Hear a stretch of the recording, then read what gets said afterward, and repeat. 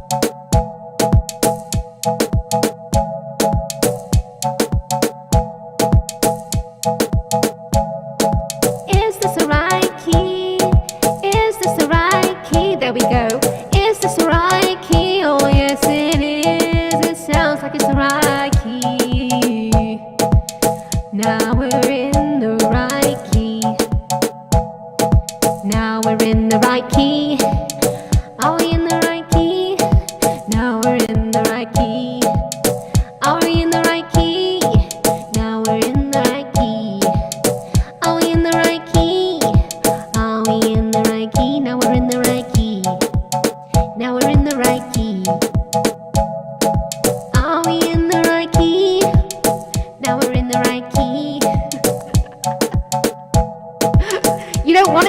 tune?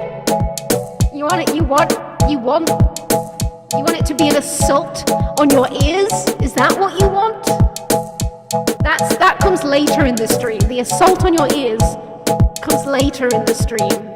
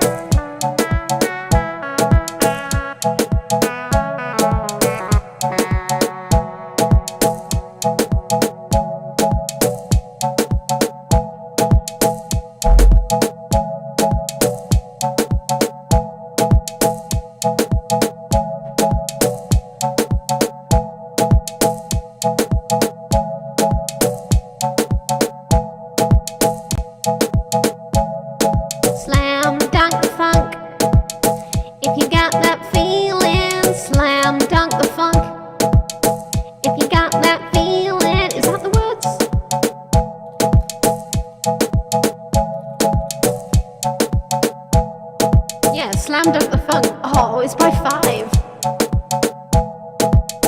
If you got that feeling, slam dunk the funk. If you got that feeling, slam dunk the funk. If you got that feeling, slam dunk the funk. Putting it up. What are the words to that song?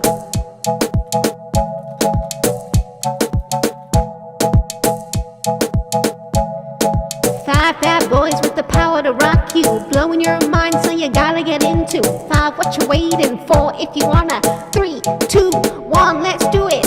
Do you wanna get freaky?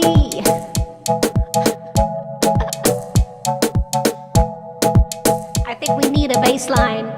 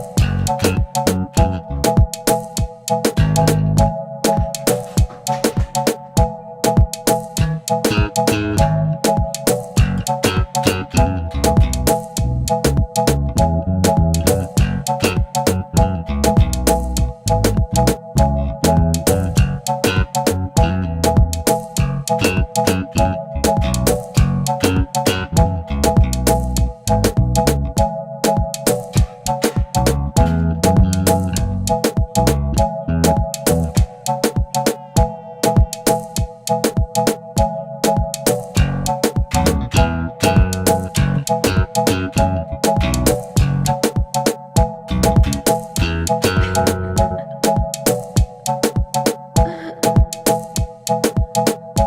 struggling with this bass line today. Wait, hang on, here we go.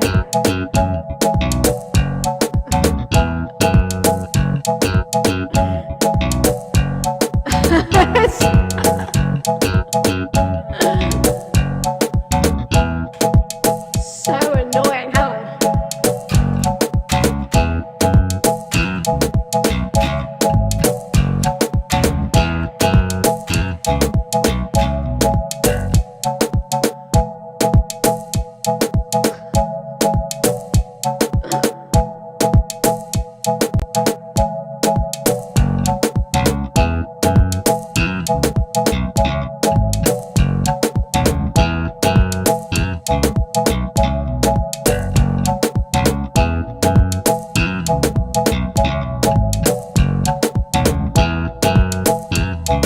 Thank you for the cheer. I don't deserve it because I'm struggling.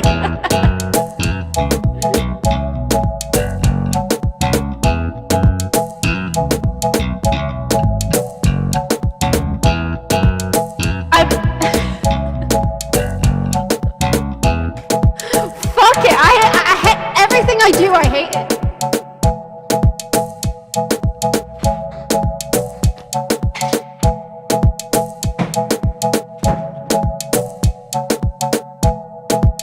I give up! I give up!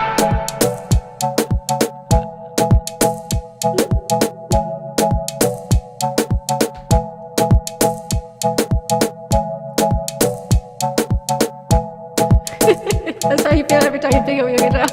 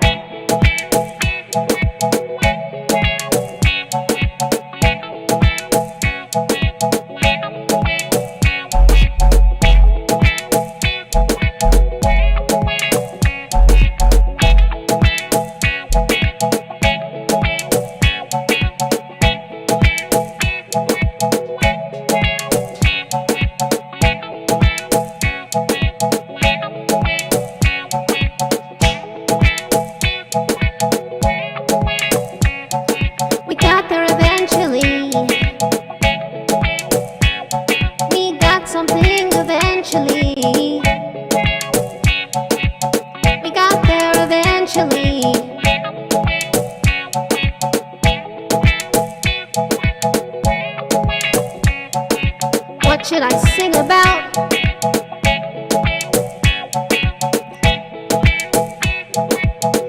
Drop the bass back in. Go!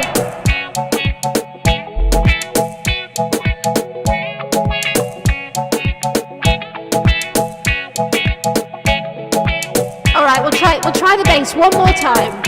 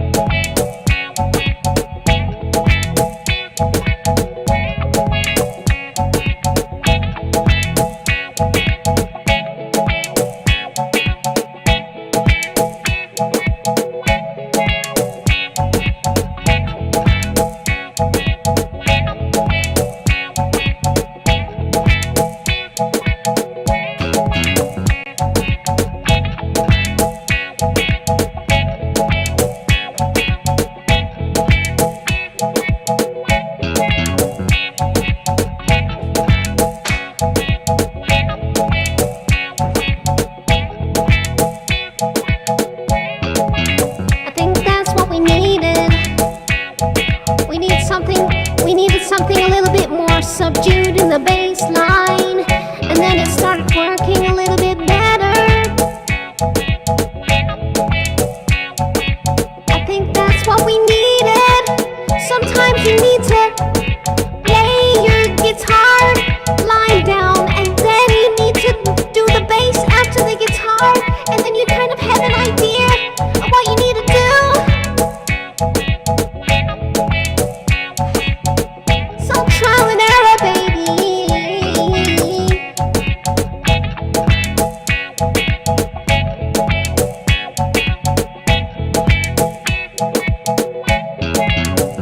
Shut the CEO down, and now he's in lockdown.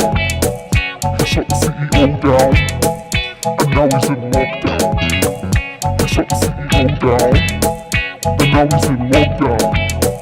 He shut the CEO down, and now he's in lockdown. He shut the CEO down, and now he's in lockdown. He shut the CEO down, and now he's in lockdown.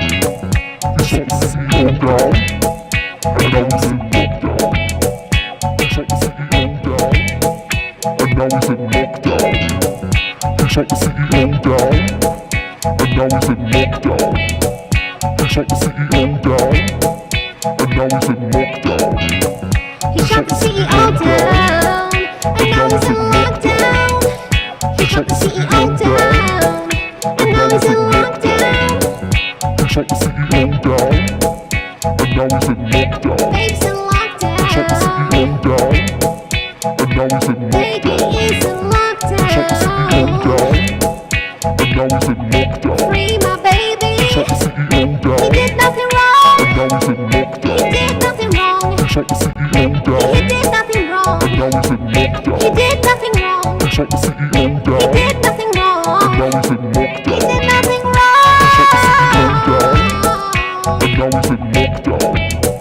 He shut the CEO down, and now he's in lockdown. Baby did nothing He shut the wrong. CEO down, and now he's in lockdown.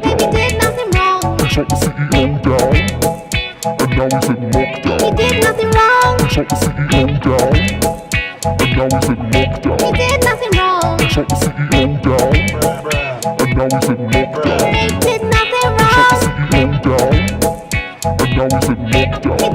wrong. He shut the CEO down, and now he's in lockdown. He did nothing wrong. He shut the CEO down, and now he's in lockdown. He did nothing wrong. He shut the CEO down, and now he's in lockdown. He shut the CEO down, and now he's in lockdown.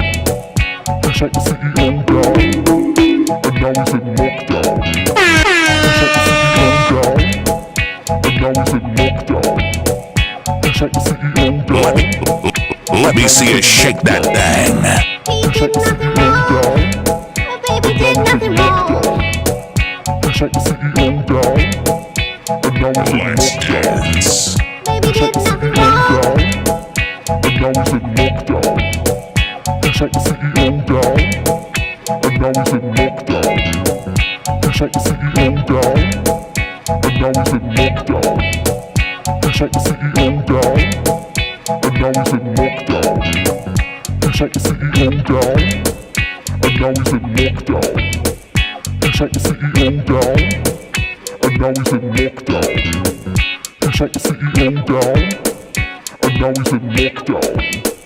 He shut the CEO down, and now he's in lockdown. He shut the CEO down, and now he's in lockdown. He shut the CEO down. Alright, we got there in the end, baby! I quite like that one in the end. That was pretty good. Ooh, right. Levels, mic levels, are they okay? Let's turn me up a little bit. Let's get the lo-fi going. Oh. Well, so do British people.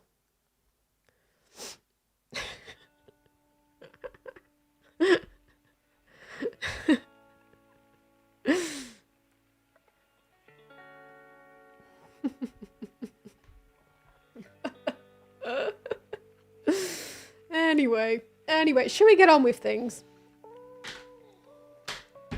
We've been live for an hour already.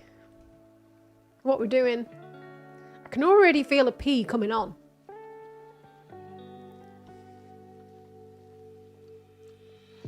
We're gonna have to get the piss song out already. We've only been live an hour, and I'm already loading up the piss song.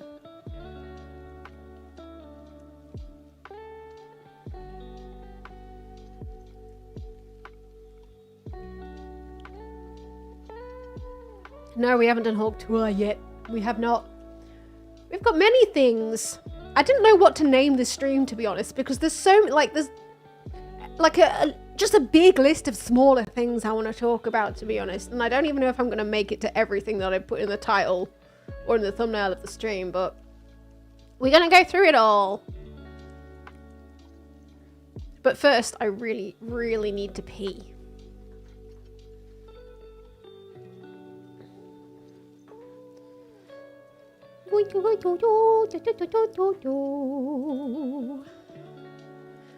Alright, bye-bye, lo-fi girl.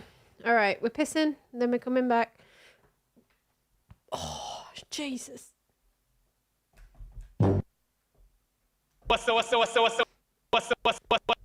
Okay. Just making sure my soundboard is up. Okay, right, let's go.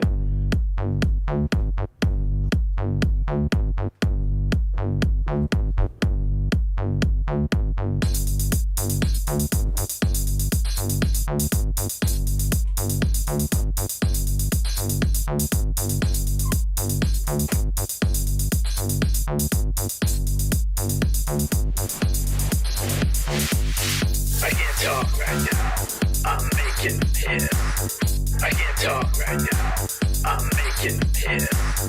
I can't talk right now, I'm making piss. I can't talk right now, I'm making piss. I can't talk right now, I'm making piss. I can't talk right now, I'm making piss. I can't talk right now, I'm making piss. I can't talk right now, I'm making piss. I can't talk right now, I'm making piss. I can't talk right now. I'm making hits. I can't talk right now. I'm making hits. I can't talk right now. I'm making hits. I can't talk right now. I'm making hits. I can't talk right now. I'm making hits. I can't talk right now. I'm making hits. I can't talk right now. I'm making hits. I can't talk right now. I'm making hits. I can't talk right now. I'm making hits. I can't talk right now.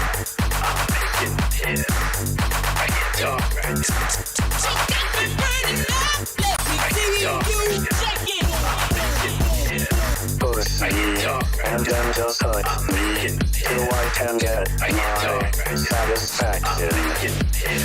Pussy, and then just hurt me till I can get my satisfaction. All right. Good timing there. Good timing. Okay, right. All right. Let's go through this random list of links that I've got.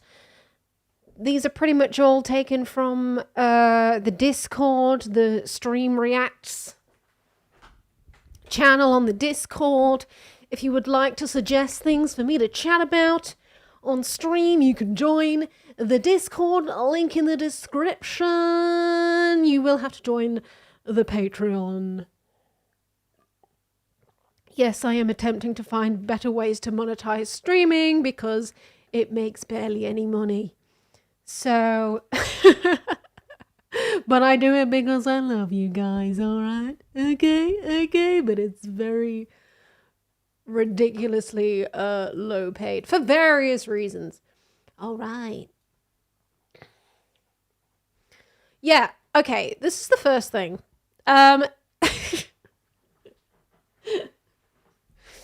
Get one of those honey sponsorships. That's what I need. I need sponsored streams where there's just the scammiest companies. I should just take on, like, you know what? Whenever I log into Twitter, I always have like a message from a random fucking crypto bro. Like, we love your Web3 content. Can we sponsor one of your videos?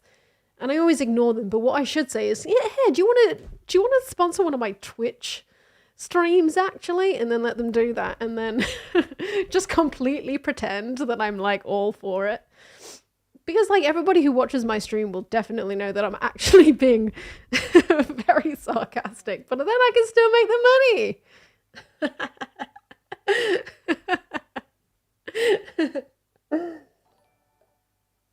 Anyway, thank you for the subscriptions.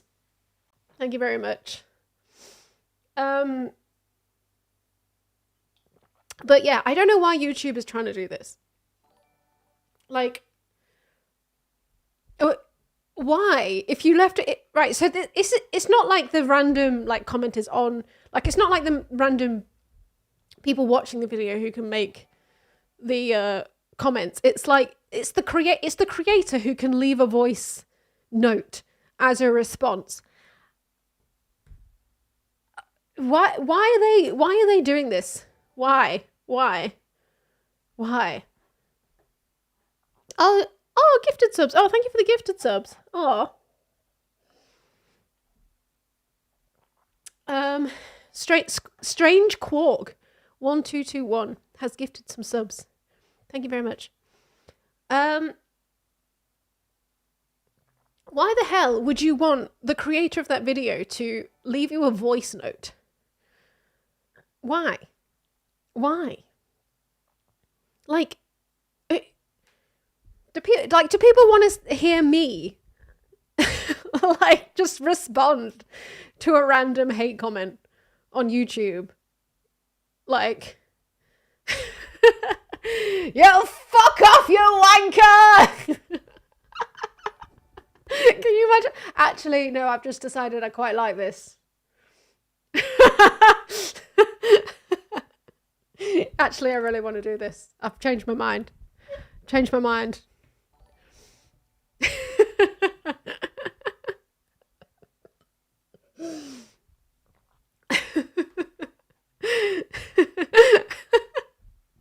Oh my god, god, yeah, I could do like little if I recorded it through my mic with my soundboard set up, I could just do this. Fuck off, you wanker!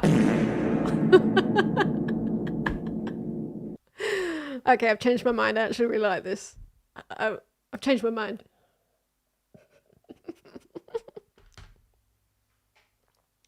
Fuck off!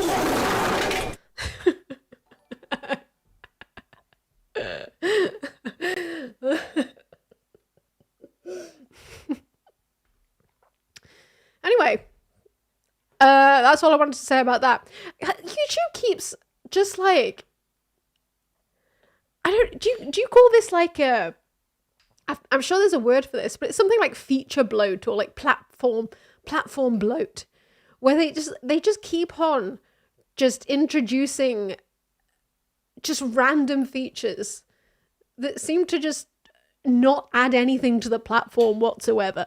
And I don't know why they're doing it. This isn't needed. Why would you want this? I don't know. Maybe it's a sort of like increases parasociality thing. I don't know. But it's very weird. It's just like, yeah, there's so many random features that are just being introduced.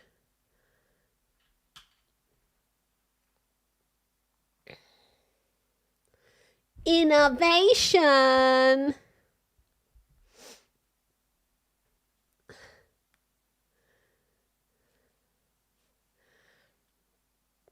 Yeah, it's just bored devs, maybe. We have got to the point though where it's just like, yeah, tech bros are literally just trying to invent things that sometimes already exist. It either already exists or we don't need it. It exists or it doesn't exist already because it's fucking pointless and nobody wants it. Like, that's the point that we've got to.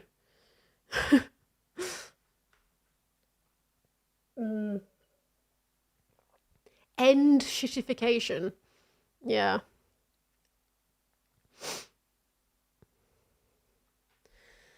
Anyway, it's called disruptive. We're moving fast and breaking things, guys. We're moving fast and breaking things. Well, the next time someone leaves a hate comment on a video, they're getting this as the reply.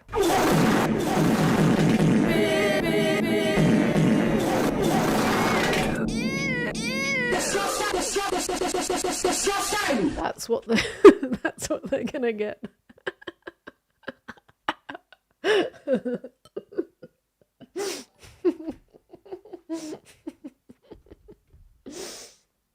All right. Anyway.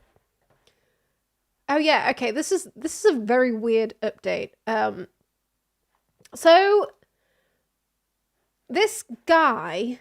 Hang on. Let me try and find his original tweet. Vocal. Wait. What's he called?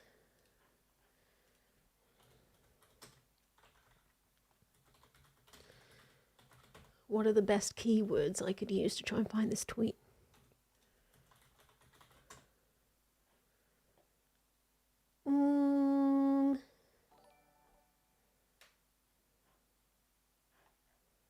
No, I can't find the original tweet, but this is so weird, okay? So, I wish I could find the original tweet. Hang on.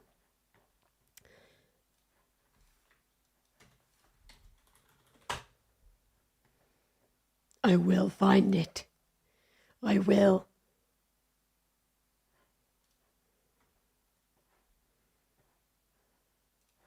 No, maybe I won't. Maybe he deleted the tweet. But there was a tweet that went viral where this guy was basically calling Sydney Sweeney a catfish, right? Some of you may have seen it.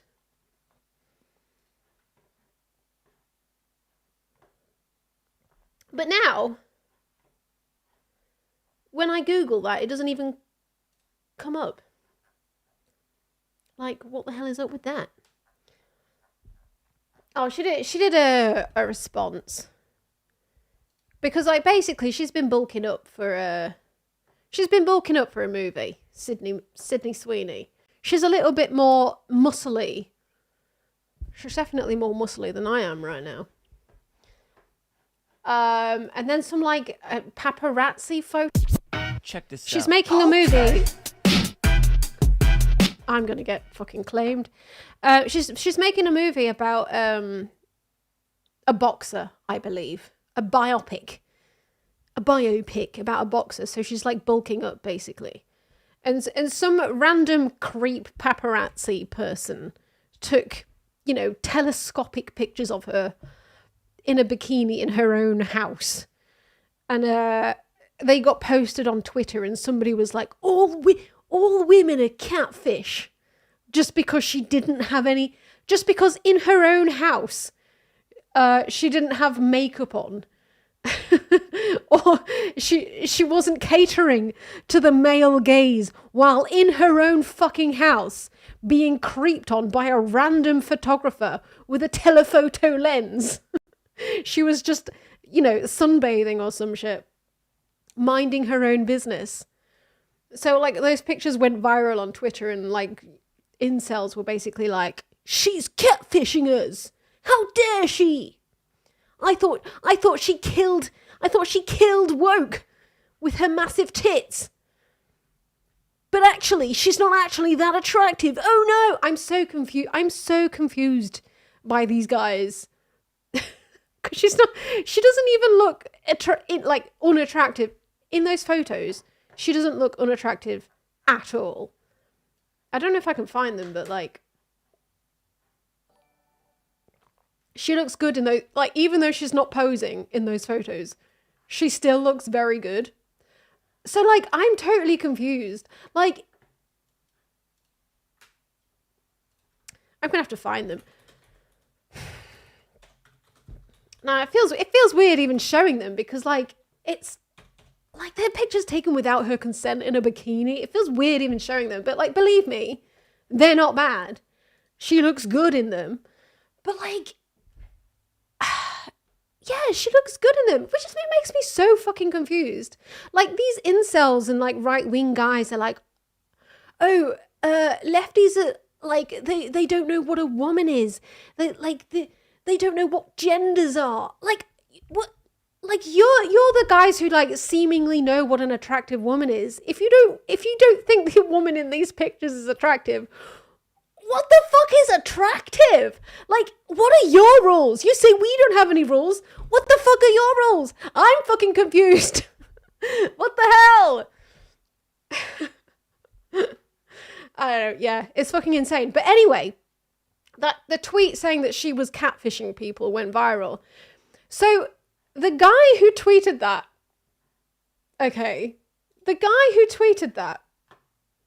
weirdest update ever.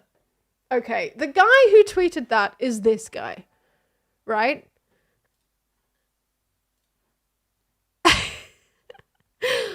This is the guy that tweeted that. So someone tweeted, would you date a tall girl? He said yes. He is dating just pearly things, guys. He's dating just pearly things. This is the guy that tweeted the Sydney Sweeney tweet. What the fuck is going on?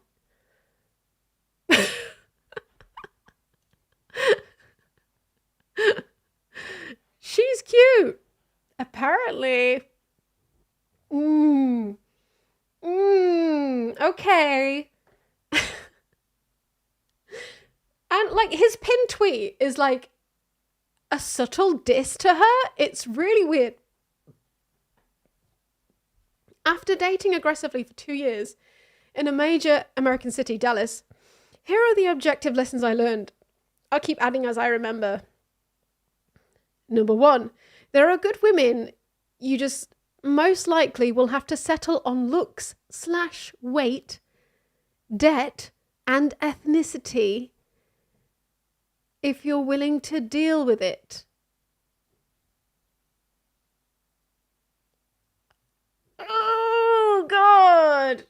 I just... That relationship, I do wonder how that's going to turn out in the long run. What the fuck is going on behind the scenes in that relationship? Anyway. So, yeah.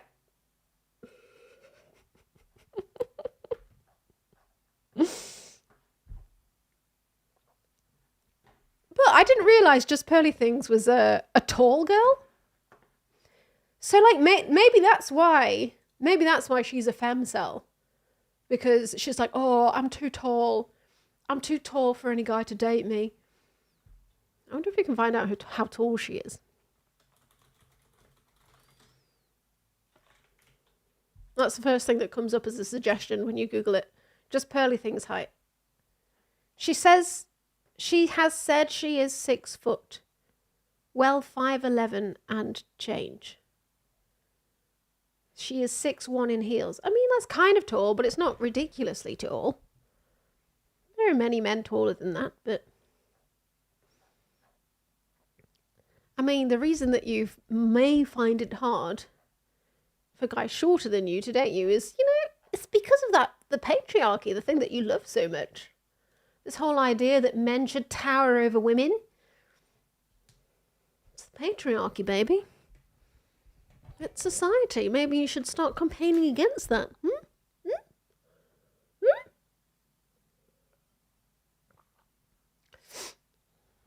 Oh yeah, just become a basketball player or something. You'll be right. Maybe you'll meet another basketball player and you'll be happy ever after.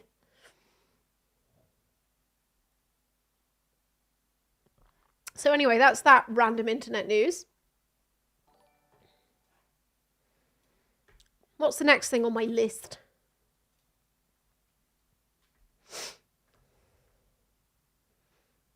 The guys who don't date tall girls need to get a life. Yeah, I mean, it's unfortunate that that's like so important to people, isn't it? I've got a little bit of this beer left. Ooh, okay, I spilt it. It's okay, I have some bog roll. I've got some bog roll on the desk. I spilt it on my gaming mouse. How dare I?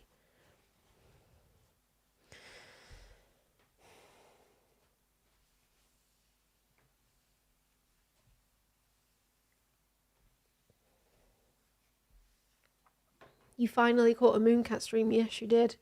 You caught me spilling beer all over my desk. What a treat.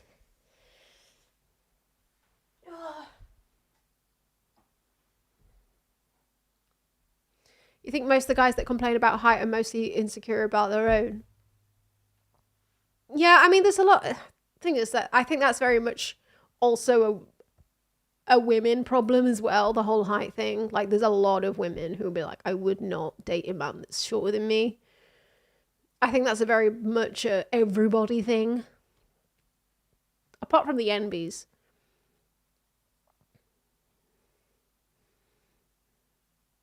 What you have to do to get around that issue is be NB, or you have to be lesbian or gay. This is a very straight problem.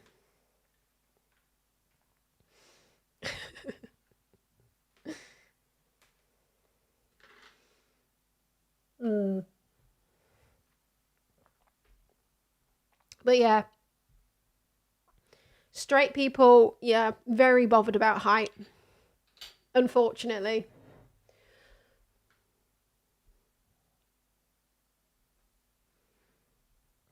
I do wonder if the advent of dating apps have made everyone very stat focused. Like, this number good, this number bad. Yeah. But it's very much sort of like, what's the word? Hierarchicalized humanity in the dating market. Dating apps did, yeah, for sure. Capitalism, yeah, fucked up the dating market. And yeah, incels like to sort of blame that on women, essentially. But women have a bad time on dating apps as well. Believe me. Women have a very bad time on dating apps.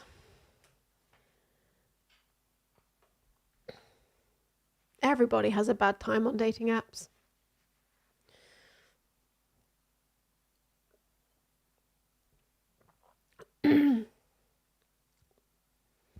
You're 5'3" and your wife is 6 foot. Wow. It's crazy.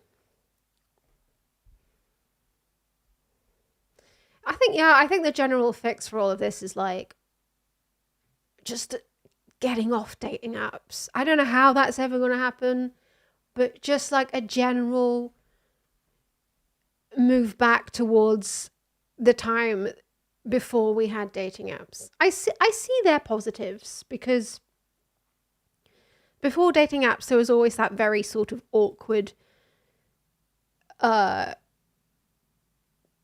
just like that general awkwardness of like not knowing whether someone was looking or not. You don't know whether that person's in a relationship or not. You don't know whether that person's gay or straight or not. Gay or straight or not. You know what I mean?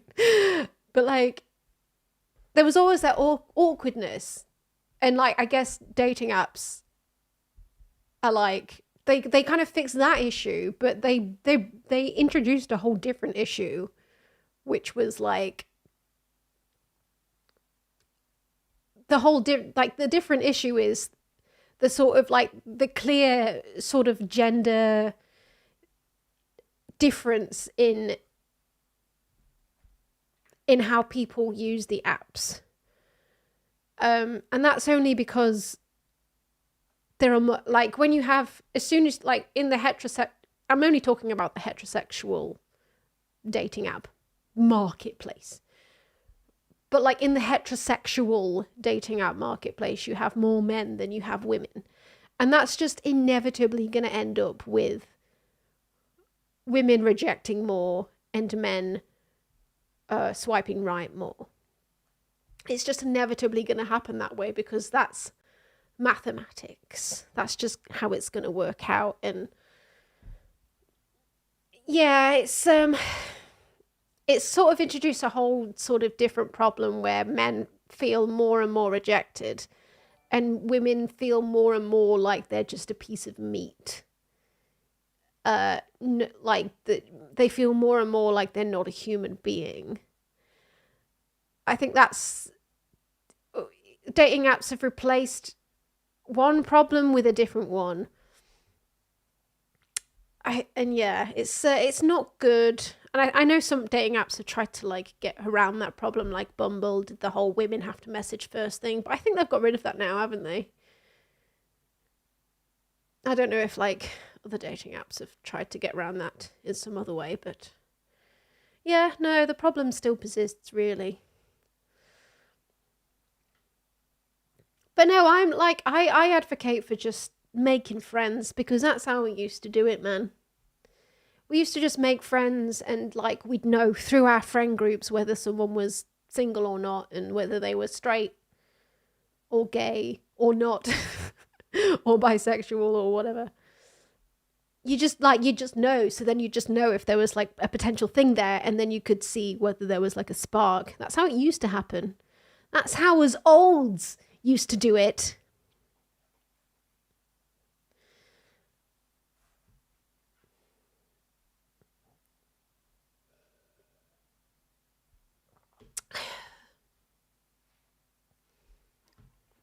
So anyway, on the subject of, I don't know, not really dating, but Lily Phillips. And then we break up over T9 messaging and our Nokias. Yeah. Nowadays, what we have is Apple Intelligence summarizing our partners' breakup messages. Did you see that? Hang on.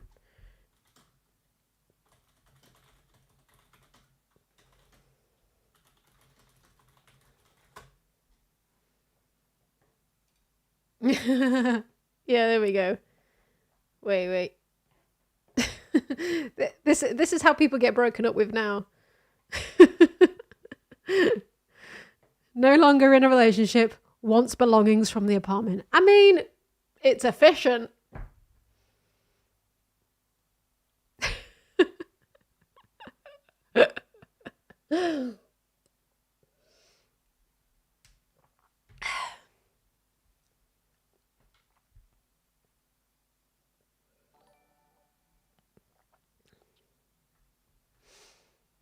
I find it interesting how Tinder originally was a one-night encounter app, which then everybody used as a dating app.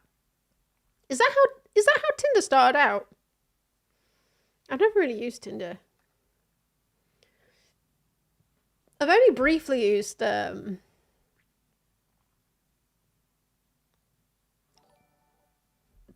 only briefly used Bumble and Hinge. And being on them for a short amount of time was bad enough. I'm glad I don't have to be on there anymore, but yeah. I mean, no one has to be on them. But like, yeah, I was I was off them very quickly. It's like, this is awful. But some people get like addicted to them in a way, which is weird.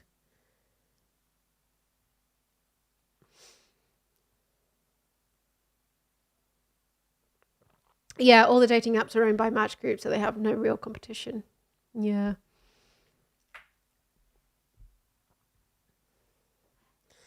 I think Tinder's still seen as like the sort of hookup app though, isn't it? Even though like some people kind of get into relationships off it, I do think like Tinder's still seen as the more like one night hookup app, isn't it?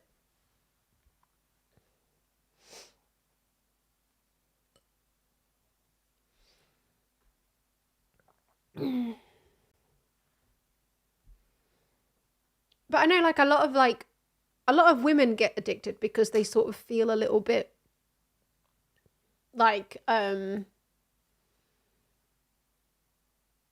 think like more with women they have this I think social media exacerbates it a lot, but I think women are more likely to feel sort of like self-conscious and like unattractive, and I think it's a lot more women they go on dating apps to sort of like get validation rather than to actually meet up with men. They kind of just want to go on dating apps to like feel a little bit better about themselves, which also kind of like adds to the issue of like, you know, men are going on there because they actually want to meet someone, and a lot of women, they don't actually want to meet up with a guy, they just kind of want to go on there to like feel a little bit better about themselves, which kind of adds, you know, to what I was saying, like, you know, a lot of men are being led on for that reason, and then when they're let down because they realize that the woman was, you know, only looking for a little bit of validation,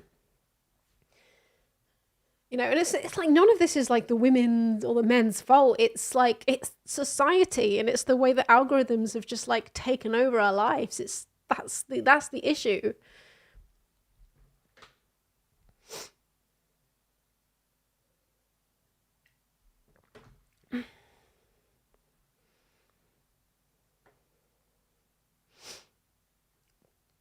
If people find me fuckable, I will feel better. Yeah, I mean, that's the general idea behind it. I don't think it's a healthy way to try and make yourself feel less self-conscious, but it's what a lot of people do. Yeah, they just kind of want to feel a little bit better about themselves.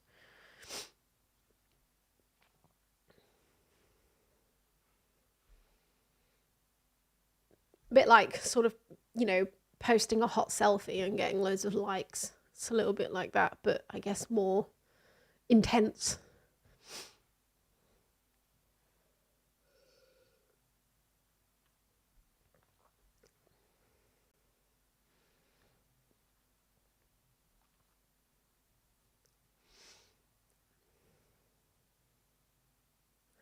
Women leads on guy becomes incel, guy treats women poorly. That woman thinks all men are shit and dating apps get straight and treats other guys like shit, endless repeating.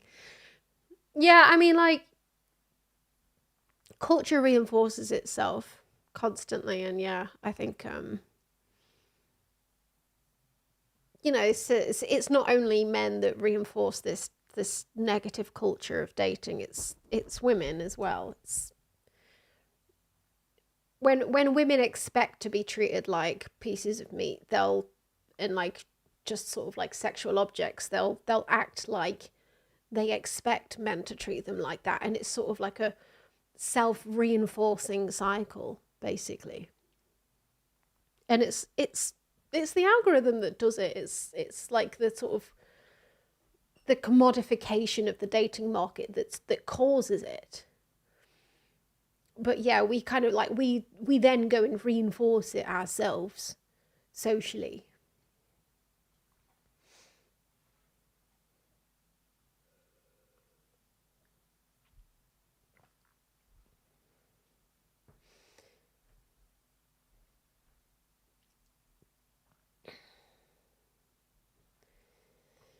Well, anyway, I'm glad I don't go on those dating apps anymore. I much prefer just meeting people in real life in whatever way. It's much better meeting people in real life. But I also understand how that's hard. It is difficult. Especially as you get older. The older you are, the more likely your friends or the people you meet are gonna already be in a relationship or married or whatever.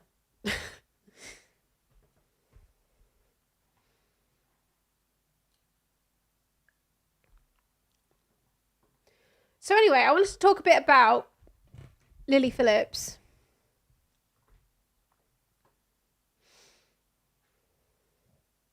You've had great luck meeting people at gay campgrounds. Ooh.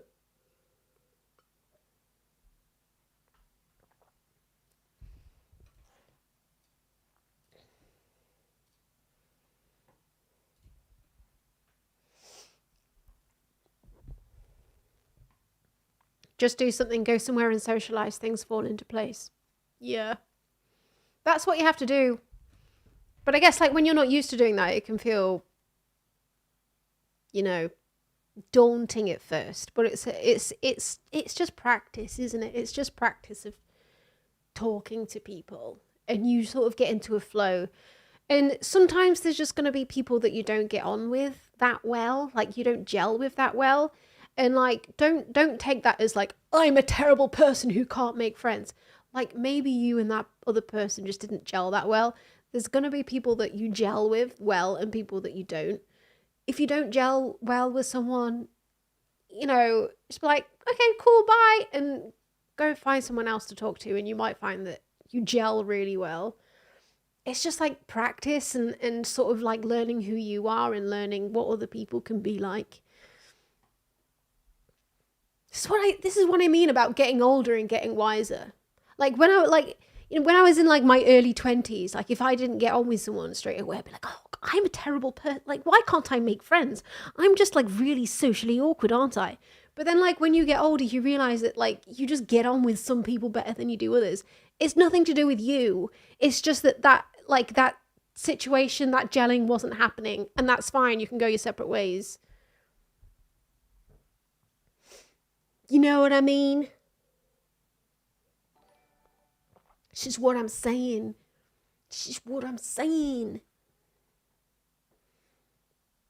Oh yeah, by the way, I would show you Brooklyn if he was in here, but he is not. He is not in his bed, unfortunately. He's downstairs. You know why? You know why he's downstairs right now? Because I decided to get a new table and chairs in a different room. And he has taken a liking to one of those chairs so much that he has basically decided that that is his new bed. One of the chairs in the front room is his new bed, and he will not move from that bed now. He might come up later and say hello to you guys, but he is in love with that chair. So unfortunately, we do not currently have a Brooklyn. Maybe he'll come up later.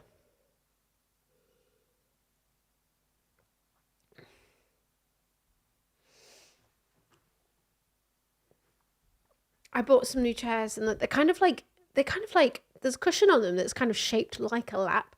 So I honestly think my lap has been replaced by this lap-shaped chair. It's like a lap that doesn't... It's a lap that doesn't get up and have to wee or never moves. You know? I've gone and played myself, guys. I've played myself. That's all I am to my cat. I am a lap. I have been replaced by a chair. That is all I am.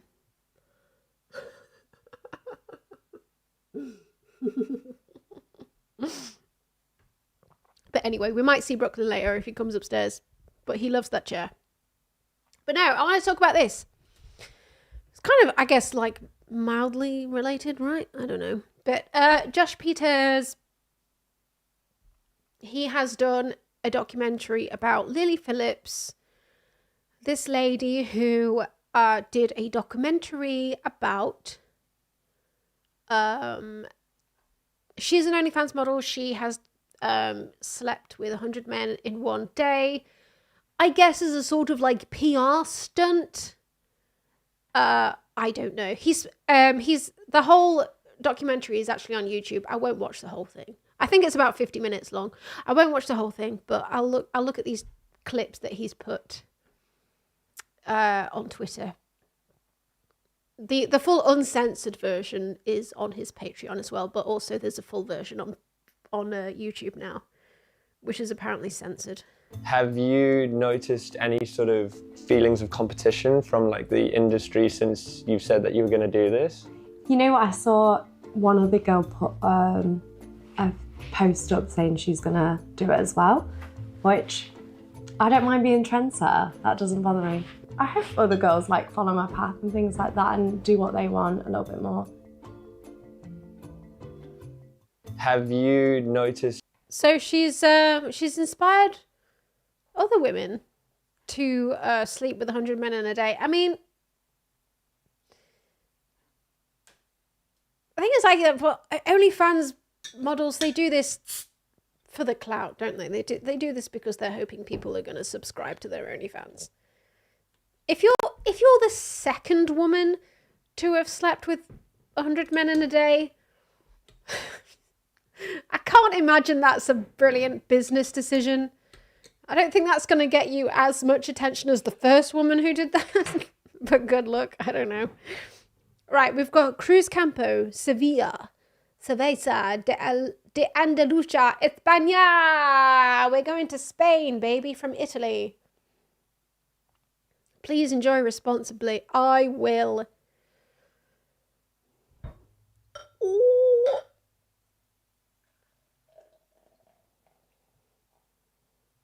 Viva España! Whoa, this one's very, very lively. It's Blake Lively, this one. All right. We're looking basically for an outfit for you to wear when you have sex with 100 guys in one day. Yeah. These guys have all seen me online, like I can't turn up looking like a hag. No. Will you just get like one, or will you get like? She should have just turned up looking like a hag, just for a laugh. They still would have slept with her. I might get a couple in case one gets a bit soggy. Yeah, I've left Lily to it. It's not actually, but I'm filming a video with a girl who's going to be sleeping with 100 guys in one day, and she is picking out her outfit for that day. Oh, how interesting. Yeah. Does she find them on the internet? Yes, so you can... Oh, how interesting. Did she find them on the World Wide Web? apply if you're a subscriber of her OnlyFans, and then the whole 100 of them get to have sex with her one at a time on the 19th of October in London. Oh, and it's on television. It's going to be on her only. Definitely not on television. Can you imagine the Ofcom response to that? Fans. Oh, I see. Okay. She's got to have an early night tonight. Yes, she does. A lot of electrolytes, a lot of sustenance, a lot of fiber. Okay. Oh. Okay. Have a great night. Lovely to meet you. Bye-bye. Bye there. She seemed kind of okay with that, which I wasn't. I don't know. I mean, like, if some guy comes, like, if you're a middle-aged woman and some guy comes up to you in the street and is like, my mate's going to sleep with 100 women tonight, oh, what 100 men tonight.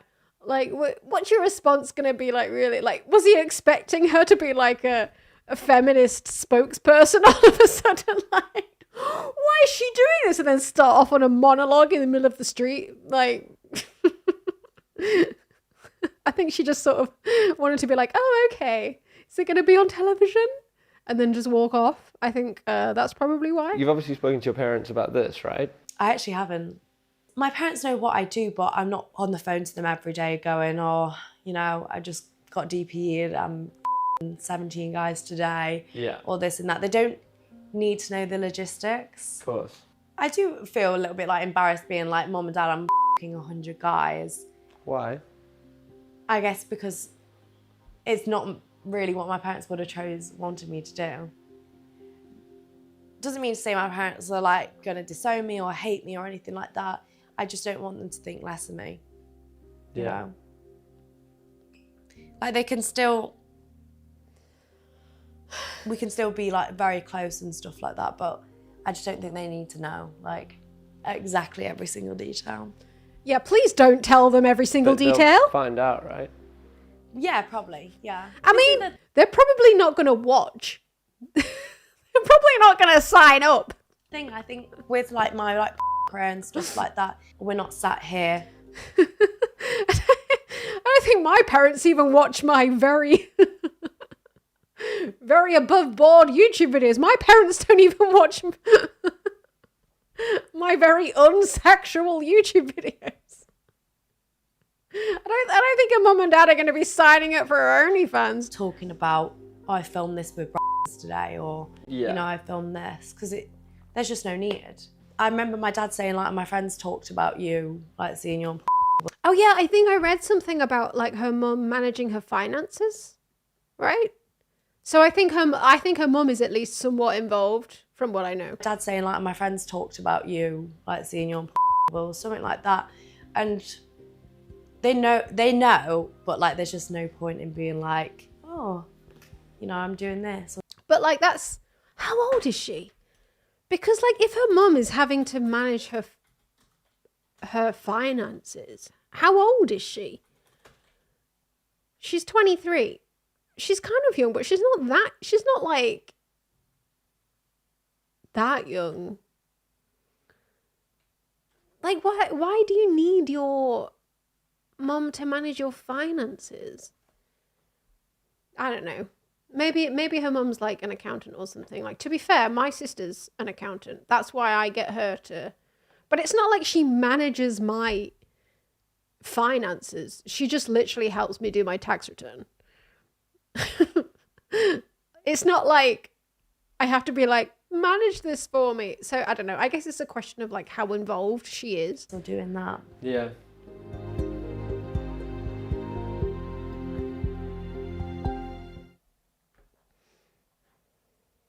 I'm sleeping with 100 guys in a day. Have you done anything to make sure there's not someone with a criminal record, for example, coming down? We actually have not now. This is where the applications are coming through. Where the guys are messaging. Okay, it's annoying me. Like, why would you keep push notifications on if you knew, like, you were going to get that? That's like me having push notifications on for YouTube.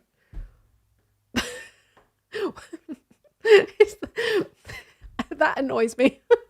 Switch them off. Why would you want your phone to be doing that all the time? Where the guys are messaging. I guess I'm here for the thing. I never really think about things before I do them, so I've just kind of do them and then think, oh, you know, was that okay? How long have you known or been a fan of Lily Phillips? Since the beginning, I would say.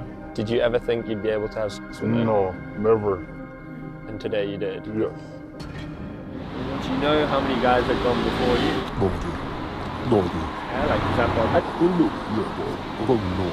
You know, I just thought. Are you happy you did it? A little bit. I'm just. A little bit. My dad would kick me out straight away. I don't know why, like, if that's how you feel, why are you doing it? If that's how you feel about it. Like, I get it if this was like a sort of, I don't know, kink for you and you like, this is a fantasy for you, but it doesn't even really sound like that. It's just like he's doing it just because.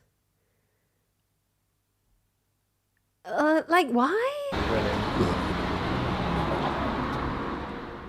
I'm sleeping with 100 guys in a day. It doesn't seem like she like. Yeah, it doesn't seem like she vetted them really. I can't really explain it. I get like serotonin like from when people are like, oh my god, you're that on the internet. Sounds crazy. I know, and I know you're saying that to me right here, but I don't believe that. Really? No. I kind of love like ruffling feathers a little bit and people getting a bit like agitated by maybe the fact that I'm messed up. I can't really explain it. It is weird because like I guess I can't relate to that in the slightest way. So it's like weird to comment on because like you can't sort of psychoanalyze someone you don't know and be like, oh well, you're a victim.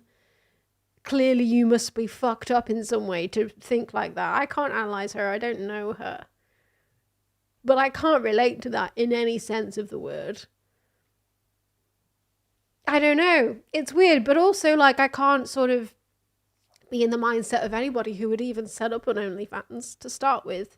Because I'm not that kind of person who would do that. I'm sorry. I'm sorry if you were hoping that I would one day. But that's not going to happen.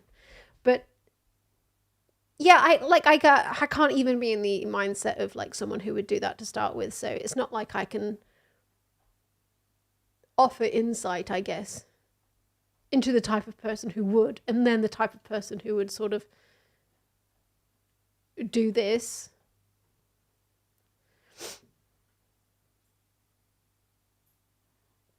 When was the last time you ate? Unsubbed, I think I had a yum yum, and then I think I had a sandwich, and that was kind of, and then the rest.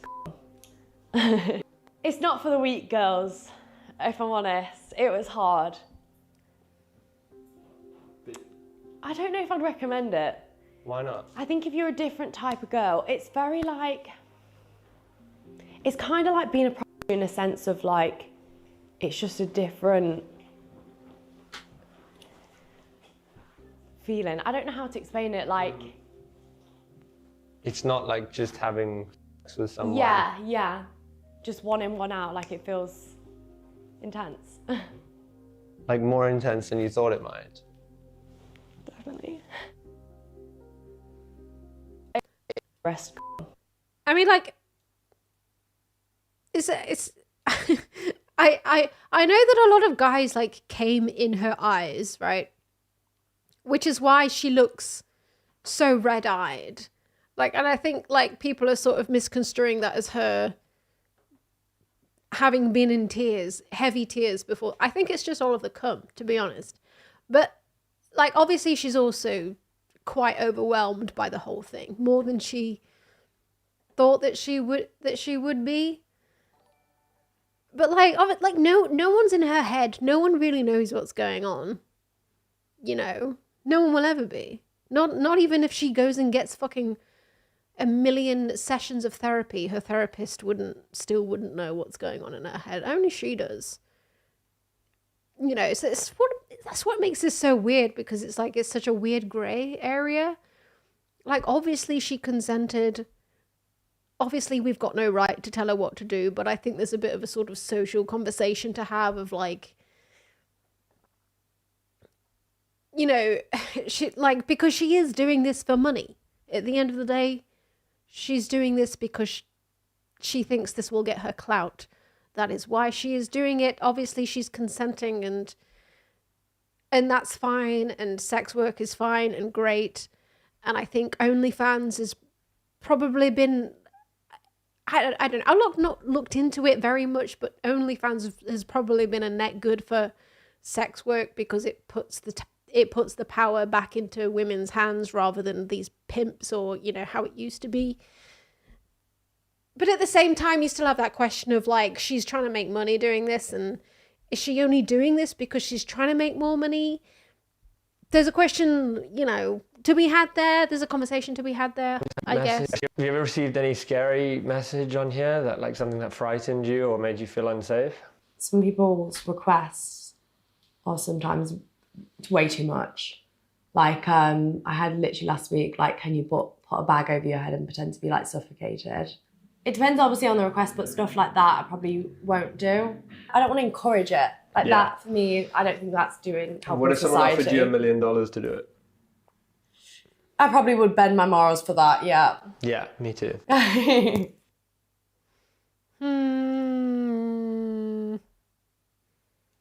How many did you do in the end? Was it 100 on the dot or? No, well, we had 100. Yeah. Then another guy came to had to do him a cut. Mr. 100 would have been so angry. Because he requested it, didn't he? We had a guy obviously request to be Mr. 100. Yeah. And just as he was in here, another guy turned up. Yeah. And so we had to kind of like usher him into one room and then usher Mr. 100 out so he wouldn't know that we're having 101 because he'd be fuming. How many did you do in the end? I think that was a lot of her emotional turmoil, though, wasn't it? It was because basically every guy had less than 5 minutes. And like, looking at it from the guy's perspective, like, the guys obviously agreed to this thinking that he can he can get into the mood and then splurge within 5 minutes. I mean, that's, you know, you have to have the belief in yourself that you can do that for a start. But then if you don't, because like it can take a while to get into the mood, you know, especially in such a sort of like clinical situation where you're being sort of ushered in and ushered out. I can imagine it's like very hard to get into the mood. So like, unsurprisingly, a lot of these guys were probably struggling to get to the point of satisfaction. So like, a lot of these guys were apparently like, oh, you're not even going to let me finish. And she was kind of feeling pressured to let them finish. And that's why a lot of them went over. And the whole thing took a lot longer than she originally planned it to be. And I can imagine that was probably a big part of her like anxiety and her upset because it didn't really go the way that she wanted it to. But like, I kind of feel like you should have sort of foreseen that. But I don't know, man. She's 23 years old. I don't know what to say. She's just so young, and I feel like she didn't think it through properly, which I think is the main thing that worries me about all of this. So I don't know. I just know what I was like at 23. I don't know what it's like to be her at 23, but I know what it like to be me at 23 and being a lot more like anxious of what other people thought of me and being a lot less like fuck you and being a lot more like trying to be people pleasery and yeah, being in that situation. Yeah, I can imagine it wasn't the best. But I don't know. Maybe she thinks it's worth it if it made her a lot of money. I don't know how much money it would have made her in the end. And I don't know if it would if it's like lasting income. Like the people who sign up to her OnlyFans because she did this. Are they just going to sign up and then fuck off again? Like, or are they going to be like recurring customers, you know? I can't imagine that they'll be around for that long, but maybe they will be. I don't know. I don't know what the online sex work market is like.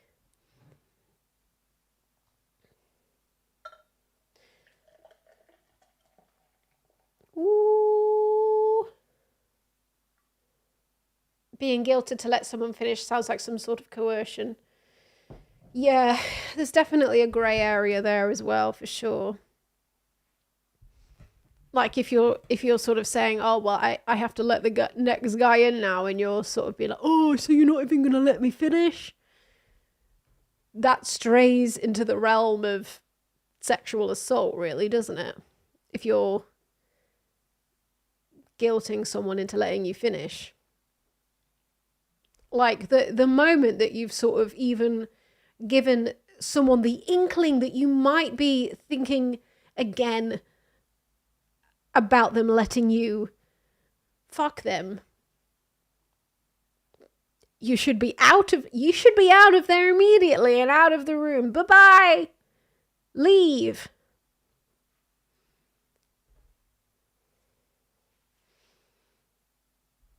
It's enthusiastic consent is what you need. Enthusiastic consent.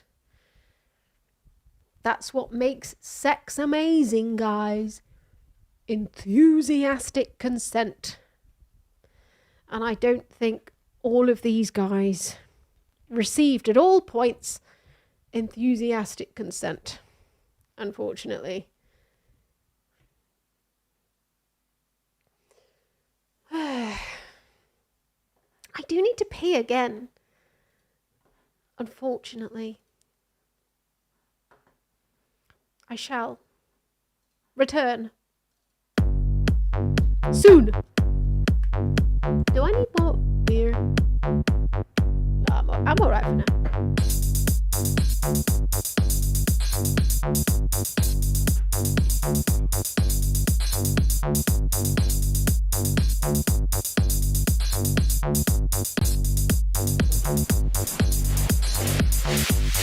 I can't talk right now. I'm making piss. I can't talk right now. I'm making piss. I can't talk right now. I'm making piss. I can't talk right now. I'm making piss. I can't talk right now. I'm making piss.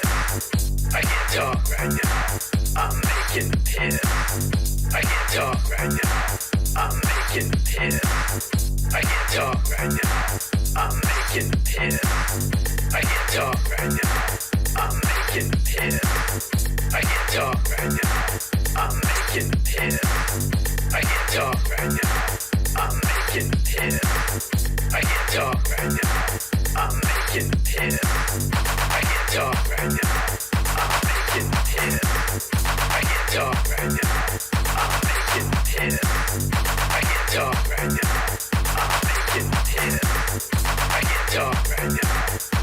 making piss.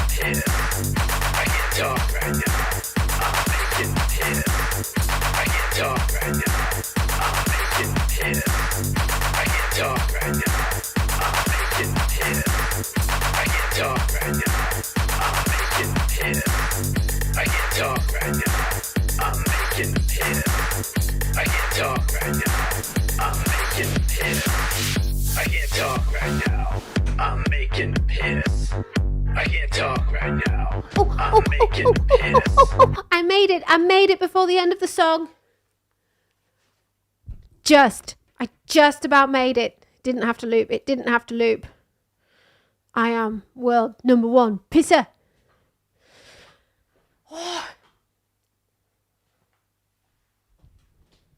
All right.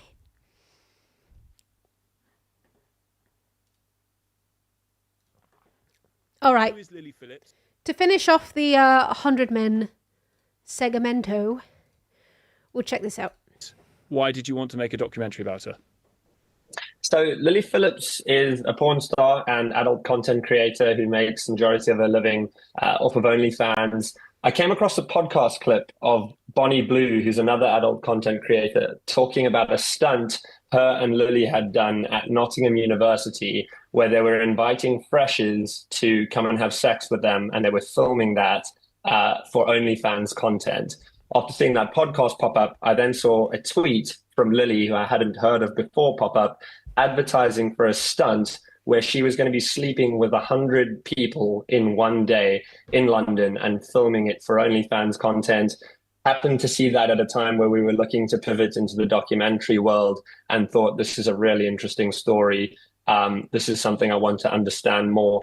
And not just understand the story more, but also understand Lily Phillips more, because all I'd seen of her were clips of her appearing on podcasts with the type of people you'd imagine to have sort of portraits of Andrew Tate on their wall.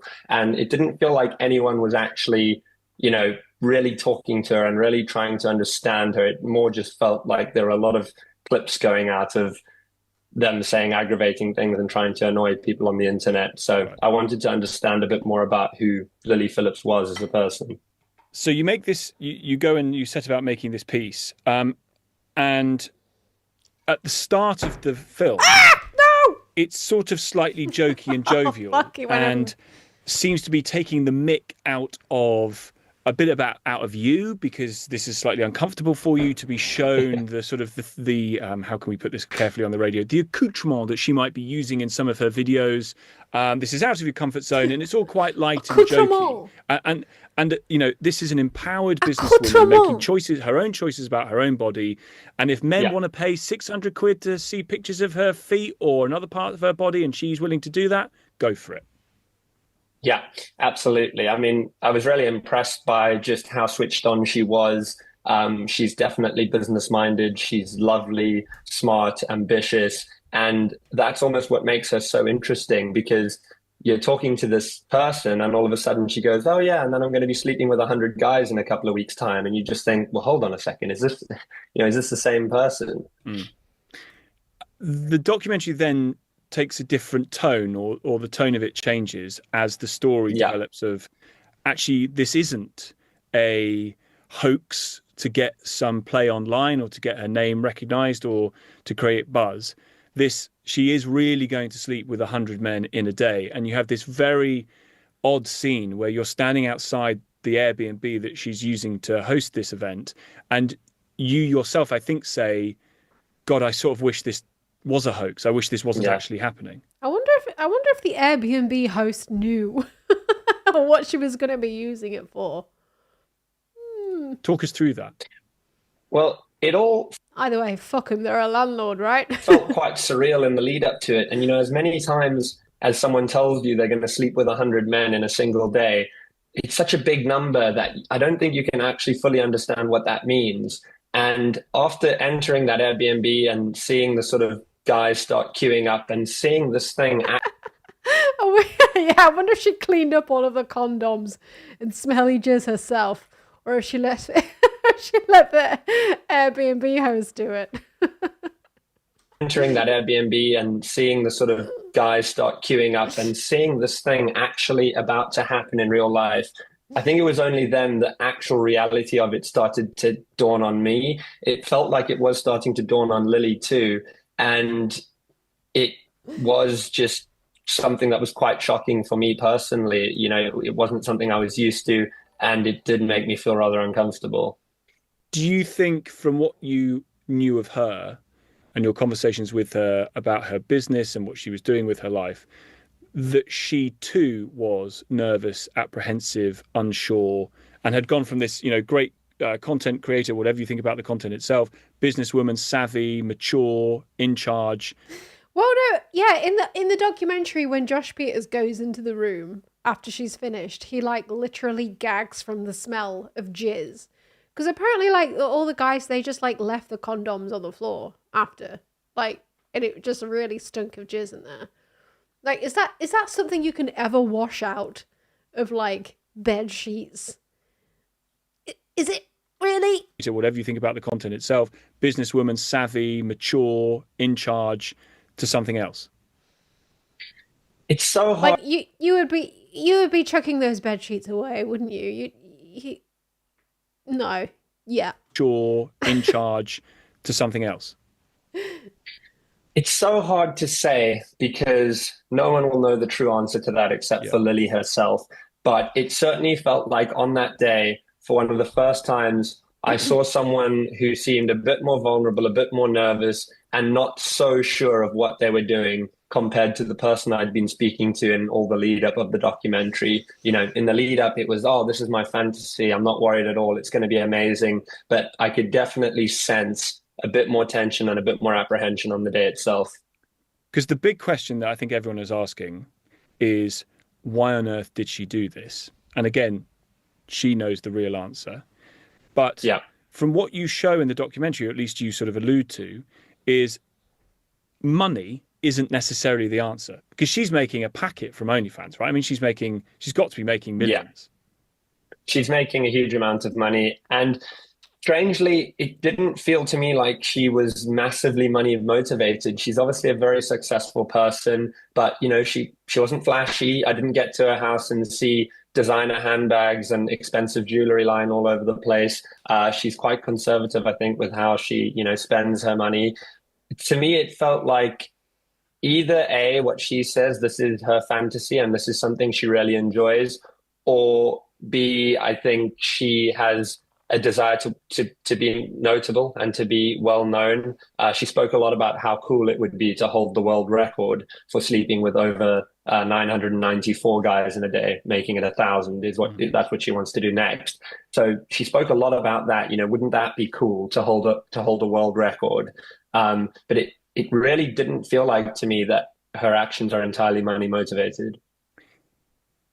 It's an open-ended question that is left hanging, I think, at the end of the doc, which is, do you really believe her when she says, this is my fantasy, this is what I want to do, I get enjoyment out of this, when she sleeps with 100 guys in 24 hours?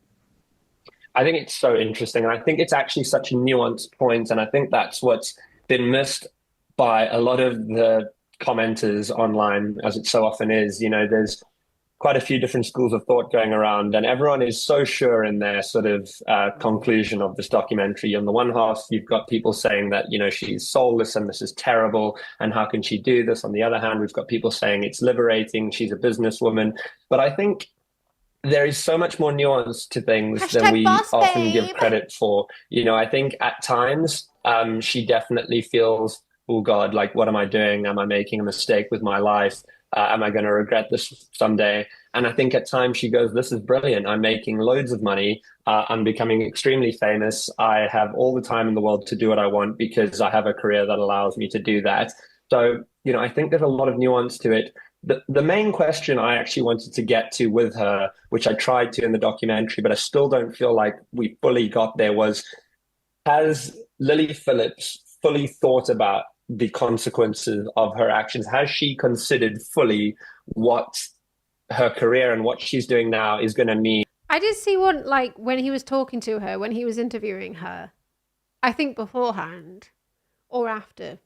I think after, and he was saying, she was saying some of the guys spunked in her eyes, and Josh was like, can't you catch AIDS that way?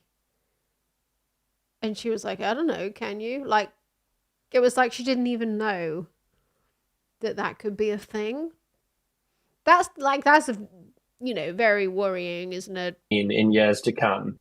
And that was all I wanted to try and ascertain from her. I wasn't there to judge what she was doing and whether it was right or wrong, just to make sure that she was actually comfortable in what she was doing and she'd fully thought it. I guess part of the answer back might be, who cares about what the consequences are? If she wants to do it and she's happy with doing it and it's all okay, consequences are for other people. But I didn't watch that coming away thinking, oh, she was definitely in control of that situation, not least because there's parts of the piece where you seem to be the only person around her. Bearing in mind she's got a team of 9 people. You seem to have been the only person to have raised the issue of security. You seem to be the only person who raised the issue of checking whether these guys have got STIs or how to make sure that they don't. I mean, none of it felt thought through, not even just in any sort of sense of longevity or career or reputation, but sort of physical damage, emotional none of that seems to have been thought through at all. Yeah, it definitely... It's the kind of thing that you feel a little bit more easy with when, the woman... if the woman was, maybe in her 30s or 40s, you'd feel a little bit more easy with it because you know that woman's kind of she knows what she's getting into. It's just the fact that she's so young, and it came across in that documentary. I've not watched the entire thing, to be fair, but it came across in that documentary she was naive in a number of ways. And she's 23, so that's not surprising that she is. I think that's the most unsettling thing about it, I think. organizing an event involving over 100 people is no small feat, especially not one like that. But, I think it plays into the whole conversation of content creation in general and content creators. Gone are the days of actors only being able to make movies at the mercy of movie studios, or musicians only being able to record songs at the mercy of music labels. Creators now have the power to do whatever they want, just about, as long as it's within the confines of the law. And it leads us to situations like this. We've seen Logan Paul in Japan filming something he shouldn't have filmed, which obviously, went really badly for him. We've seen real extremes taken with online content creators. And it is because they have that sort of autonomy to film what they want and make whatever they want. And that culture seems to be coming across now to OnlyFans, and we're seeing creators getting creative in order to make themselves more notable and ultimately, generate more revenue. And what's it a search for? It's a search for money. It's a search for possibly fame. It's a search for relevance, isn't it? Really? I think so. I think probably, all of the above. I think she's an ambitious person. I think this is the career she's chosen, and she wants to be the best at it. And what did you think of her team? I mean, again, there are scenes in it which talk to whether it's her agent or a sort of main organizer person who seems to have had a really great day meeting all these guys who are queuing around the block to have sex with their client, because she meets loads of people and she networks. Oh, hey guys, Johnny Cage has said move on next story, so I'm going to listen to what he says and move on to the next story before I want to, because he's in charge of the stream. I mean, I just found them they're the modern day pimp, really. It was horrible. Yeah, I can see how that comes across in the documentary. Look, I don't think I met a particularly mean-spirited person within Lily's team. I think, ultimately, these are all quite young individuals and they are dealing with quite serious things. And I think they are honestly trying to do their best. And, if we're kind, we perhaps say that they're naive in how they're going about things. But as Lily's assistant says to us in the documentary, this is something that Lily has stated time and time again that she really wants to be doing. And if that's what she wants to be doing, they're going to help her do it. So that's their view on the matter. But it's obviously divided opinion online. Yeah. You have made your name through content creating, YouTube. Last bit of lager. You've made a lot of very famous people look very silly in very fun and interesting ways. Do you feel like the boundaries of this are being checked now as people search for ever more viral ways of creating that content, that there's going to have to be a sort of a checking mechanism that says, actually, this is way too far? I mean, 100 men in 24 hours was one thing.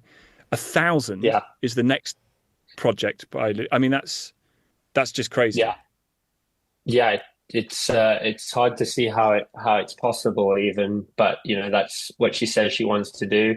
Look, I'm a 31-year-old YouTuber. I'm probably not the right person to be deciding on what laws should be implemented and what shouldn't. But I can certainly say it's been really interesting over the last 10 years of me creating content to see how the content creation industry has grown and changed. And I think that's what placed me in a unique position to be able to try and tell this story, is that, I've grown up in this world and been exposed to it and seen it evolve and change. So it felt like something that I really wanted to investigate and explore further. But I don't know, to be honest with you. I don't know where the line is drawn. It's a really tricky thing with liberty and with the freedoms that we're afforded nowadays. It's, who makes the rules and where is the line drawn? I mean, what she did on the 19th of October was completely legal. There were no laws broken. So it's a tricky one, but I'm happy I'm not the person who has to make that legislation. Do you view her as a victim? And if so, of what?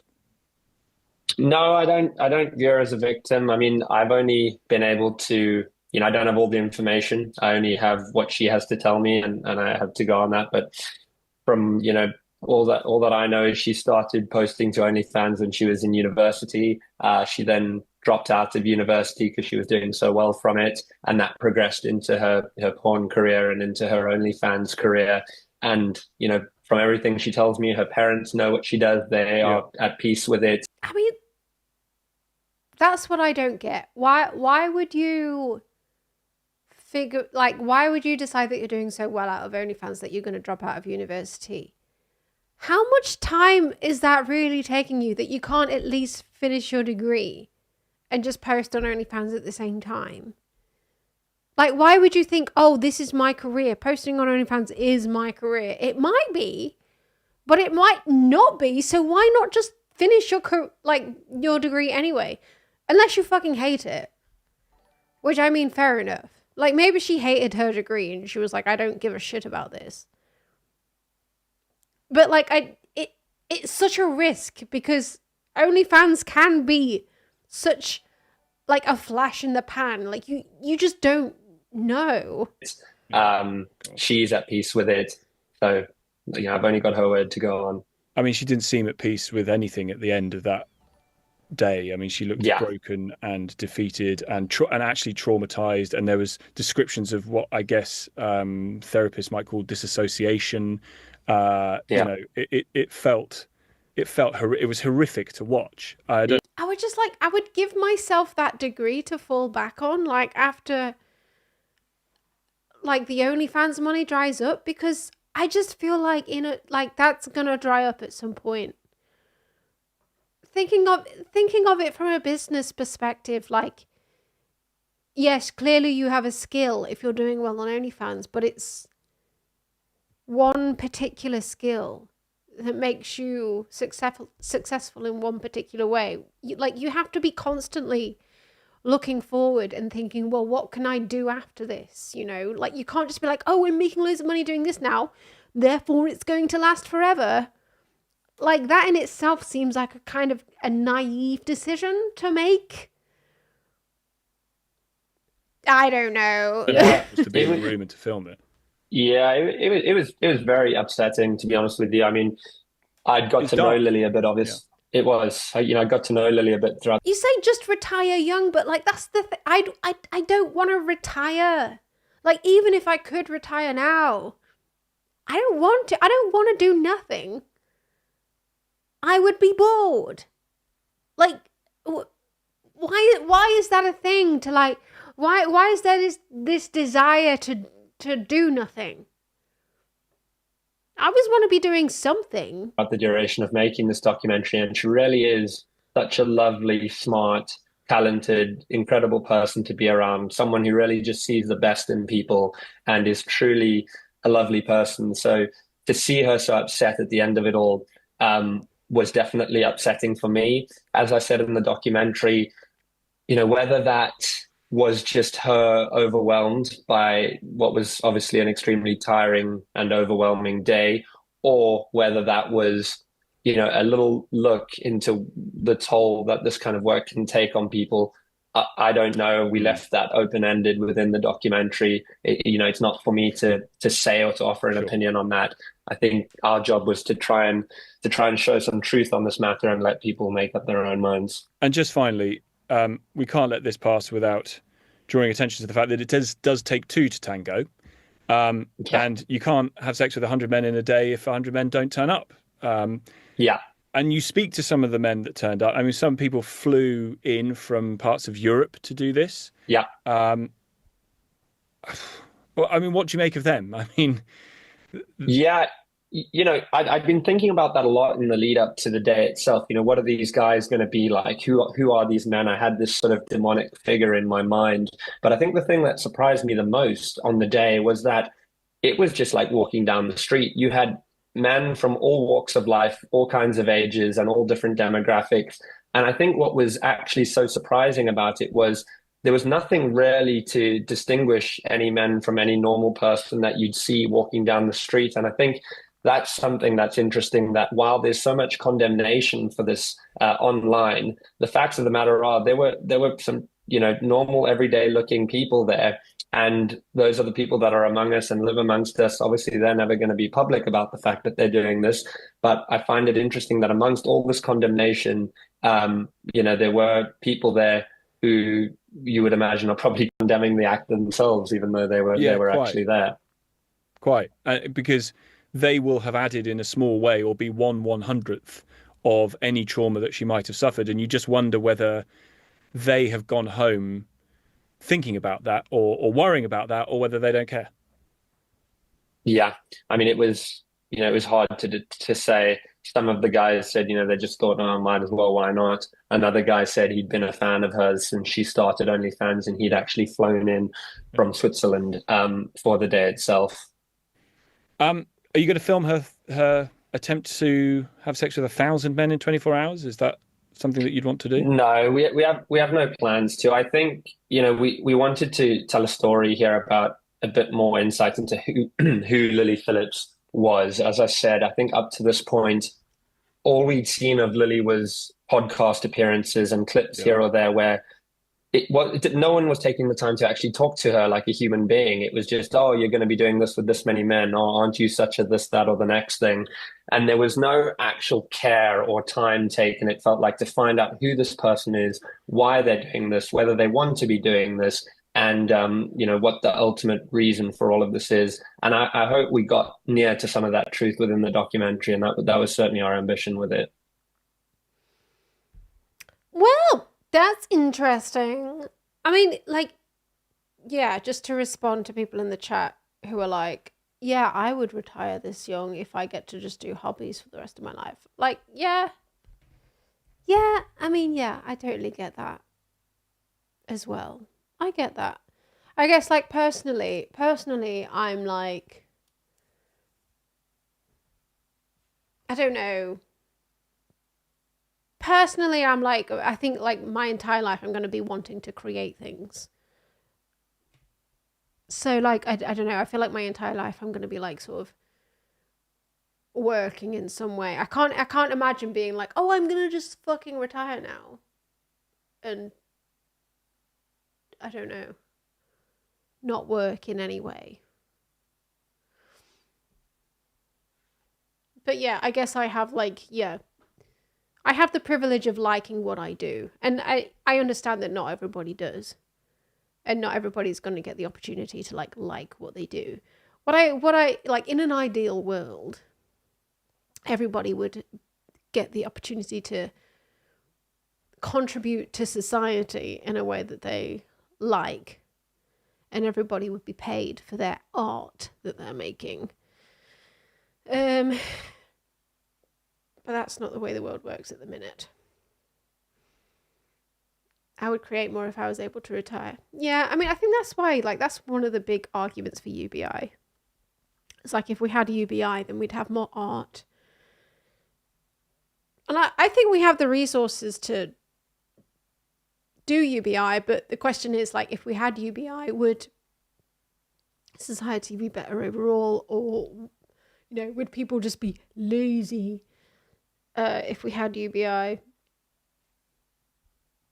That's something that we're never going to really be able to test out until we actually do it, I think nationwide. We've done smaller studies, but we've never actually tested UBI nationwide. I would be interested to know how it would play out if we tried it, but I think giving people a basic income without having to do any work for it would free people up to be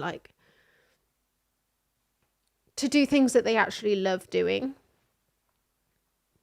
without being, slaves to the system and having no time to do anything that they truly love. I think that could be a net benefit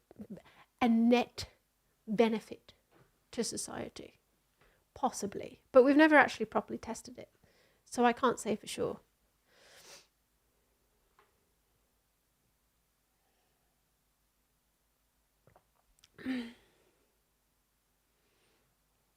Every mad idea I've ever had would see the light of day, for better or for worse.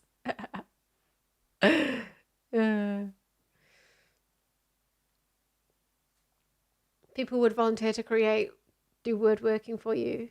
Engineering for fun. We're forced to monetize our interests. Yeah, exactly. Yeah. I mean, this is the whole idea behind the moneyless society. What would happen if we didn't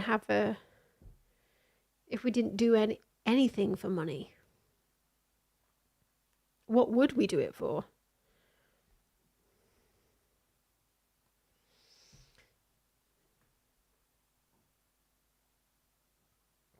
we need to incentivize people in a different way. In our current system, that is a difficult thing to envision. But in our current, UBI and women still wouldn't. God damn it, why do these messages disappear so quickly?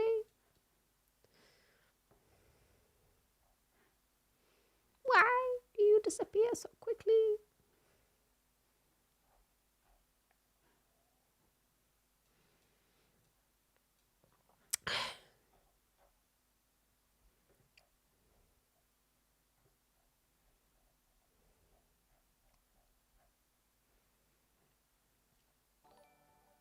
UBI all the way, but that also implies major societal change. The question, what when a small group work can sustain the whole society is not really looked into. Or really not with good answers.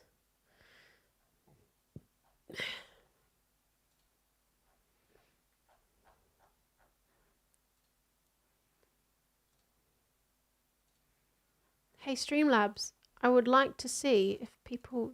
Oh, God's sake.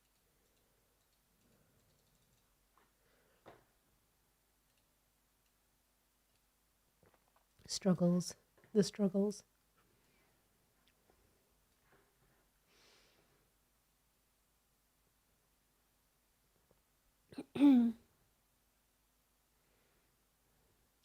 We cannot be sure how that will affect society as a whole, as there needs to be checks and balances to keep people from abusing free everything. Yeah, I think what a lot of people maybe on the left forget is that people will, a lot of people, like if we had UBI, a lot of people would do nothing. A lot of people would do nothing. And that might be a bad thing if a lot of people do nothing. So I'm not, that's what makes me sort of like reluctant to be like, yeah, it would definitely be amazing. I don't know. I wish we could test it because it seems like a great idea, because what I'd like to believe is that if we had UBI, it would give people the incentive to actually contribute to society in a way that they feel is necessary without having that constant anxiety of, that risk of not even being able to feed yourself. Say if you had an idea for running a business, which a lot of working class people have. A lot of working class people who are working paycheck to paycheck, they have an idea for a business, but they don't want to risk leaving whatever job they have to put all of the energy into starting it. And I feel like it would be a net benefit. Why can't I say that? A net benefit to society if those people could feel confident enough to start their own businesses. Because at least if it went wrong, you'd still be able to fucking feed yourself. And you wouldn't have to go to a food bank. At least, a lot more people would do that. I want more people to feel emboldened to do that. But at the same time, a lot of people, they would do nothing. They would not do work. And you honestly don't know how it's going to go until you try it. I don't think. They'd all start crypto scams. Well, I don't think it would go that far.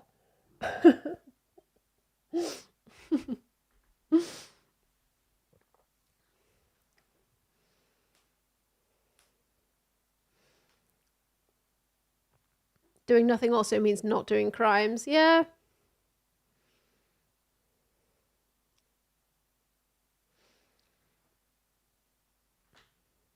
It would allow people with 2 jobs to only have 1 job.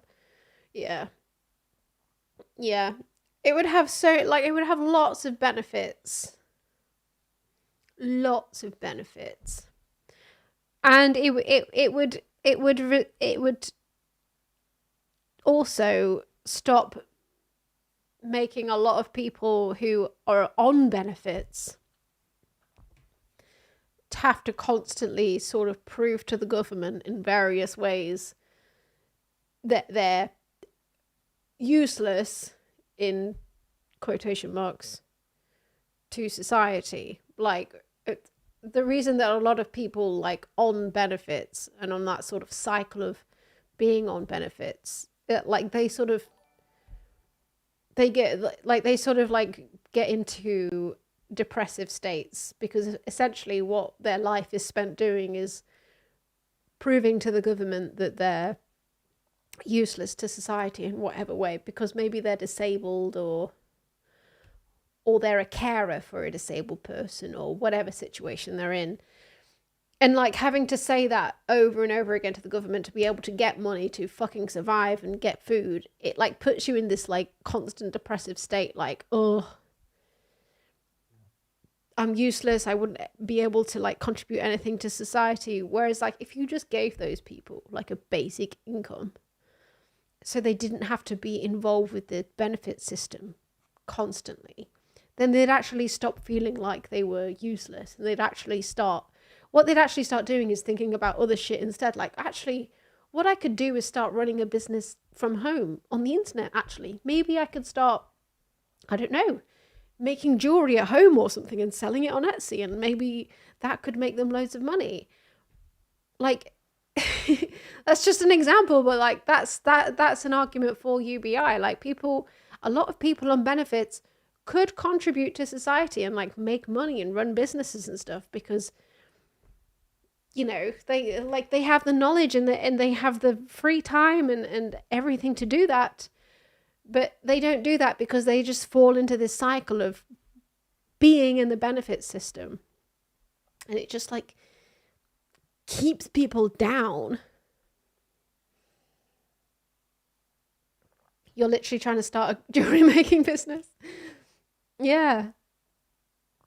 I do buy jewelry from Etsy sometimes. But yeah, like it's difficult to do that. It's difficult to like even start doing that, you know, when you're like so stressed out about, you know, being on benefits because of whatever reason. It can make you feel sort of like useless.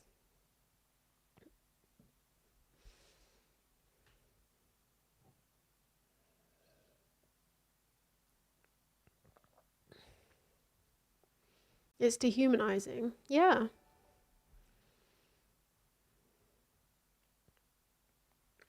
Yeah, and like at the same time, yeah, exactly. People are actually disincentivized to go out and get jobs because they do the maths and then they realize that they'd lose.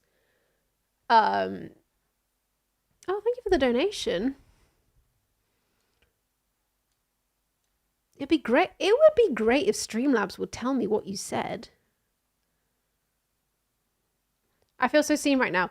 Dealing with the disability benefit system is soul destroying. Thank you, Moony Moon. Oh, sweet. Thank you. Thank you. Thank you for the donation. Yeah.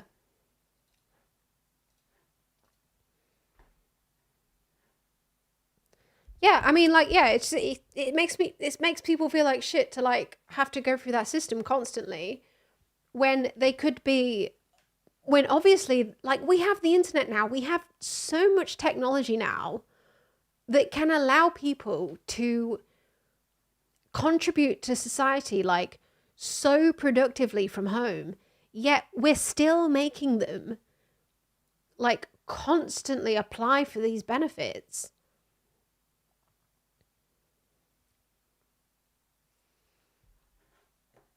It's like we need to like overhaul the whole system, because there are ways that we can sort of allow people to contribute to society. And obviously it's not always about sort of contributing in a capitalistic way, in a profitable way. You know, if we gave people a basic income, those people, you know, they could volunteer if that's what they want to do. more people could volunteer to causes that they feel are important. If they don't feel obliged to go to a 9-to-5 job every day, what more people would probably do is also volunteer. Because that's the thing about human nature. We always want to be doing something. That something isn't always a positive thing to humanity as a whole, but we do always want to be doing something, and a lot of that is volunteering and being nice to each other. Sort of community initiatives is what we really like to do quite a lot, and that's nice. And I think we'd do a lot more of that if we weren't sort of so stressed out by our 9-to-5 jobs and working for minimum wage constantly. I think we'd do a lot more of that because we like hanging out with each other. We're social animals, you know. But yeah, no, we're all slaves to capitalism, baby. It's the way it is.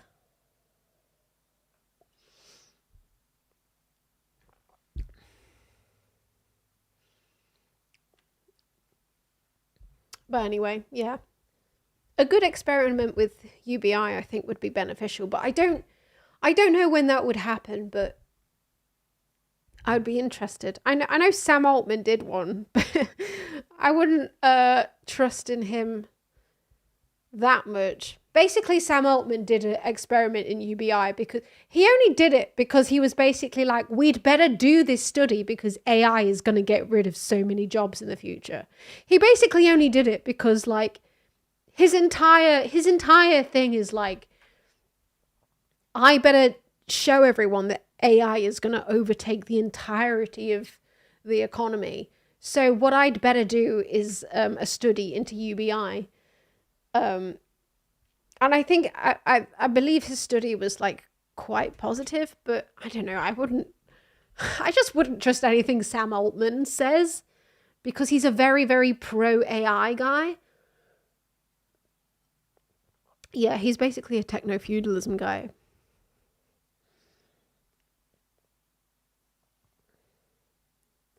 In 2015, there was a national vote in Switzerland for UBI and more than 60% of the people voted against it. Really?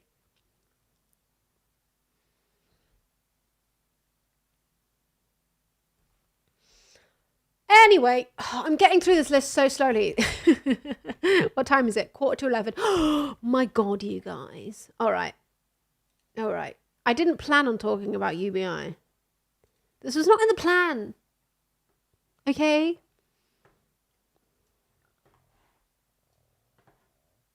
Sometimes you are wrong in life. And I thought that there was no 24-hour sun. In fact, I was pretty sure of it. But I respect Will Duffy for being a stand-up guy, at least in the way that he kept saying it was true. Someone paid for this flat earther to go to Antarctica, and he's forced to admit he was duped by his stupid flat earth community. Okay, so like they go to Antarctica because they're like, well, if the earth was flat, then obviously the sun would go down at night. And in Antarctica, basically the sun, you have constant sun.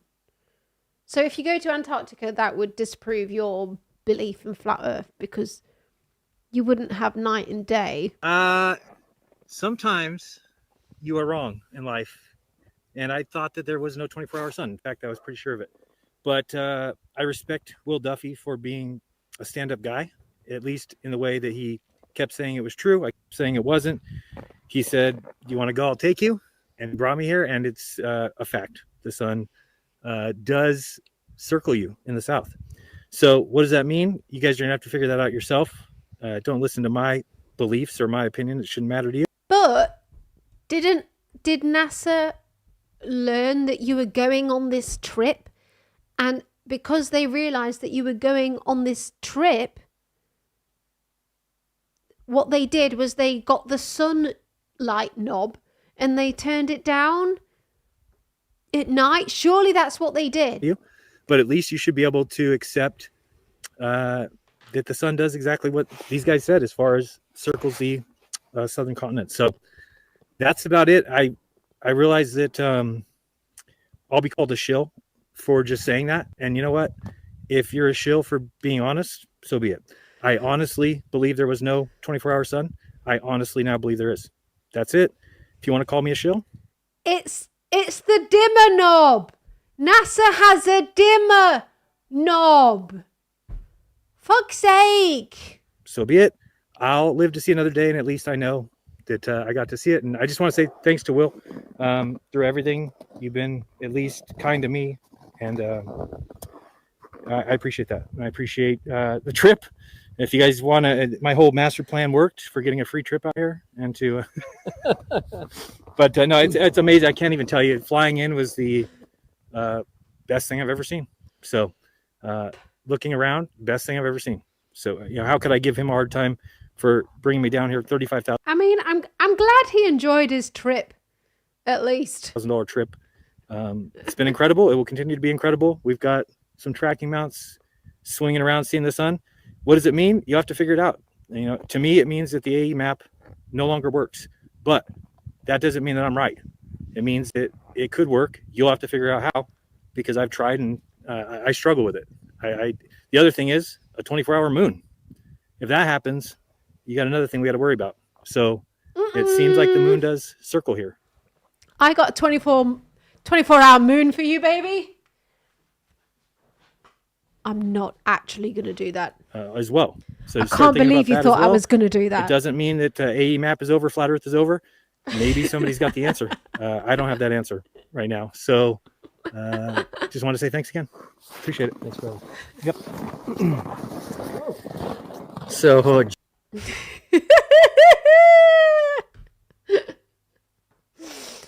oh, brilliant. Okay. The flat earthers have been debunked. I don't have to make a video on it anymore because they've debunked themselves. Also, Folding Eyes. Folding Eyes? Folding Ideas did that one. Anyway, already, so. All right, we're going to move on to Blake Lively. Hollywood actress Blake Lively has filed a legal complaint against her. It Ends With Us co-star Justin Baldoni, alleging sexual harassment and a Get it out! Spit it out! campaign to destroy her reputation. Mr. Baldoni's legal team told the BBC the allegations are categorically false. Well, our reporter Matt Graveling joins us now. Matt, what more can you tell us? Well, Lakshmi, these details have come out in paperwork filed to the California Civil Rights Department. But what I know of this is Blake Lively was gonna accuse her co-star, Justin Baldoni, of harassment. And he decided, pardon me, he decided, he's also the director of the film, isn't he? And he decided that he was gonna do like this whole smear campaign against her. I think that like what they were trying to basically do is make her the next Amber Heard, right? And it's a complaint by the actress Blake Lively, and it accuses the actor Justin Baldoni and his team of sexual harassment. We know what was discussed at the meeting in January, but where are we now? Well, this came out in August, this film, Lakshmi, but fast forward to now, and Blake Lively's team have filed that complaint against Baldoni, alleging the sexual harassment and the campaign to destroy her reputation. And the accusation is that Baldoni and Wayfarer Studios led a multi-tiered plan to wreck her reputation, saying this was the intended result of a carefully coordinated scheme to silence her and others from speaking out about that environment. Blake Lively says she hopes her actions will help pull the curtain back on these sinister retaliatory tactics to help people who speak up against misconduct. Now, responding to the legal complaint, Baldoni's lawyer said the allegations are categorically false, Lakshmi. It's a shame that Miss Lively would make such serious accusations. And finally, Lakshmi, Mr. Baldoni's legal team also accused Miss Lively of making numerous demands, threatening to not show up to set, threatening to not promote the film, which would end up ultimately leading to its demise during its release if her demands were not met. Matt, thank you. All right, I'm gonna have to pee again, but I'm gonna carry on with this when I get back. I'm like, am I peeing every hour or every half hour? I don't know. It's bad. Right. BRB! I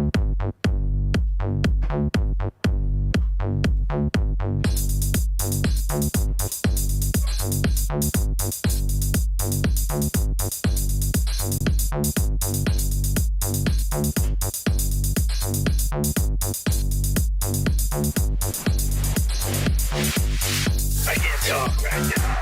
I'm making piss. I can't talk right now. I'm making piss. I can't talk right now. I'm making piss. I can't talk right now. I'm making piss. I can't talk right now. I'm making piss. I can't talk right now. I'm making piss. I can't talk right now. I'm making piss. I can't talk right now. I'm making piss. I can't talk right now. I'm making piss. I can't talk right now.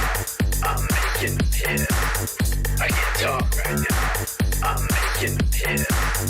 I can't talk right now. I'm making piss. I can't talk right now. I'm making piss. I can't talk right now. I'm making piss. I can't talk right now. I'm making piss. I can't talk right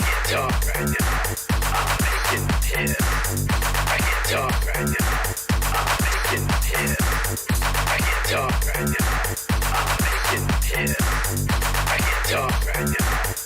I'm making piss.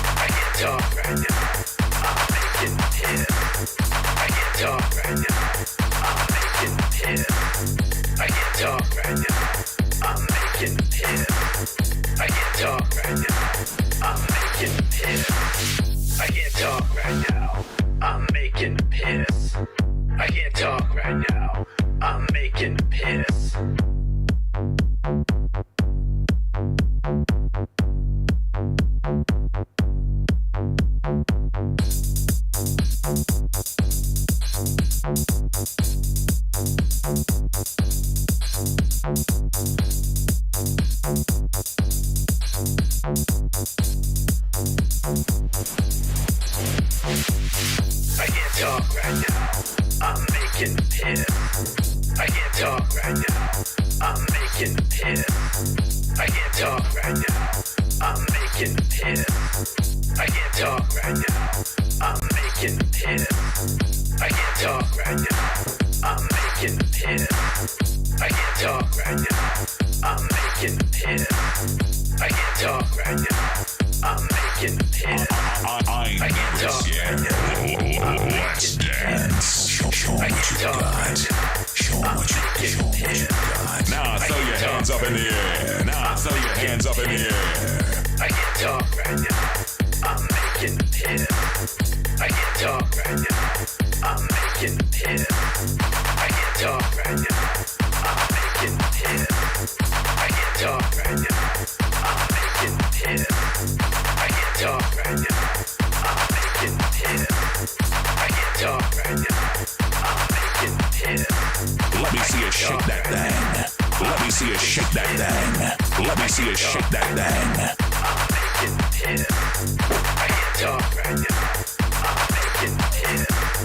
I can't talk right now. I'm making piss. I can't talk right now. I'm making piss.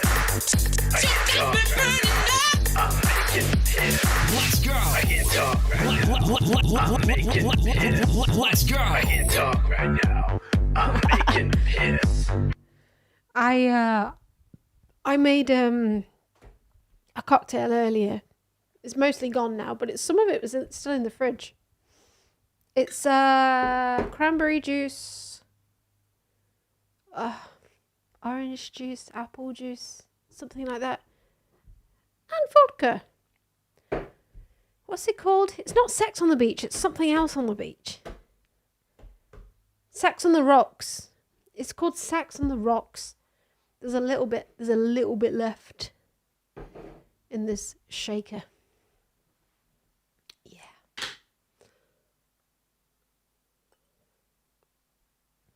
Why not gin? You are British, show your pride. I do drink gin sometimes. Anyway, we have the lore behind the Blake Lively shiz.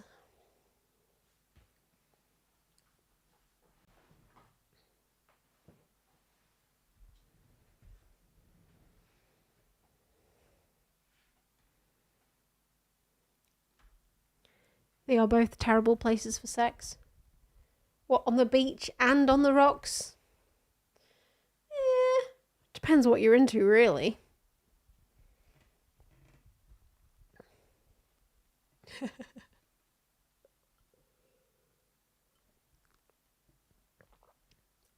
Skill issue, yeah.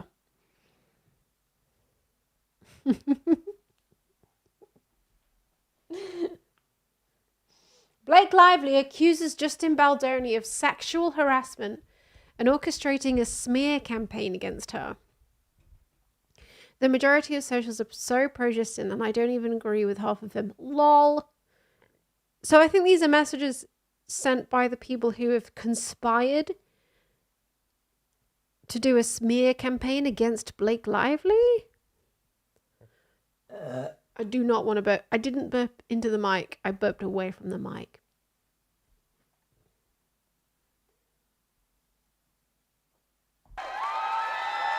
There we go. It's actually sad because it just shows you how it's actually sad because it just shows you have people really want to hate on women.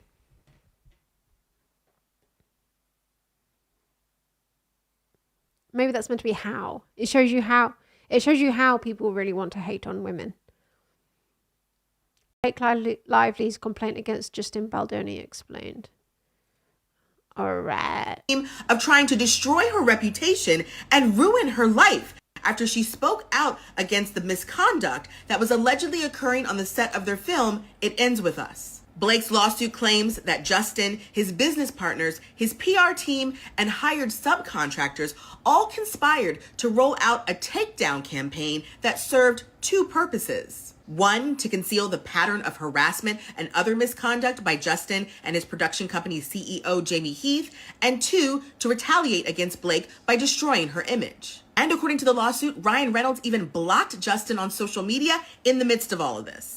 The lawsuit also names publicist Jennifer Abel and crisis PR manager Melissa Nathan of the agency group, and includes multiple text message exchanges between the two as evidence to show they helped orchestrate a takedown to bury Blake Lively. Blake Lively is suing Justin Baldoni for retaliation.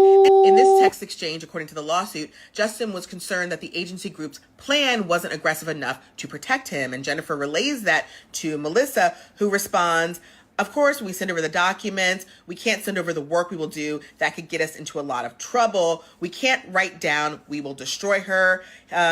He has to look at this as an information document. That's all. Imagine if this document saying all the things he wants ends up in the wrong hands.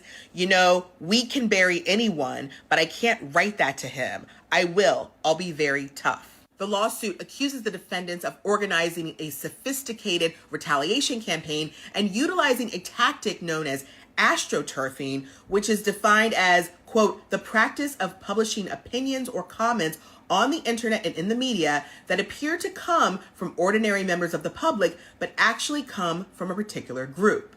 In this text exchange, according to the lawsuit, Justin was concerned that the Jed Wallace, who was retained by the agency group to perform social media services and who Blake's attorneys say was hired to spread takedown content of Blake all over the internet. In this text exchange that's shown in the lawsuit, it's from Melissa to Jennifer with a note from Ned saying, "We are crushing it on Reddit." And then this text below is referring to, if you remember around the time when all the It Ends With Us controversy was swirling, a story came out about Blake's husband, Ryan Reynolds, rewriting part of the script. And one of the employees of the agency group sent along a TikTok. Someone did a story about it and saying, you guys will love this. Basically saying that Blake needs to divorce Ryan because he's made her into a meme. He's ruining her biggest movie of the year, forcing her to ostracize Justin, rewriting the script, etc. And then Melissa texts Jennifer saying socials are really, really ramping up. And then Melissa texts Jennifer again and says, it's actually sad because it just shows you have people really want to hate on women.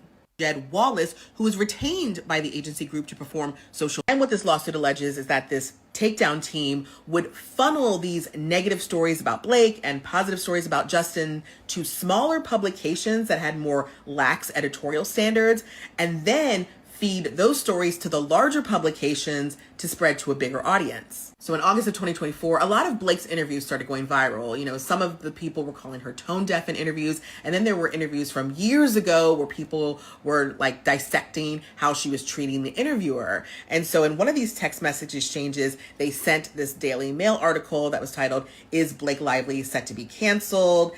And the response from Jennifer to Melissa was, "Wow, you really outdid yourself with this piece." To which Melissa responds, "That's why you hired me, right? I'm the best." This lawsuit also details some of the inappropriate conduct that the cast and crew were allegedly experiencing during the filming of It Ends With Us.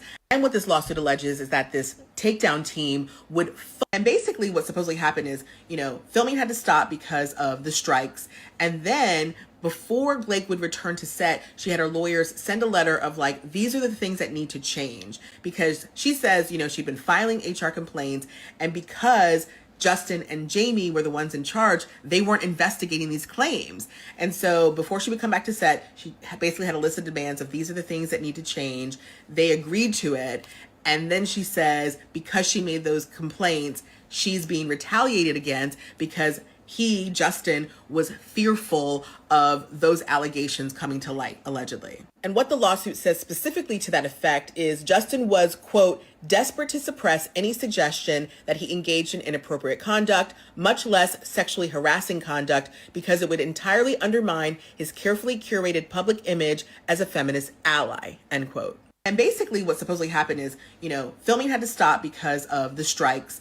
And then before Blake would return to set, she had her lawyers send a letter of like, these. The lawsuit also brings up the controversy surrounding how Blake was promoting the film. Now, if you remember, a lot of online critics were upset when Blake said, you know, grab your girls and wear your florals to the film. But one of the exhibits included in the lawsuit was this marketing plan, and the lawsuit says that Blake marketed the movie per the plan that was agreed upon by all parties, which was to push the story of one of hope and a strong, resilient woman, and not a story about domestic violence, and to avoid talking about the film being heavy or sad.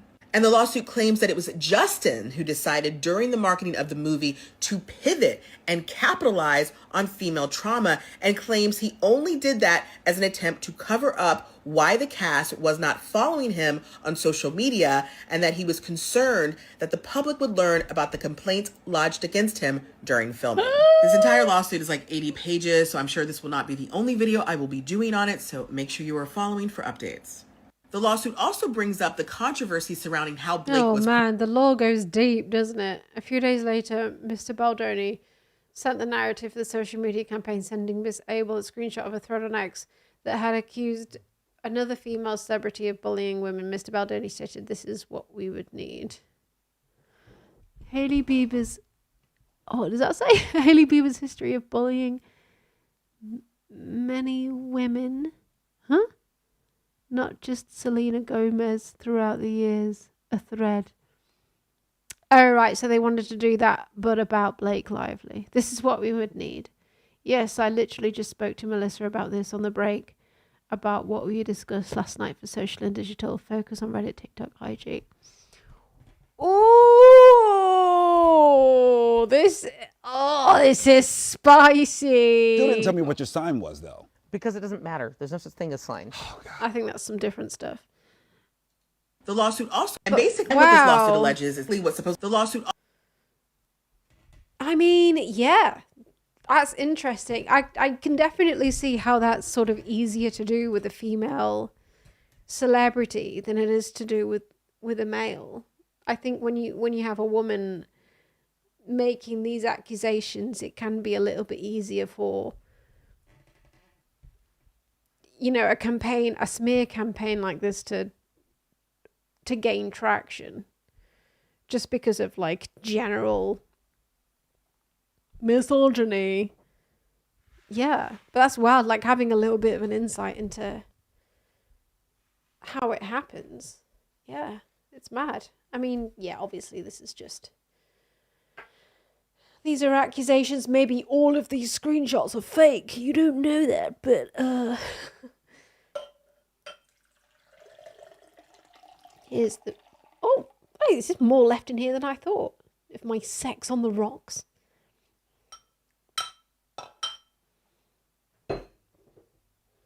I thought the hate train for her was because she's friends with Taylor Swift. Well, somebody else in the chat just said that they started hate against Taylor Swift as well, just because she's friends with her. I don't know. I didn't even know Blake Lively was friends with Taylor Swift. I mean, even that's fucking news to me, but...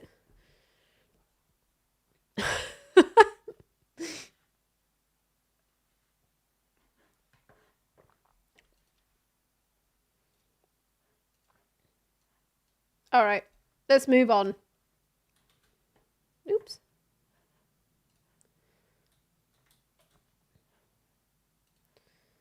I'm just... You know what? I have a Windows keyboard plugged into a Mac computer, and so like the shortcut keys are like not correct. And after many years, I've still not... after many years, I've still not corrected them, and they still throw me off sometimes.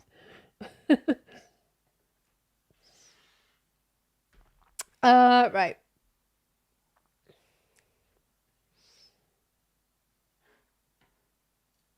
Still didn't tell me what your sign was, though. Because it doesn't matter. There's no such thing as signs. Oh, God.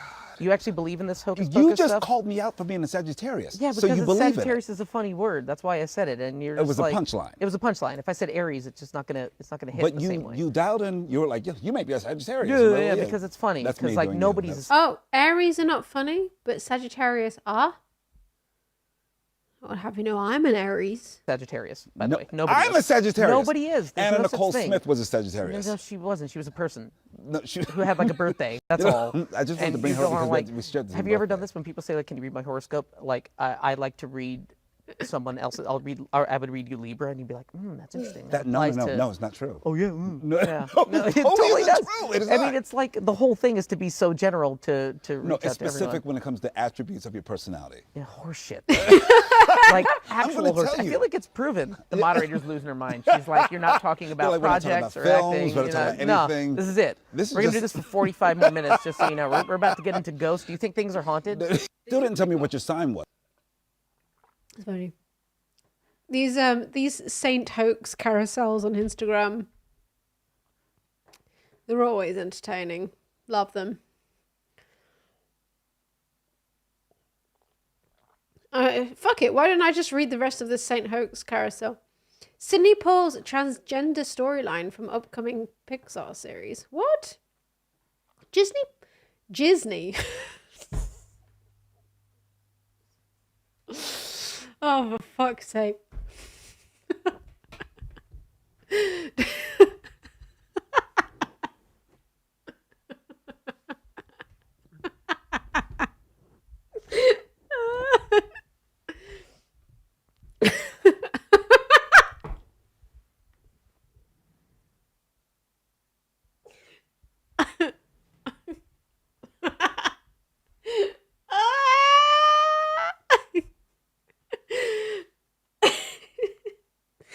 Oh God, Disney.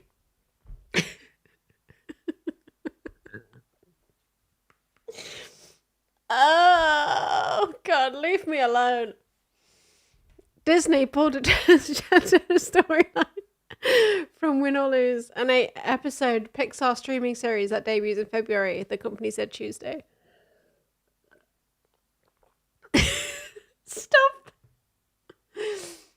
Stop it with the Disney. Stop it.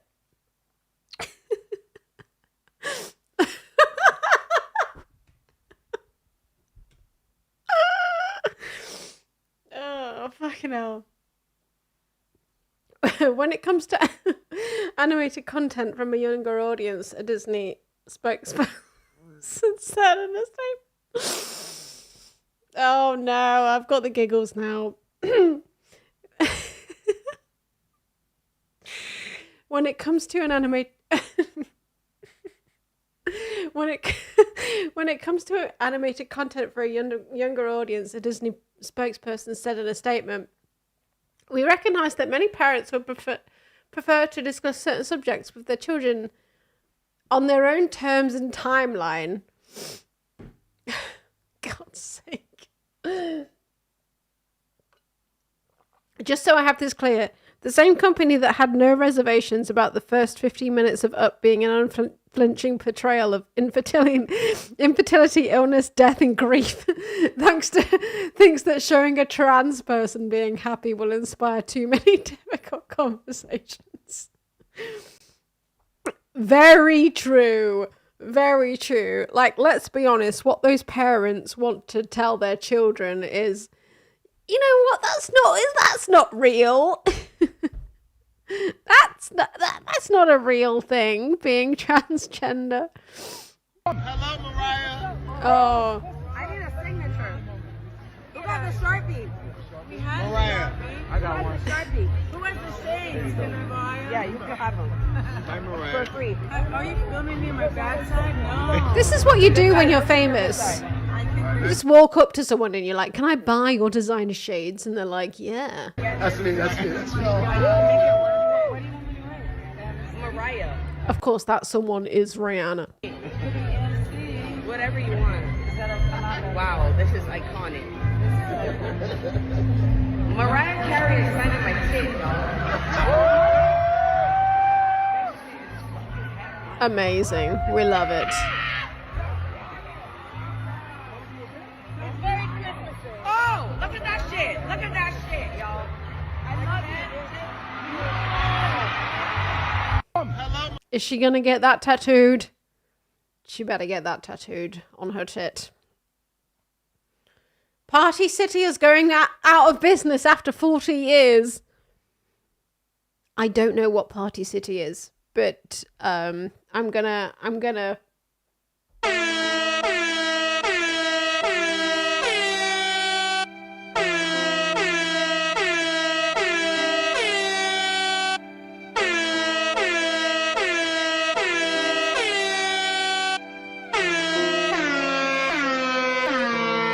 I do not know what Party City is.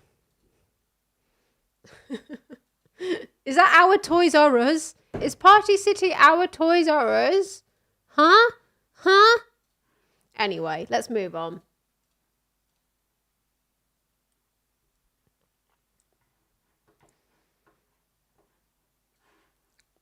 Dexerto with all of the news. Mr. Beast has rented out all 3 Egyptian pyramids for 100 hours for an upcoming video.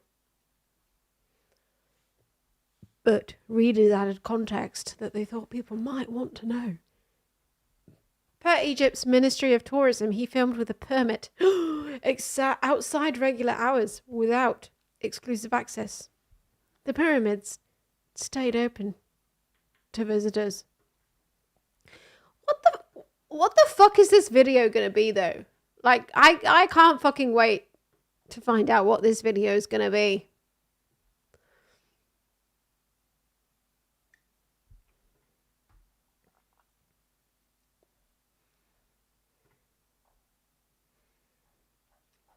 I can't fucking wait. I'll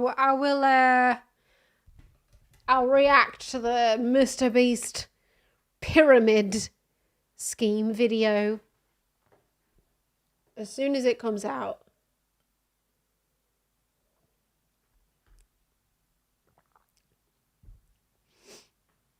We cosplayed the British and stole all the artifacts in the pyramids. Yeah, maybe that's it.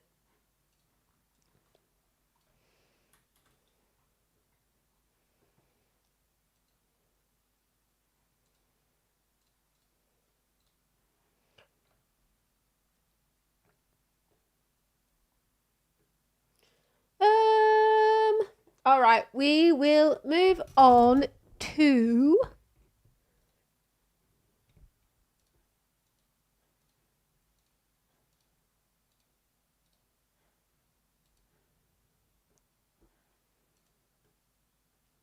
okay, Hayley Welsh. So the last we heard from her, when all of the Hawk Tour coin shit popped off, there was a Twitter space in which Coffeezilla took part. And during that Twitter space event, Hayley Welsh herself decided that she was going to go to bed. She said, "All right, guys, I'm going to sleep." And then she disappeared for literally, I think, 5 days or something.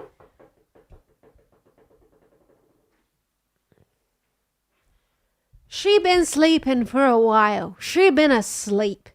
But then she came out a couple of days ago with a tweet.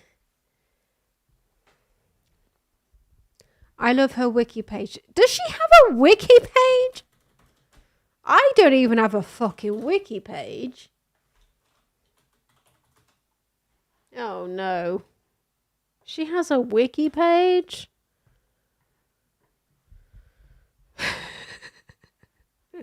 Just look at the contents. Early and personal life, career, meme coin scandal. I mean, that's a wiki menu that you are to be proud of. Just that right there. You should be proud of this. just your wiki page menu. That is the legacy that you have left.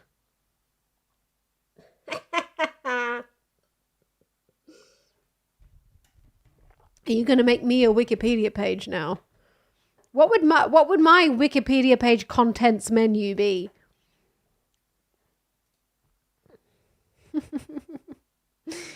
Meme coin scandal.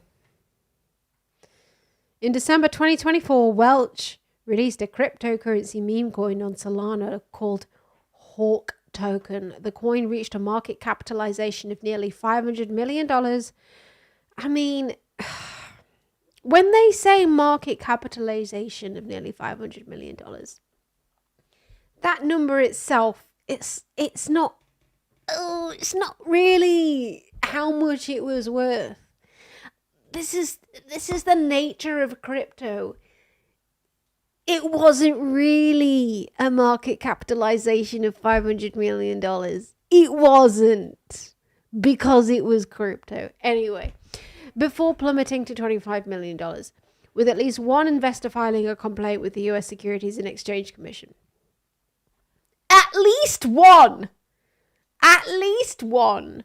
This led to Welch and her team being accused of performing a pump and dump scheme, and the coin being accused of being a rug pull scam, including by cryptocurrency journalist Coffeezilla, who also accused Welch and her team of insider trading. Oh, Welch's team has denied the accusations, even though they're blatantly true, because they didn't even crypto launder the money. They did it directly from the wallets involved in the scheme. They did it directly. They didn't even bother to launder it in the crypto universe. They did it directly from the wallets that were involved in the launch. Anyway, they've denied the accusations. Later that month, a lawsuit was filed against the Hawk creators in the United District Court in New York for unlawfully promoting and selling cryptocurrency that was allegedly never properly registered. Welch, who was not named in the suit, responded to the litigation saying, I take this situation very seriously.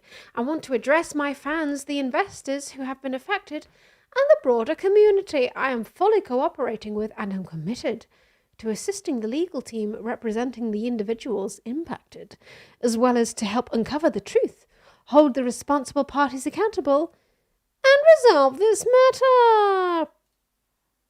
So yeah, basically, she went to sleep for a few days after that Twitter space with CoffeeZilla. It was clearly very troubling for her, and she's just woken up from her nap. And now she is saying, well, her lawyers are saying that she didn't write this. Her lawyers are clearly saying this. I take this situation extremely seriously, and I want to address my fans, the investors who have been affected, and the broader community. I am fully cooperating. I would do her accent if I could. I take this situation extremely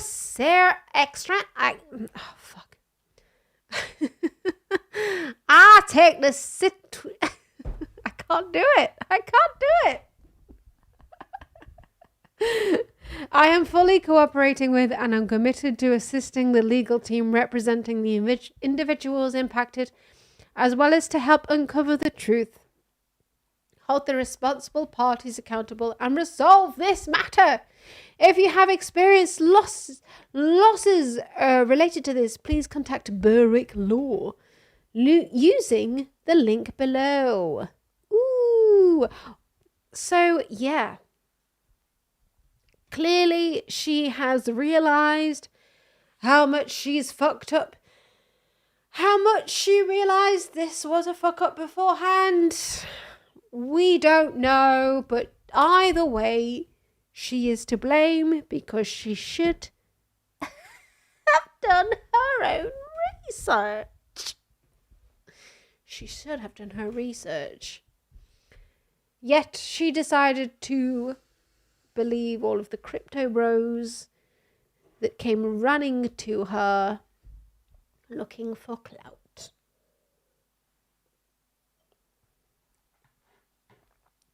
So, oh, bloody hell. So,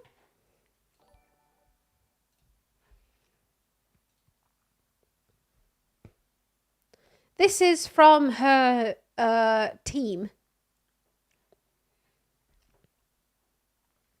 Right, good morning.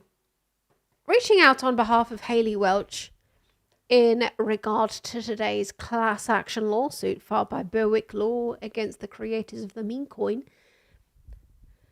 Hawk, we would like to provide the below statement on behalf of Hayley. I'm going to keep saying a name like that from now on. Attributed to Hayley Welch. I take this situation extremely seriously and want to address my fans, the investors who have been affected, and the broader community. I am fully cooperating with and am committed to assisting the legal team in representing the individuals impacted, as well as to help uncover the truth, hold the responsible parties accountable, and resolve this matter. If you have experienced losses related to this, please contact Berwick Law using the link below. I've experienced losses related to this. I've lost brain cells. I didn't even invest. But the amount of brain cells I've lost even fucking learning about this, I'm going to click on that link and write Berwick Law a letter my fucking self. For context and to be used as background only. Ooh. We can only use this as background, okay? Hayley Welch did not spearhead or create this project. Okay, she simply received a sponsorship fee for lending her persona to those that created and deployed the meme coin Hawk. Outside of the initial fixed fee received before the launch, there was no guarantee she would make any additional money from the meme coin thereafter. Due to her limited role, Halei was completely siloed from this project and had zero control over it. This was due to the receiving incorrect advice from the company responsible for launching the coin, who wanted to take advantage of her viral success. Halei understands how her unexpected start in the industry comes across, but since achieving virality, she's proven she has the star power to lead a successful career. Her podcast, Talk to Her, landed at number 5 on Spotify and in only several months of being live. Oh, God, and she plans to keep pushing forward. After clearing up the narrative around her involvement in this project, Halei is working alongside Berwick Law to help uncover the truth, hold the responsible parties accountable, and resolve this matter.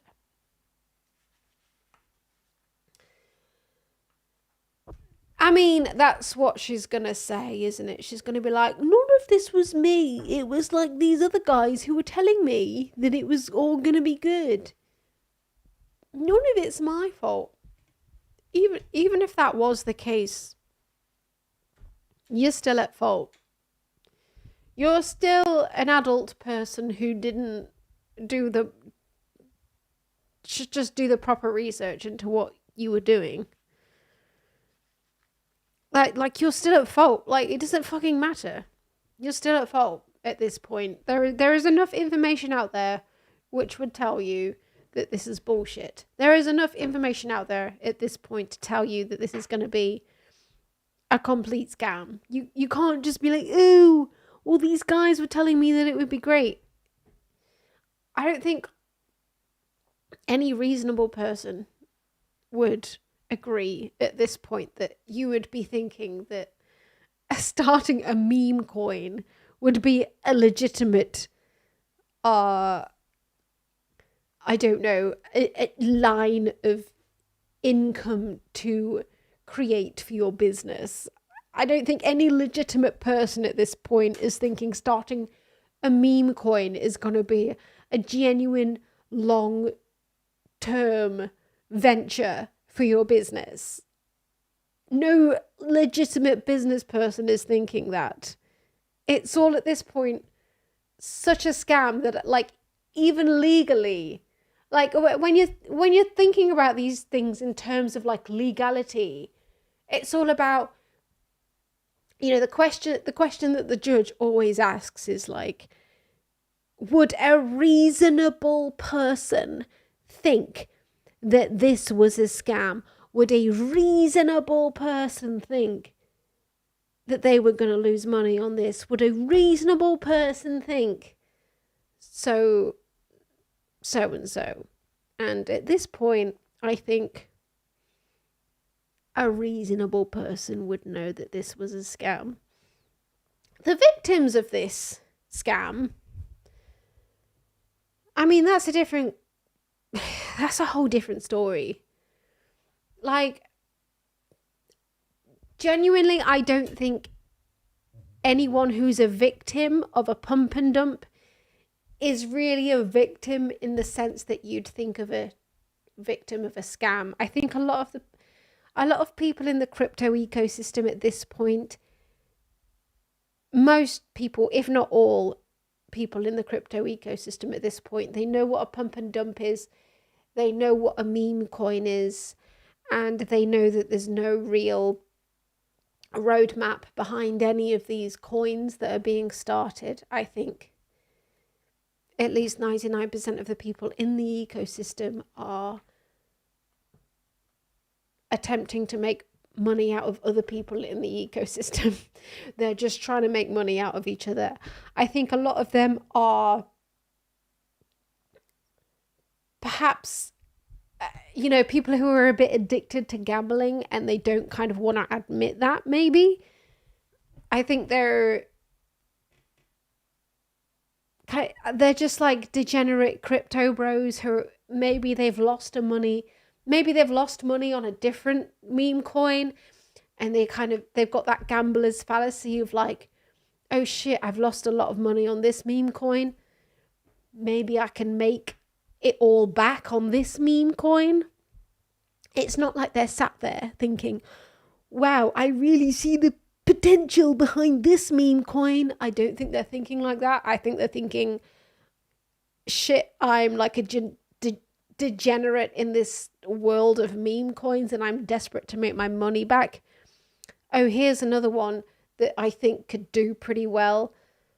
And then I'll try and do that.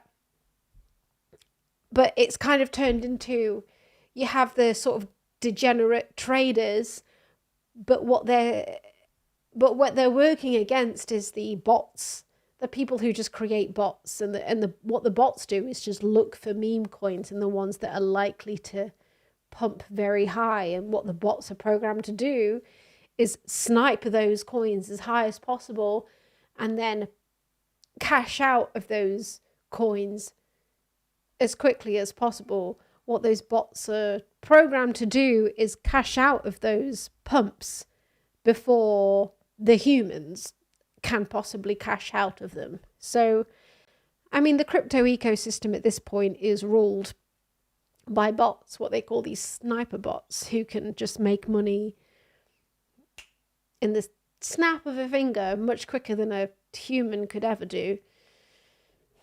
That's what the crypto ecosystem is at this point, and that doesn't mean that Hallie Welsh is innocent. It doesn't, because she should have done more research. If she just didn't do any research, she's still guilty because she should have looked into it. But if she did do research, then obviously, yeah, she's also guilty. But the victims of this, these are degenerate crypto bros who just, they're hoping, they're not thinking, oh yeah, this is going to go to the moon in the long term. What they're thinking is, this is a good opportunity to make some fucking money out of some other idiots. That's all they're thinking. It's not like they're exactly innocent, but they're like, they're just degenerate gamblers. In a way, they're victims of the system.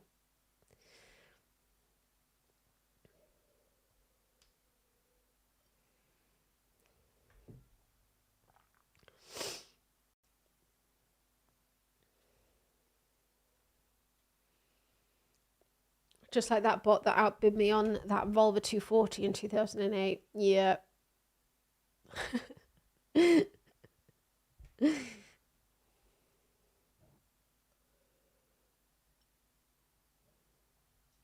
There's always a bigger sucker, crypto mantra. Yeah. Yeah, basically. I mean, that's just the depressing point that the whole crypto ecosystem has got to. And it's just funny that, like, they've had years at this point. They've had years and years to find a use case, and still, the only use case is Ponzi schemes, scams, drugs, sex trafficking, basically anything where the state has deemed that activity illegal is where crypto comes in. That is its use case, and I fundamentally believe that will be the only use case that crypto ever really has. It's going to be to pay people to bypass the laws of whatever state. And it's like, sometimes that can even be good. Sometimes that can even be positive. For example, if you're, attempting to escape genocide, like some people in Gaza, they've paid people in crypto. Like, I don't think you should even have to pay people to escape Gaza, but like, they do have to do that, and people have used crypto to do that. Things like that, like crypto has come in handy. But that's the only use case really, is when you're trying to bypass the sort of laws of the state. Oh, thank you for the cheer. But like, that is the only use case. That's the only positive use case. And obviously that positive use case is most of the time it's negative, but like when it comes to like escaping genocide, obviously it's positive. But a lot of the time, obviously, when you're wanting to bypass the laws of your state, it definitely is negative when it comes to things like sex trafficking. And, you know, a lot of the time, you know, the drug industry, you know, can have negative effects on people, and you know, obviously scams and stuff like that. That's what it ends up being used as most of the time. But it's pretty funny that like, oh yeah, crypto is the future, man. Because it's so decentralized, it like bypasses all of these institutions, these centralized institutions. But like, as soon as people get scammed, they come fucking running to these centralized institutions. Lawyers who are working under a government who are suing people on the basis of laws that governments have put into place. You are fucking running to these guys every time people get scammed by people because of crypto. You are fucking running to these centralized institutions. Do you not realize how fucking hypocritical that is to your entire ethos? But no, they don't understand the hypocrisy. Because they don't fucking think.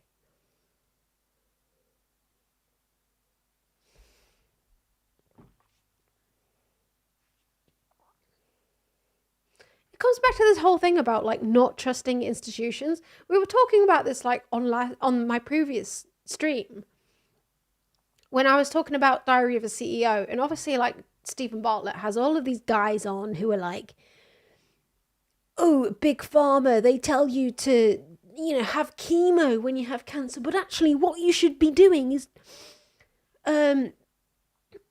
eating a keto diet. You shouldn't be doing chemo, you should be doing keto. And like Stephen Bartlett will defend himself by being like, oh, well, I just want to like give a platform to like voices that are outside of the mainstream media. That guy's talking a load of shit, but it all comes from this sort of mindset of like this hate of institutions. You know, the whole sort of like crypto mindset comes from this hatred of like financial institutions. But the Diary of a CEO and all of the quack mindset, that comes from the hatred of pharmaceutical institutions. There's this distrust of institutions as a whole that's like swept. Just like, I don't know, like everyone. As a whole, everybody hates institutions, and it's like you understand why, but also you can't be like, well, this really fucking stupid thing is the answer, because it's not. Crypto is not the answer to fucked up financial institutions. In much to say that quacks are not the answer to the fucked up big pharma institution. Like when I was saying in my last stream, I was saying like we need institutions that we can trust.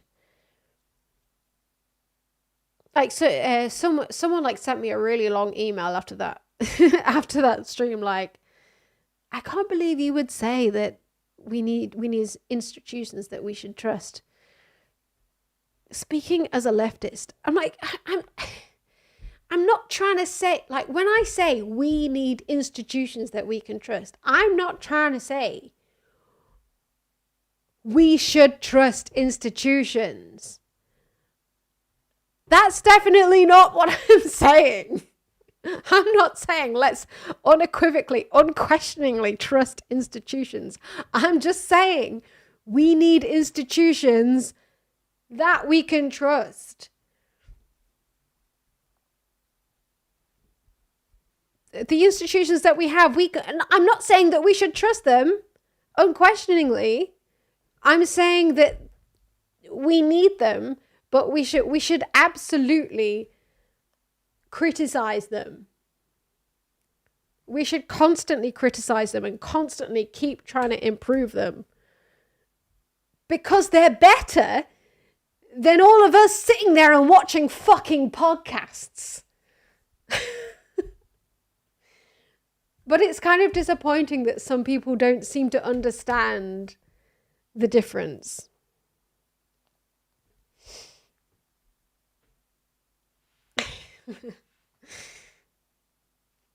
Like, when I say we need institutions, I'm not fucking saying, yeah, big pharma, baby, yeah, fuck yeah, I fucking love big pharma. I'm definitely not saying that. I'm not saying that.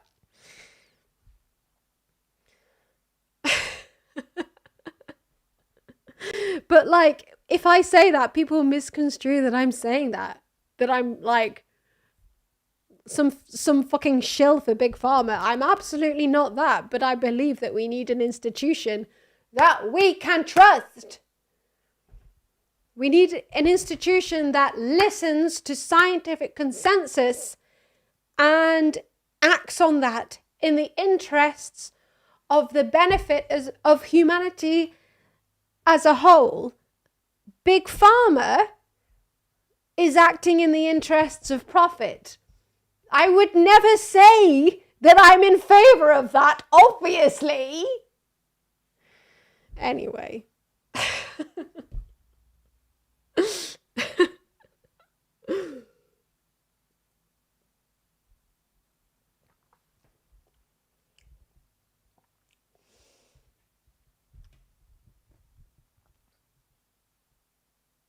Anyway, I am making my way through this list a lot slower than I planned to. That's always the way, though. Oh, hello. Oh, it's Hannah Reloaded, raiding with a party of 92. Hello, you 92 beautiful people. We love Hannah Reloaded. We are ranting about things. We are ranting about big pharma, institutions, trust in institutions. We are ranting about many things.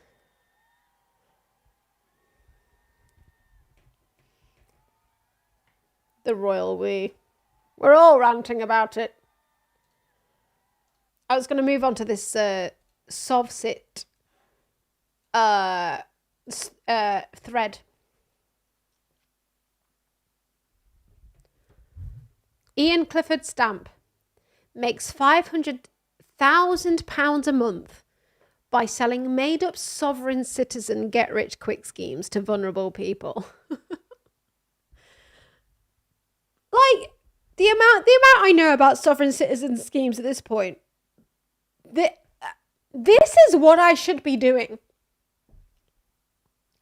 This is how I should be making money. Stamp doesn't like people pointing out that this is all pretend, so he's pretending to sue me for $1.5 million. Should the parties to this notice, as detailed under the Certificate of Service section of this notice labelled potential tortfeasor lien, fail to supply a rebuttal affidavit or cure the unauthorised administration and trespass against the general executor as detailed in the opportunity to cure section of this notice within 14 days of the date of service of this notice, the parties listed at the certificate of service section of this notice potential tortfeasor lien agree to this probate court's order and for the general execution. It melts my brain even reading this. Register a lien under UCC 1 and UCC 3 against each person listed under the Certificate of Service section labelled tortfeasor lien for $1.5 million. I say pretending because he sent me something written in blue ink requiring that within 14 days I agree to everything he says, deny everything he says, and deny some of what he says. Nakedness is also involved. Whatever this is, Stamp doesn't seem very good at this. To avoid estoppel, the officers of one party listed at the certificate of service of this notice are required to, within 14 days of the date of service of this notice, to expressly affirm all substantive points detailed in this notice, expressly deny all points detailed in this notice, expressly deny some of the points detailed in this notice. Any and all express denials must be served on the office of the General Executorate, the correspondence addressed detailed in this notice, and any and all express denials must be served as a sworn affidavit underwritten by an unlimited liability oath by at least one of the parties listed in the certificate of service in this notice. Any affidavit containing express denials must be served by a living woe man, one of the people, and not as a body corporate person, and the affiant must swear under oath with unlimited liability naked in front of the law. Wow. This just got kinky. Wow. The points he wants me to agree or deny include: the United Kingdom is a limited company registered at 6 Sharon Court in Alexandra Park in North London. Here's a photo of the UK's new home. I had no idea that my entire country was registered as a company in this flat.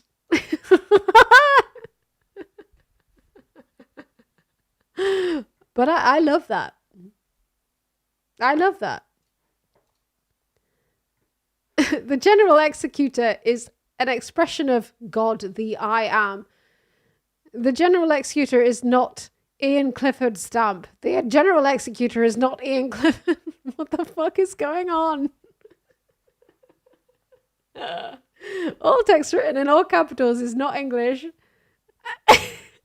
And if used to identify Ian Clifford Stamp or Ian Clifford at any court papers or communications is not English. And the use of all capitals, Ian Clifford Stamp or Ian Clifford, renders any court papers and or correspondence void ab initio nunc pro tunc.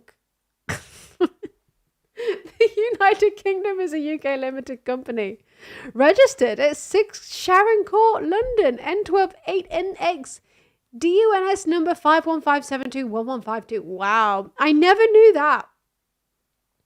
The House of Commons is a UK limited company registered at, wow, I never knew this. The Ministry of Justice is a UK registered company. The HM Courts and Tribunals is a UK registered company. The International Bar Association is a UK company. The HM Revenue and Customs is a UK company. The Financial Conduct Authority is a UK company. Wow. Richard Hermer, UKHD, and Janet Yellen are also involved, but in black ink. Okay, that means something different then. If it's in black ink, it means something different. I'm not sure he's suing them or asking them to help him sue me.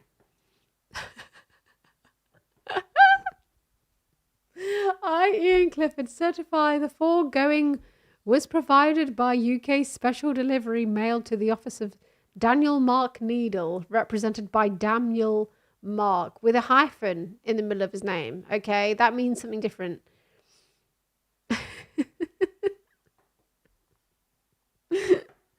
Oh, God. I assume this is the truly terrifying consequence of me having ignored the last set of blue ravings he sent me. This shit goes deep. It goes deep. Whilst all this looks like the workings of a madman, I think it's just game. I think it's just a game Stamp plays to impress the people he fleeces, possibly also laying the ground for a legal defense that he genuinely believes this stuff. The question is whether the authorities will act FCA warnings are not enough. Vulnerable people are losing thousands of pounds to a fraud, where at least some of the conspirators are in the UK. The letter he sent me came from the UK. The full document is here. The brilliant Open Democracy report on Stamp and his Matrix freedom. Con is here. You gotta free yourselves from the Matrix, guys.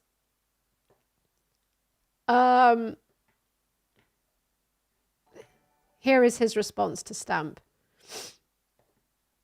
Dear Mr. Stamp, please stop sending me these documents. This stuff might impress your clients or victims, but I think you know it's all meaningless nonsense. This letter aside, I won't be responding. I'm posting the documents online and then binning them. If you want to reply, then please write to me in plain English. The email is preferable. If, however, you cannot resist continuing to post me gibberish, then please stop sending it to this. This ceased to be our registered office 9 months ago. It's now an apartment where the owner resident has no connection to me. I'm happy to ignore your threats because I know it's all claptrap. Other people may not be. Yeah, that's the thing about sovereign citizens. It's like they all have their own, like when they become like the sovereign citizen guru, they all they all create their own personal narrative that they sell their sort of like sovereign citizen courses on, and it's always like based on their own set of like legal guidelines that they've just made up. It's clear that this guy has made up that if you write something in blue ink, then it means a certain thing, and if you write it in black ink, it means a different thing. Like they always make up this shit themselves, but they're always inspired by another one of the sovereign citizens. It's quite funny though, because I mean, like legal sounding letters and emails, they do seem like pretty threatening to someone who doesn't know what they're looking at or what they're reading. And I think that's why these scams work so well, is because legal letters just like, they look so authoritative with all of the language that they use and stuff. So like if you just like learn to use that kind of language but just say a load of bullshit to people, you're gonna like find some people who fall for it and believe it at the end of the day. Right.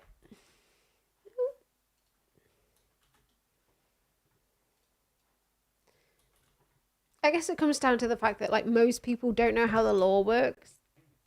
I mean that's an issue in itself, that most people don't know how the law works.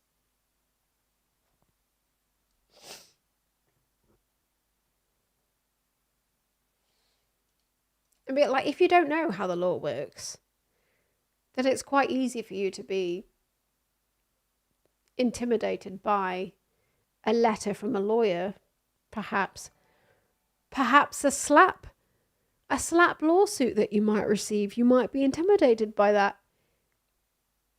If maybe you're a young, naive content creator, maybe you'd be intimidated by a slap lawsuit. So maybe they should be outlawed. Oh, there is talk in the UK Parliament at the minute, actually, of slap lawsuits and trying to sort of like outlaw them, make them illegal. There has been debate in Parliament recently about making them a thing that you can legislate against. I don't know how far it's going to get, but they're at least talking about it. But yeah, Dan Needle, he's a good follow. I believe he's on Blue Sky now. You don't have to follow him on the bad website. You can follow him on the good website as well.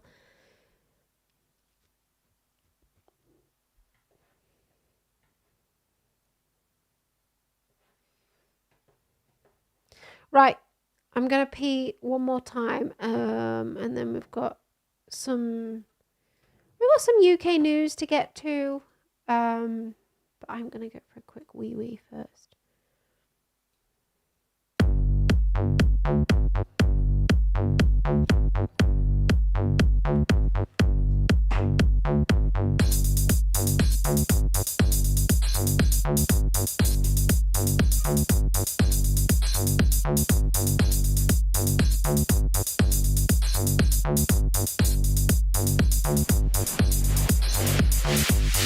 I can't talk right now.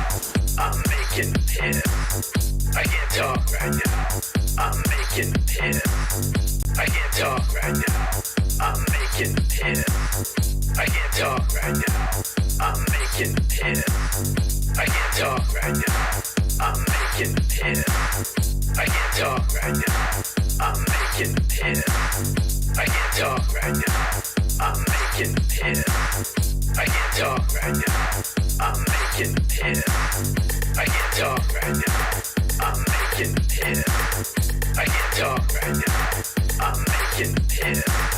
I can't talk right now. I'm making piss. I can't talk right now. I'm making piss. I can't talk right now. I'm making piss. I can't talk right now. I'm making piss. I can't talk right now. I'm making piss. I can't talk right now. I'm making piss. I can't talk right now. I'm making piss. I can't talk right now. I'm making piss. I can't talk right now. I'm making piss. I can't talk right now. I'm making piss. I can't talk right now. I'm making piss. I can't talk right now. I'm making piss. I can't talk right now. I'm making piss. I can't talk right now. I'm making piss. You got me burning up. Hey, I made it back before the loop. Yeah. I ran downstairs quickly to see if Brooklyn was still on his new favourite chair. And yes, he is. He's on his new favourite chair downstairs still. I know. It's terrible. It's terrible. We might not see him. We'll see. We'll see. But I do not have the heart to remove him from his new favourite sleeping spot, unfortunately. Oh. Oh, we've got another raid. No justice. Yeah, baby. Hello, raiders. I'm pouring myself a hardcore glass of lemonade right now. Sugar-free, baby. Let's go.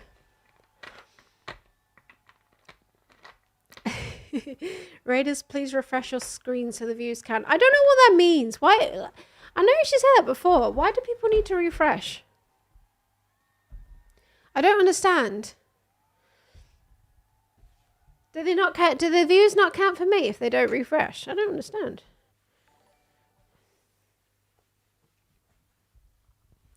Raiders don't count as views. Oh. Old analytics thing for partnership applications. Twitch glitch. Another raid? What? 67 more raiders. You raiders better refresh your pages because I've just heard. Because I've just heard that you need to, for reasons beyond my understanding. Apparently, your raids only count if you refresh your pages.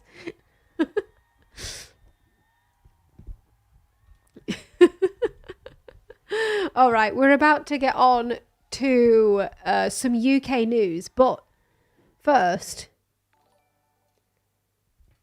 there's a few more random bits that have been put in the Discord that I need to look at first. Tether. So, if you're not indoctrinated into the world of crypto, I'll explain who Tether are. Tether are. So, well, they basically act as like the central bank of the crypto world, which as a concept in itself is ironic. Guys, we're decentralized. And then Tether comes along like, hey guys, we're the central bank of the crypto world. But anyway, so Tether, so like the crypto world basically when you have some of your money in crypto, it's like it can be difficult to get your money out of crypto and back into crypto. It's the most difficult part about trading with crypto is turning your fucking crypto back into US dollars or into actual usable legal tender. So Tether, you know, they try to sort of fill in that gap in the market, being like, well, when you want to put your money into this crypto world, the shadow bank of cryptoness, then what we'll do is we'll ensure that your actual money is protected by being the central bank where you know, when you buy crypto with your US dollars or pound currency or whatever, we'll be that bank which is like, you know what, whatever happens in this crypto world, whatever, every Tether coin that you buy will be equal to $1 US.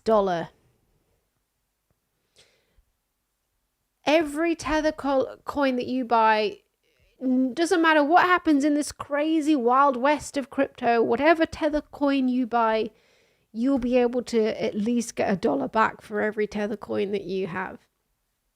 That was meant to be the whole business model behind Tether. So like say you wanted to invest in crypto, but you were feeling a bit uneasy about it. You'd buy a load of Tether.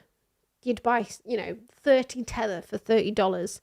And then with your 30 Tether, you could like buy however much Bitcoin you could buy with that. And it would either go up and down, and then you'd transfer that back into Tether, whether it was like more or less than you invested, you'd transfer that back into Tether. And the whole idea was whatever Tether you had, you could then get an equal amount of US dollars back for it. The whole point of that would be, yeah, it's called a stable coin. The whole point of that would be that you could get whatever you put into Tether, you could get it back out. And the only thing Tether had to do, their whole business model, the only thing that Tether had to do was hold reserves equal to whatever they paid people whenever they bought Tether. All they had to do, they had one job. They had one job. And that was to keep in their reserves the same amount of US dollars as they said that they had sold to people in Tether, so that if the crypto market went completely bust and everyone lost their money in the crypto market, at least they could get all of their Tether back. And guess what happened? Multiple people tried to audit Tether as a company because they were saying that they had billions and billions and billions of dollars ready to give back to people when they wanted to exit the crypto economy. And these audits were basically they didn't allow people to audit them, or at least they didn't allow people to audit them properly. It was so long ago that I looked into this that I can't remember exactly what happened, but it was very, very sketchy. And they didn't allow people to audit them, which basically revealed that they didn't have enough US dollars in their reserves to give everyone back their US dollars. If everyone decided all at once they wanted to get out of crypto, they didn't have enough US dollars in their reserves to do so. It was basically like they basically ran a scheme that was probably on the level of like what Sam Bankman-Fried was doing, but they like somehow got away with it when Sam Bankman-Fried didn't. This is all from memory. But yeah, so this is the update from Tether anyway. Tether announces $775 million strategic investment in Rumble. Because that's what you do when you're a reputable company. You invest in Rumble. The streaming site Rumble. That's what you do when you're a very reputable company. To boost decentralized and community-owned media platforms. Investment highlights shared commitment to innovation, free speech, and future growth. Tether, the largest company in the digital asset industry with more than 350 million users, announced today that it has entered into a definitive agreement to make a strategic investment of $775 million in Rumble, a leading video sharing platform and cloud services provider. The investment includes a primary commitment of $250 million in cash, with Tether also supporting Rumble's tender offer for up to 70 million shares at $7.50 per share, reinforcing this platform's future growth initiatives. The total anticipated investment from Tether will be approximately $775 million, or 103,333,333 shares of common stock. Following the completion of the transaction, Chris Pavlovsky, Rumble's chairman and CEO, will retain a controlling stake in the company. Paolo Ardoino, CEO of Tether, stated, "Tether's investment in Rumble reflects our shared values of decentralization, independence, transparency, and the fundamental right to free expression." In today's world, legacy media has increasingly eroded trust, creating an opportunity for platforms like Rumble to offer a credible and uncensored alternative. This collaboration aligns with our long-standing commitment to empowering technologies that promote freedom and challenge centralized systems, as demonstrated through our recent collaborations and initiatives. This is meant to be the central bank of crypto. and they're like, yeah, Rumble's just like totally standing for free speech, bro. Like, yeah, this is a totally stable investment. What? Rumble's dedication to fostering open communication and innovation makes them an ideal ally as we continue building the infrastructure for a more decentralized, inclusive future. Lastly, beyond our initial shareholder stake, Tether intends to drive towards a meaningful advertising, cloud and crypto payment solutions relationship with Rumble.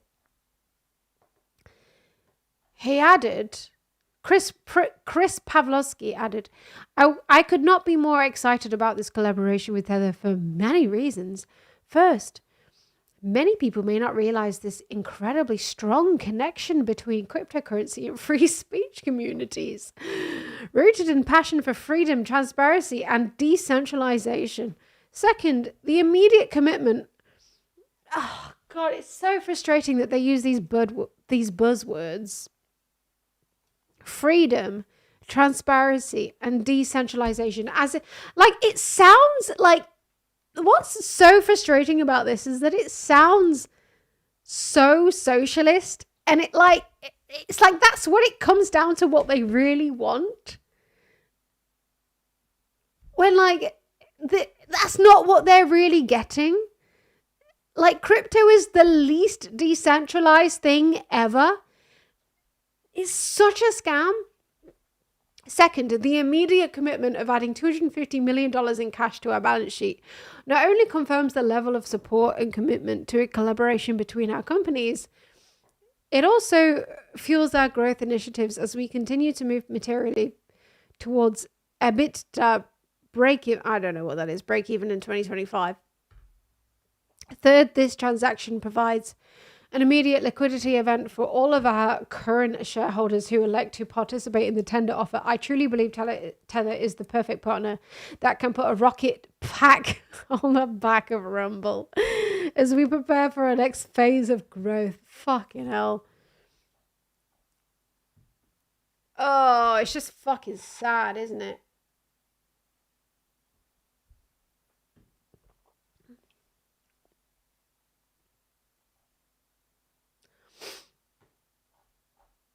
Anyway, the crypto ecosystem continues to be bullshit.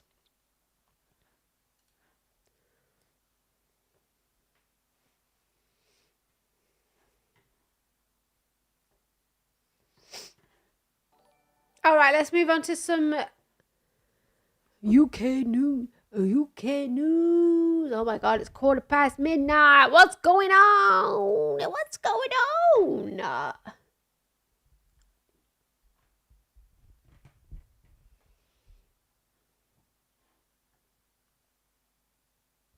What should we sample? What did we have last time? Oh, we had Hawk 2. Get up! Get up! Get up! Get up!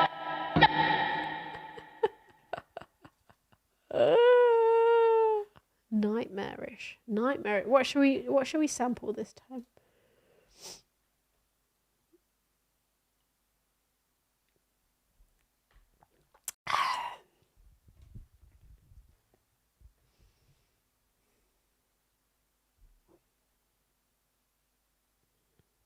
Waiting for suggestions. Waiting for good suggestions from chat.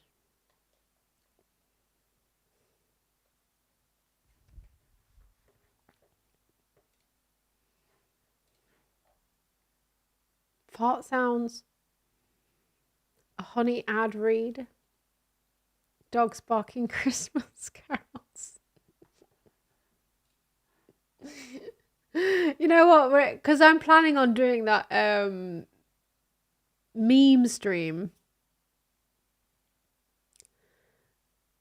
I think it might have been you who suggested the dog. What is it? The dogs barking Christmas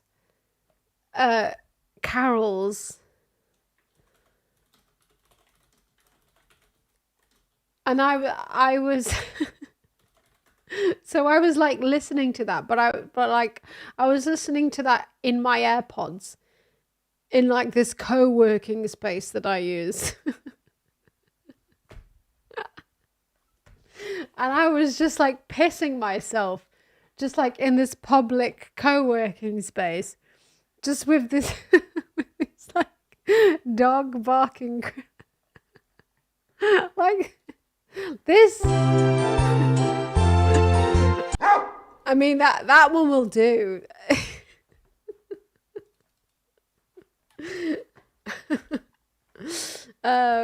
Okay, all right, let's download it. Let's see how it sounds.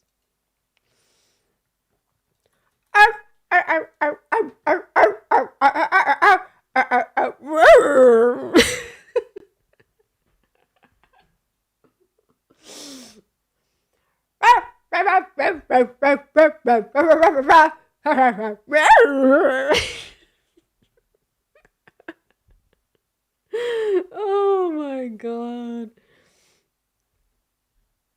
I think someone posted something in the Discord that would make downloading MP3s from YouTube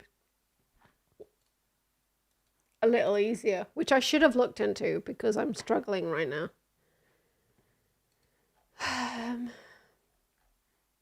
Oh, what's this on the Discord? You mentioned being addicted to apps, dating apps. What's this? Hang on. Let me show this.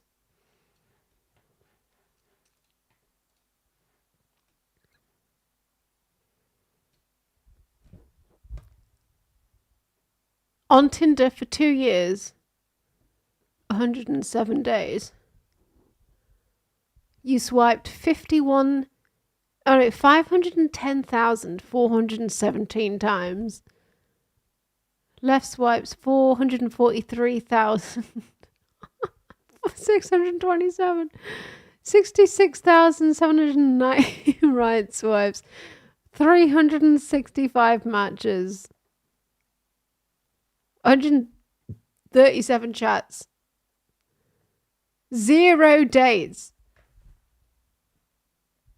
Kianel.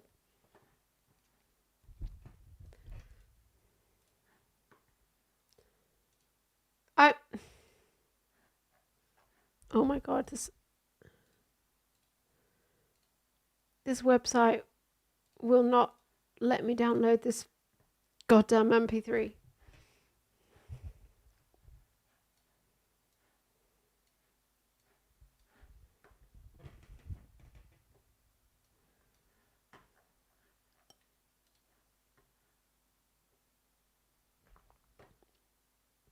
Oh, you clipped my Disney. You clipped my Disney. Disney. Oh, for fuck's sake.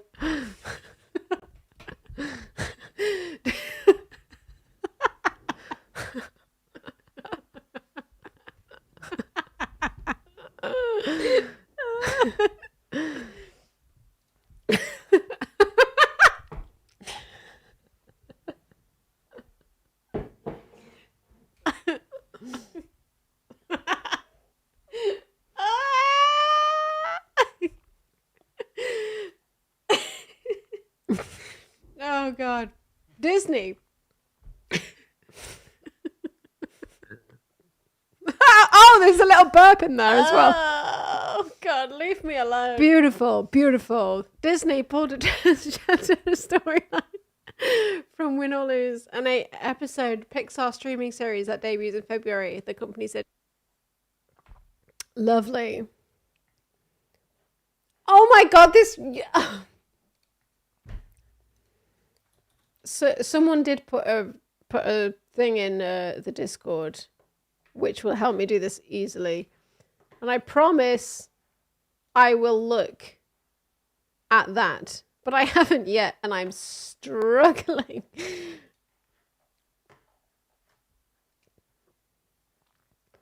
Oh, you posted a GitHub link. Oh, I don't know how to use GitHub. Oh no. Oh no, you're making me code? I'm going to have to spend longer looking at this. I can't code.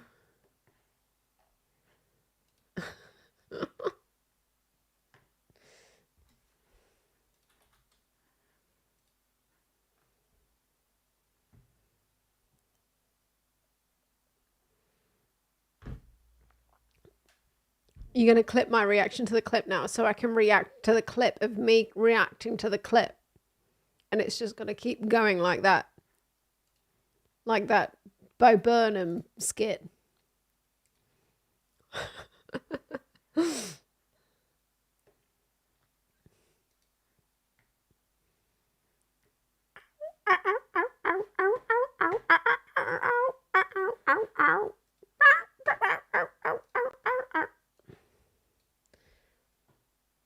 All right, all right.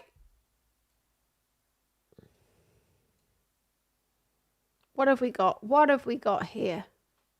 I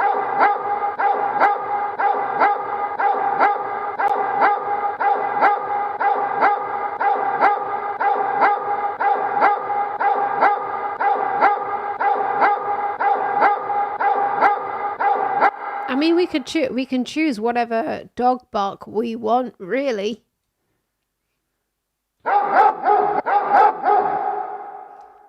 Or what about one down here?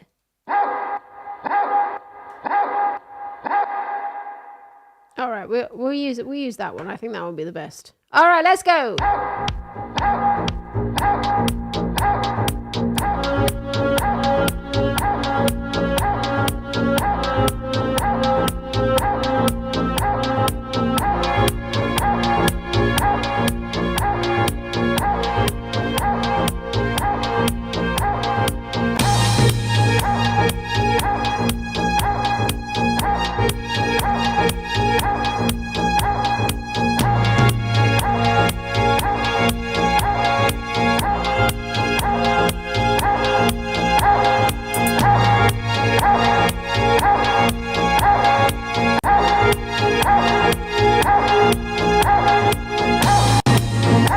We can do this because Brooklyn has abandoned us for the stream, so he won't be offended if we have dog barks.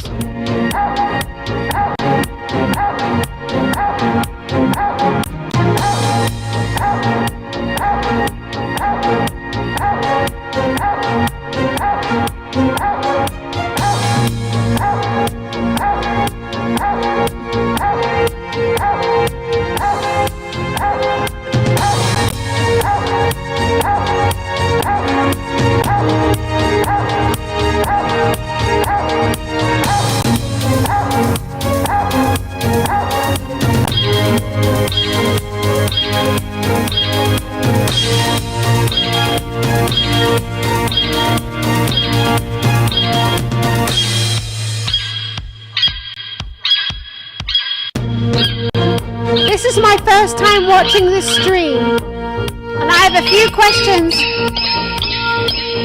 and all of them are what the fuck.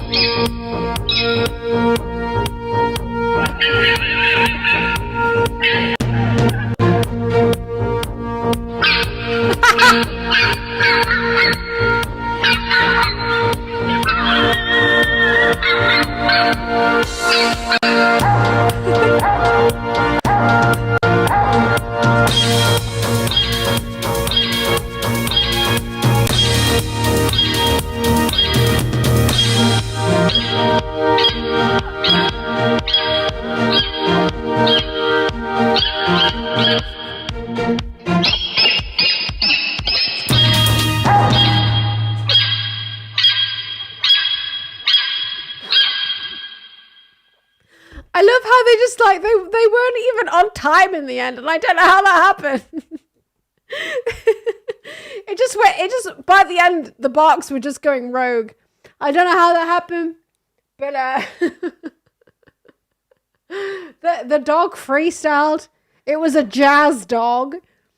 I don't know.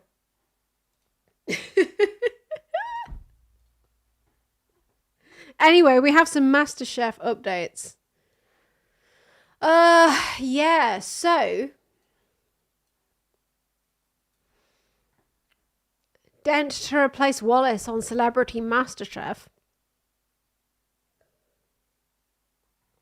Yeah, Grace Dent. I'm not entirely sure who she is. Food critic Grace. She's a food critic? Okay. Food critic Grace Dent is to host the next series of Celebrity MasterChef after Greg Wallace stepped back from presenting the show after allegations against him. Author and podcaster Dent has appeared regularly as a guest on MasterChef, and last year was a contestant on MasterChef Battle of the Critics. In a statement, Dent said hosting the show was more than a dream to me, and she felt very lucky to be taking the reins. John Turode, who will remain on the show and host alongside Dent, said he has loved working with her over the years, describing her as an excellent guest and inspiring critic. I think that's all we need to know about that, really. Well, I mean, great. Good luck to them. To be honest, I've never really been much of a watcher of MasterChef. I don't know. We need a vegan MasterChef. Master Vegan. Then I'll be all over that shit. I'll be all over that woke shit.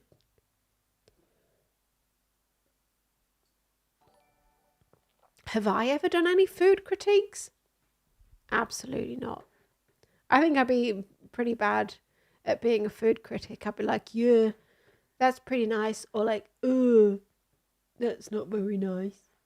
And then that would be it, really.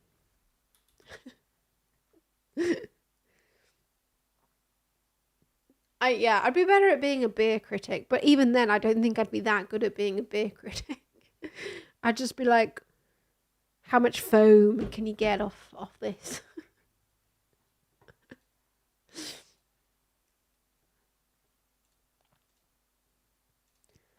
All right, another bit of UK news.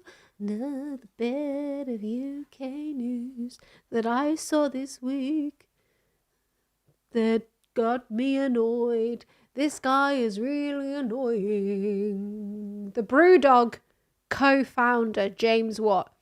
This is the most fucking shitty guy ever. If anything makes you not want to buy a brand for moral reasons, it's this guy. As a beer lover, I mean, I like some BrewDog beers. I do. But I do not want to buy any BrewDog beers. Why? Because of this fucking guy and various shenanigans that the BrewDog company have got up to over the years.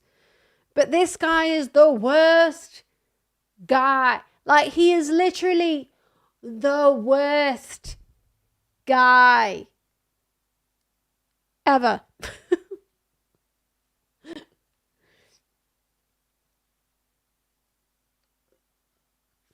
When is the honey stuff? I'll probably do it after the UK stuff.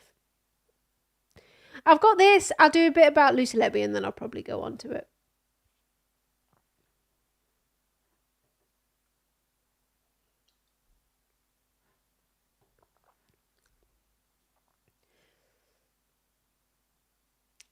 BrewDog co-founder may delay marriage to max out tax relief. James Watt's investment in I'm a Celebrity winner Georgia Toffolo's raw dog food venture needs 3 years as unconnected person under HMRC rules. James Watt, the multimillionaire of co-founder of punk brewer BrewDog, has said he is considering delaying his marriage to reality TV star girlfriend Georgia Toffolo after 3 years. I mean, if you know anything about, I think, was she on like Made in Chelsea or something? She's like one of the most annoying Tory reality TV personalities in Britain. Like, she's like the epitome of annoying posh woman. That's who he's engaged to. To avoid missing out on tax relief for investing in her raw dog food business. So she got famous on, Made in Chelsea. And also I'm a Celebrity, Get Out of Here in 2017. She's just a very annoying posh woman, basically. The controversial entrepreneur who built his brewing empire on a reputation for challenging the ethics of big business has delivered his second anti-tax message in 2 months. In a post on the professional social networking site LinkedIn, he told followers that his tax advisor had dropped a bombshell on him that threatens to cast a pall over the pair's engagement, which Toffolo announced on Instagram earlier this year. He said the tax advice on a planned investment into Toffolo's raw dog food business had plunged him into a quandary over which should take a priority, a commitment to love each other in sickness and in health, for richer or poorer, or tax relief. If I marry Georgia within 3 years of investing, I become a connected person under HMRC rules, and I lose the enterprise investment scheme tax relief, he said. He asked followers to vote on 2 options, whether love always wins, take the tax relief hit, or true love can wait 3 years and secure the tax relief. So this is his reality TV girlfriend, Made in Chelsea girlfriend. Watt said he was making an investment in Wildpack, a dog food business started by Toffolo, who made her name on the reality TV show Made in Chelsea before winning I'm a Celebrity. It is unclear how serious Watt, known for publicity stunts such as throwing taxidermy cats out of a helicopter above the city of... I didn't know about that. Above the city of London, was about his romantic dilemma. Watt's squeamish approach to tax comes 2 months after he lashed out at Labour over reports that the Chancellor, Rachel Reeves, intended to raise capital gains tax and reclassify debt to allow more spending on public services. Reeves went ahead with both measures, despite a warning from Watt that entrepreneurs would flee the country. The Scottish brewing tycoon appears to have remained in the UK despite the measures, as they all do, because it's always just a fucking threat. Although a photograph accompanying his LinkedIn post appeared to show the couple on a sun-kissed beach. Watt, who could make a significant taxable profit if BrewDog goes ahead with the plans to float on the stock market, said at the time the increasing CGT would destroy entrepreneurial spirit in the UK. Yeah, whatever, fucking dick. Most of the brilliant business minds I know will simply leave the UK to build businesses and create jobs elsewhere. No, they won't, he said. Increasing capital gains tax will do far more to damage our economy than any gains we may experience from increasing this tax. Watt's latest gripe about tax relates to the enterprise investment scheme, which supports startup companies by offering tax relief to investors who buy shares in them. Investors can get 30% income tax relief on their investment up to a maximum of £2 million. In May, Watts said he was stepping down after 17 years at the helm of the Scottish brewer and bar chain. He retains a 21% stake as the title of captain and co-founder. I fucking hate that as well. He fucking calls himself the captain. The fucking captain of BrewDog. Like, fucking get over yourself. You're not a fucking pirate. Watt and Toffolo were spotted at Nigel Farage's 60th birthday celebrations earlier this year, prompting a backlash from some of BrewDog's army of equity punks who crowdfunded the company to its early success. It's really not surprising that he's friends with Nigel Farage. Really, is it? What is this cat thing? Why was he throwing cats out of a helicopter? Oh, I hate him and his scarf and his flat cap. I just hate him. The Scot, who comes from a successful East Coast fishing family, threw taxidermy cats out of a helicopter above the City of London, a clunky reference to the financial district's fat cats. Oh! Why is he the worst person ever? Why? He and Dickie displayed their contempt for the corporate suits of the beer world by filming themselves blowing up cans of Heineken. No, not live cats, taxidermy cats, thank God. The strategy, I mean, still, you've got the skin of real cats there. That's a little bit disturbing. The strategy worked to charm. From a tiny startup operating out of Dickie's mum's garage, the pair created what is now the 7th biggest UK beer brand. Through hard graft and canny marketing, they also helped spur interest in a wider variety of cycles, such as IPAs and stouts, to the benefit of the wider craft beer revolution. Yet, as the company has grown from a standing start in 2006 to revenues of $321 million in 2022, Watt struggled to ride the tiger of publicity.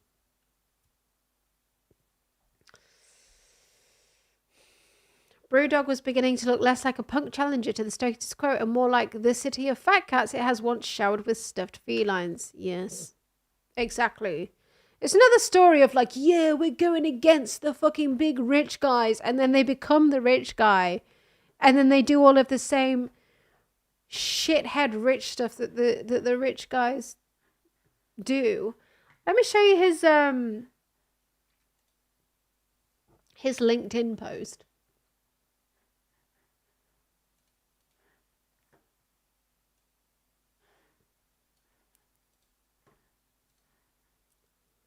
This was his LinkedIn post. Should I delay marrying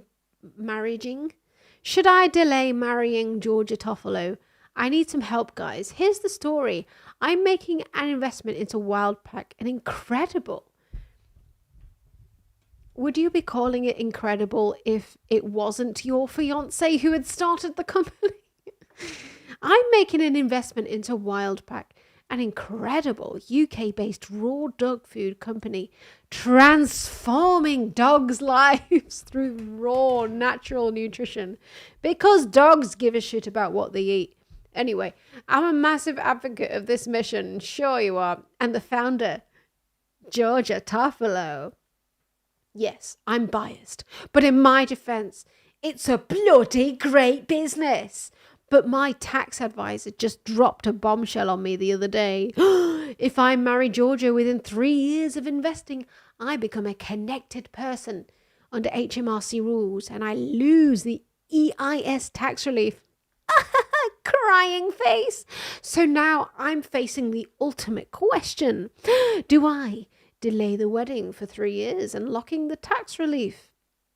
Or forgo the tax break and marry Georgia in 2025? What would you do? A, love always wins, take the tax relief hit. Or B, true love can wait for 3 years, secure the tax relief. Drop your votes in the comments. And if anyone knows about a loophole, option C. I am all ears. We have come far from dropping taxidermied cats onto the fat cats of London, haven't we? We've come a long way, haven't we? Jesus fucking Christ. So yeah. This is why I try and avoid buying BrewDog beer nowadays. They are everywhere though, so it can be a little bit difficult. But if I can avoid buying this cunt's beer, then I do.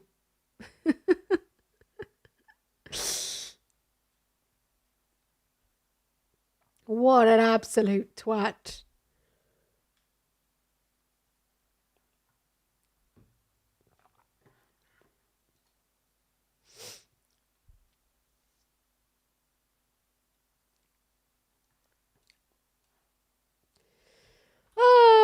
Anyway, just a little quickie about the Lucy Letby case. Just a little quickie about the Lucy Letby case. The way I gasped, all right, when I heard this update. The way I gasped when I heard about this. This whole story is so hard to, like, I can't explain why this is so shocking in such a small amount of time without knowing the full context of the case, but believe me, this is incredibly shocking. I'll play it and then I'll attempt to explain. I've only read one of the reports in full, and that is the report on baby O. I should qualify this. So, baby O, Lucy Letby is in jail for life for murdering 7 babies, attempting to murder 7 others. One of the babies, her new appeal lawyer has looked into the medical records, and he's got new medical experts to look into the medical records of these babies, to look into the medical records, what they had on record before these babies died. One of these babies, it has come to light that one of the consultant doctors who aggressively accused her of killing babies. Essentially, this new doctor right here, Dr. Richard Taylor, he is saying that actually the consultant doctor that accused her and continually accused her for months and months and months until he managed to get the case to the police. One of those doctors is actually culpable for the death of that baby that she is now accused of murdering and convicted of murdering. I've only read one of the reports in full, and that is the report on baby O. I should qualify this by saying that I have not seen the medical records myself, but I have read the full report. And to summarize the medical evidence, baby O was doing reasonably well.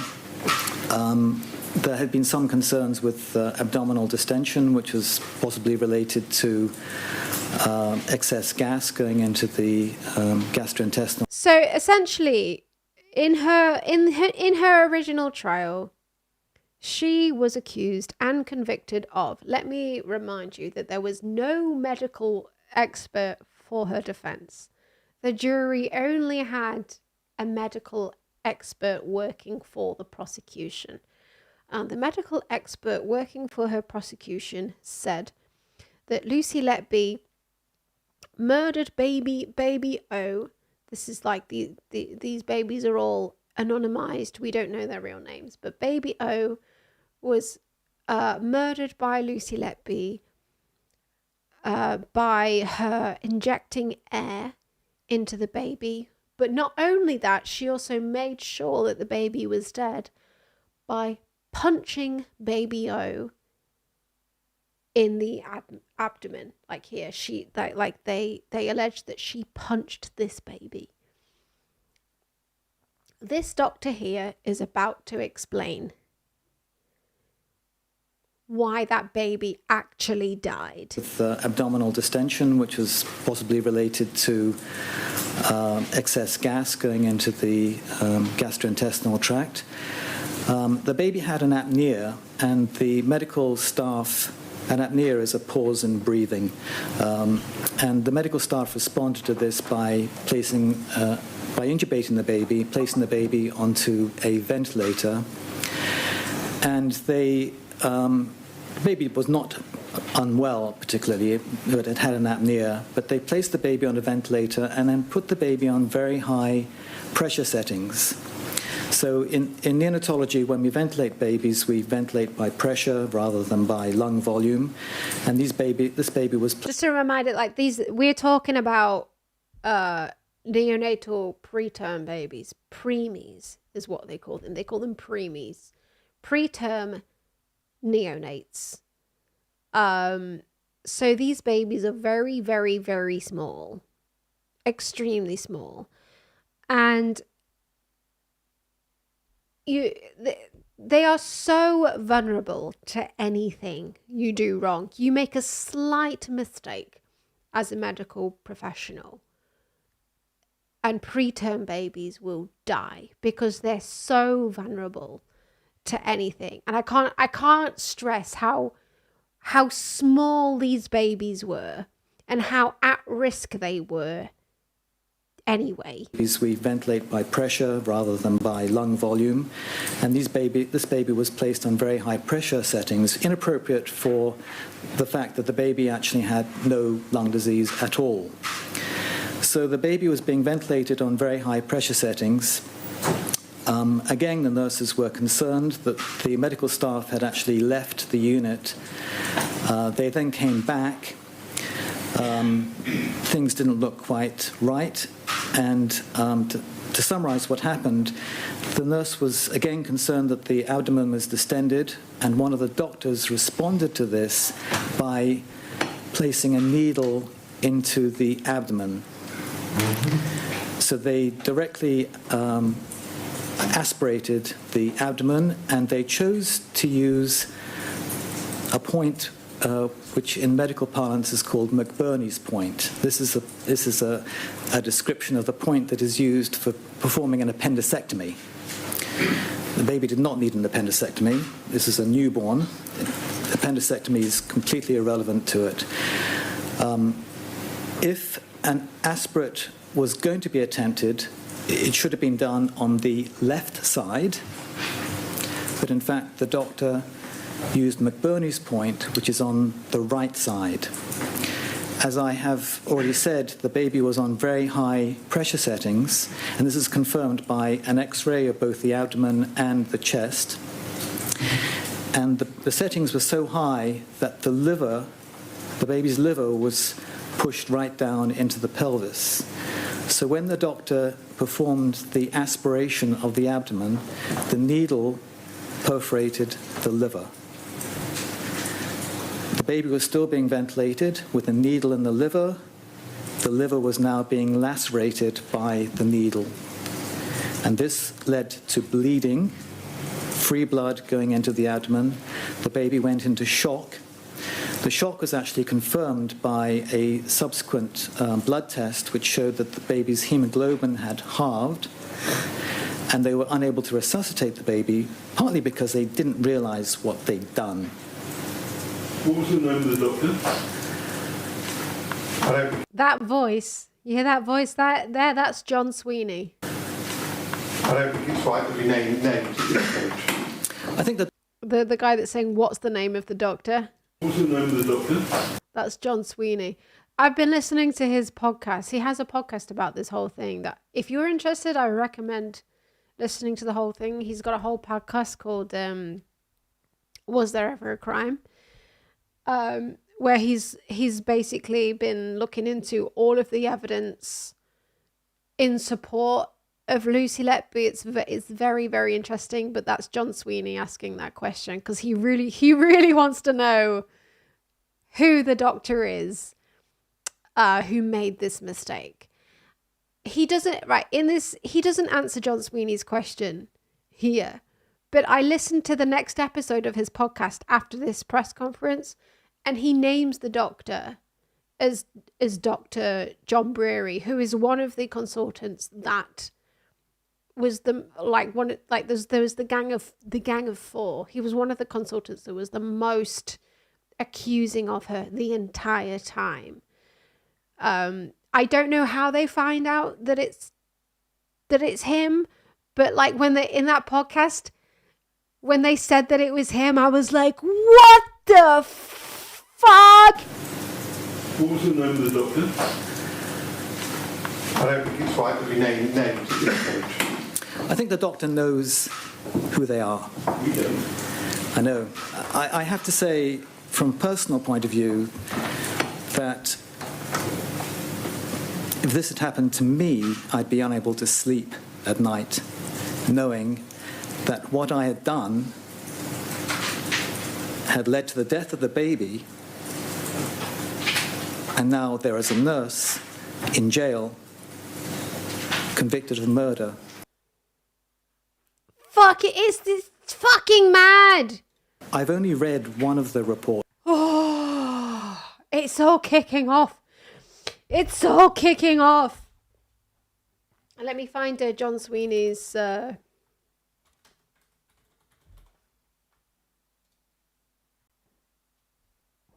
Twitter. So yeah, John Sweeney, he's done this whole podcast. I recommend listening to this podcast. But yeah, he's been he's also spent a lot of his career looking into Putin and someone's done an AI, like he famously like confronted him and someone's done an AI.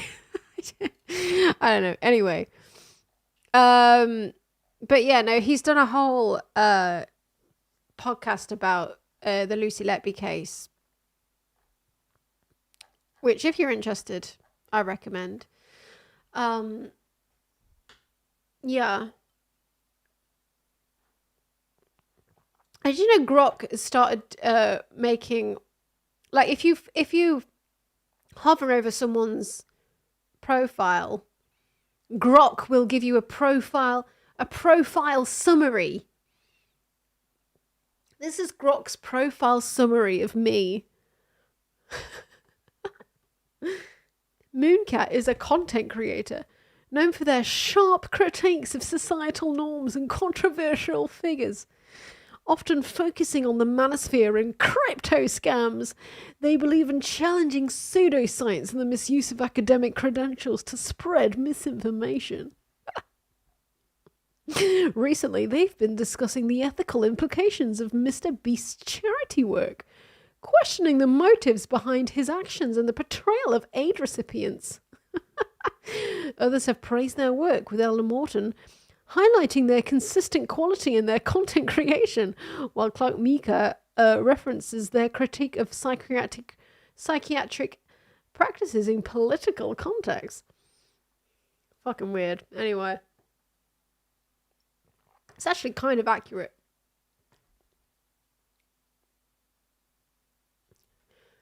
Grok running a puff piece on me. Yeah.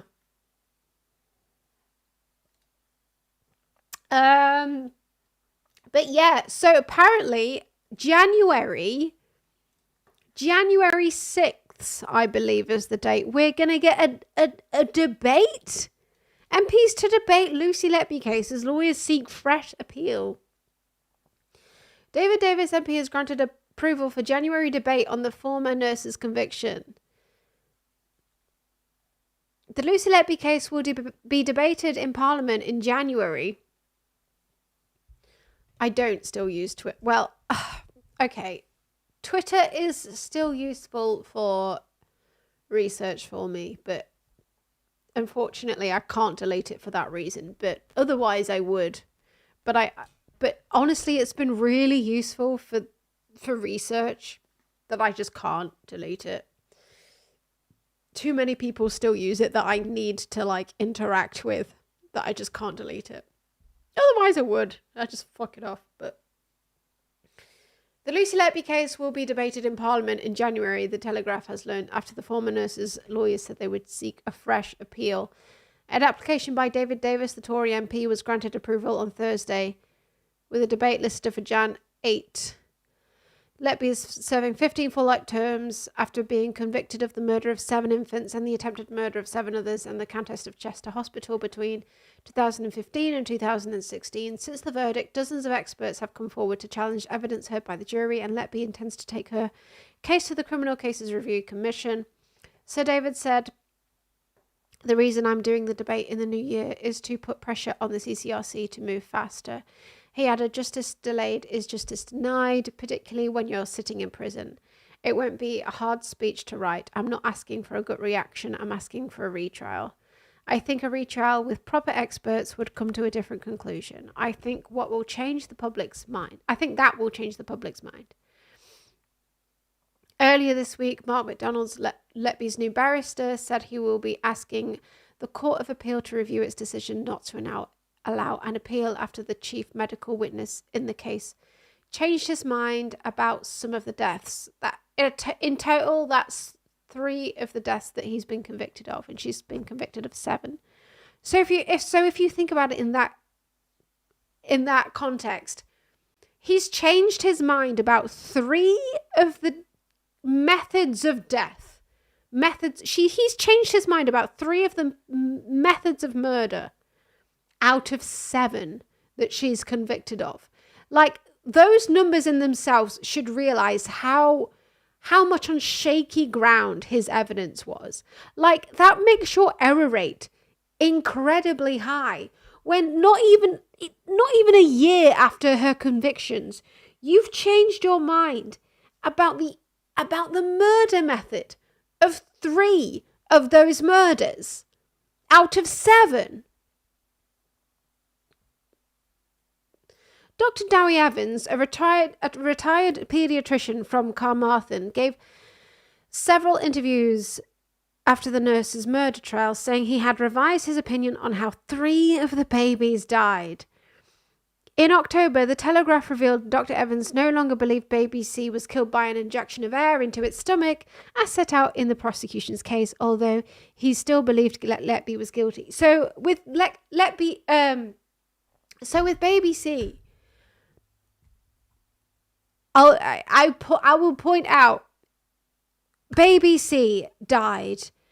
Baby C had an X-ray that showed a little bubble of air in its gut. And Letby was convicted of murdering baby C by injecting air into baby C's gut, because there was an X-ray that showed a little bubble of air in baby C's gut. It came out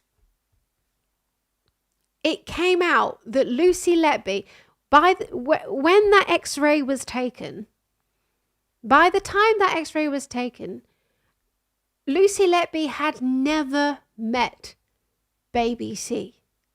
She had never met baby C. Therefore, it was impossible for her to have injected air into baby C. Impossible. So how did Dowie Evans respond to learning that Letby had never met baby C? He basically said, well, she was on shift when baby C died. Even though she'd never met baby C, she was on shift when he died. Therefore, she murdered baby C. Somehow, even though the air injection was impossible, because by the time the X-ray was taken, she'd never met him, that doesn't matter anymore. Dowie Evans still believes that she murdered that baby, even though she'd never met that baby when that X-ray was taken. This is how fucked this entire trial is. It's falling apart. It's turning to dust. Since the trial, the newspaper has revealed that the door swipe data used to place various doctors and nurses at the scene of baby collapses and deaths was flawed. Further, the jury was not told about several internal and external reviews carried out by the Countess of Chester, public bodies, outside medical experts and pathologists that failed to find evidence of foul play. Nor did jurors hear that the neonatal unit had suffered an outbreak of the deadly bug Pseudomonas and had been criticised as crowded and understaffed, with consultants making only 2 ward rounds per week. They were meant to be making 2 ward rounds per day. They were making 2 ward rounds per week. And because the consultants were making so few ward rounds, they'd never met baby C and they never realised how ill baby C was. At a press conference on Monday, Mr. MacDonald said that 2 neonatal experts had reviewed the cases of 2 babies, baby O and baby C, and found no evidence of deliberate harm. He told reporters that he had fresh evidence that cast significant doubt on the conviction. The prosecution said Letby was convicted on a multitude of evidence from specialists and that the defence could have called rebuttal witnesses but chose not to. Cheshire Constabulary is continuing inquiries into Letby and interviewed her at HMB Bronzefield earlier this month. Mr. MacDonald insisted that his client maintains her innocence and said he has dozens of experts ready to give evidence on her behalf. So while all this is going on, the inquiry that's being funded by the taxpayer that believes that she is guilty and is trying to work out how she managed to do it for so long without being caught, that's going on entirely separate from this whole appeal process, which is going, actually, she's innocent. So the inquiry that believes that she's guilty is interviewing her in prison because they think that she killed even more babies than what she got convicted for in court. So this is the interview at HMB Bronzefield that she's agreed to. So she's been questioned over alleged murders of more babies, when most people at this point are convinced that she didn't even kill the first ones that she's been convicted of. And so it's like there's two storylines going on at the same time. There's one storyline going on where she's got an appeal and she's got, like, last I heard, there's 100 medical experts who are willing to come to her defense and say she's not guilty. On the other hand, there's an inquiry going on that are trying to figure out whether she killed even more babies than what she was convicted of killing in court originally. I'm going insane trying to follow this story.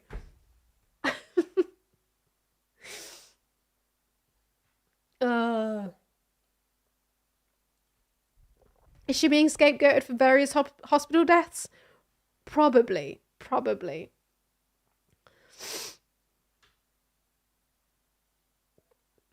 Sounds like they're trying to bury how bad the hospitals are doing babies. That's exactly what they're doing. They're trying. Well, the NHS has been notoriously underfunded for over a decade, and that's ended up with various neonatal wards being underfunded, and therefore babies dying in those neonatal wards because neonates are vulnerable to dying anyway. And when you have an underfunded neonatal ward, more of those babies are going to die. That's just what's going to happen. And when you start struggling, I mean, perhaps as a consultant doctor, maybe instead of admitting that maybe you haven't managed your neonatal ward very well, what might be an easier thing to do is blame one of your nurses for the spike in deaths, rather than the very clear issues on your ward, which many people pointed out. Many people were pointing out the issue on that ward. It was one of the worst, one of the most badly run NHS wards in the UK. One of the worst. It's one of the oldest as well. It was built in the 70s. The babies the incubators were too close together by modern standards. When we build neonatal wards now, we make sure that the babies are placed further apart because we realise that infections can be airborne now, more than we realised in the 70s. So now when we build neonatal wards, we make sure that the babies are a little bit further apart. We didn't realise that in the 70s. In the Countess of Chester, where she was working, it was built in the 70s, so the babies are a little bit too close together. And the jury didn't hear this at the trial, but there was a recorded outbreak of this bacteria called Pseudomonas, which we know can kill not only neonatal babies, but it's been known to kill people before, like actual adult human beings with fully developed immune systems. It can kill adults with fully developed immune systems, not just very vulnerable neonates with underdeveloped immune systems. But the jury never heard about that. They never heard about this bacteria outbreak in that ward. They didn't hear about a hell of a lot of stuff because it seems like this entire trial was sort of set up to scapegoat one woman, to blame her for a lot of deaths which are actually the fault of NHS negligence as a result of, general underfunding. But that's the thing, like people generally, they tend to not realise that issues can be systemic sometimes. You see this a lot in politics in general. People tend to attribute bad things that happen to human autonomy and human actions, i.e. evil people, rather than it being an issue caused by the system. Because I think people tend to attribute actions to, simpler causes. Like, people find it easier to understand that like one evil person could cause a load of awful things to happen, rather than it being a system that in many different nuanced ways could cause those things to happen. I think that's what it comes down to, really, and a very, very flawed trial. And I think there's many flaws in our justice system as well. I think there are a lot of downsides of having an adversarial justice system rather than an inquisitorial one. That's a whole other rabbit hole to go down. But adversarial justice systems, to give you a bit of a crash course, adversarial justice systems, they sort of have one side which is, obviously the prosecution, and one side which is the defense. And what both sides are doing is giving the jury a narrative, and that tends to be an extreme narrative on either side. Like, this person is really, really innocent, completely innocent because this. And then you have this other side, the prosecution side, which is saying, no, this person is extremely guilty because this, and this, and this. And in most cases, the truth is somewhere down the middle of those two competing narratives. In an inquisitorial system, you don't have that. You have judges which are more like, there's many problems with the inquisitorial system as well.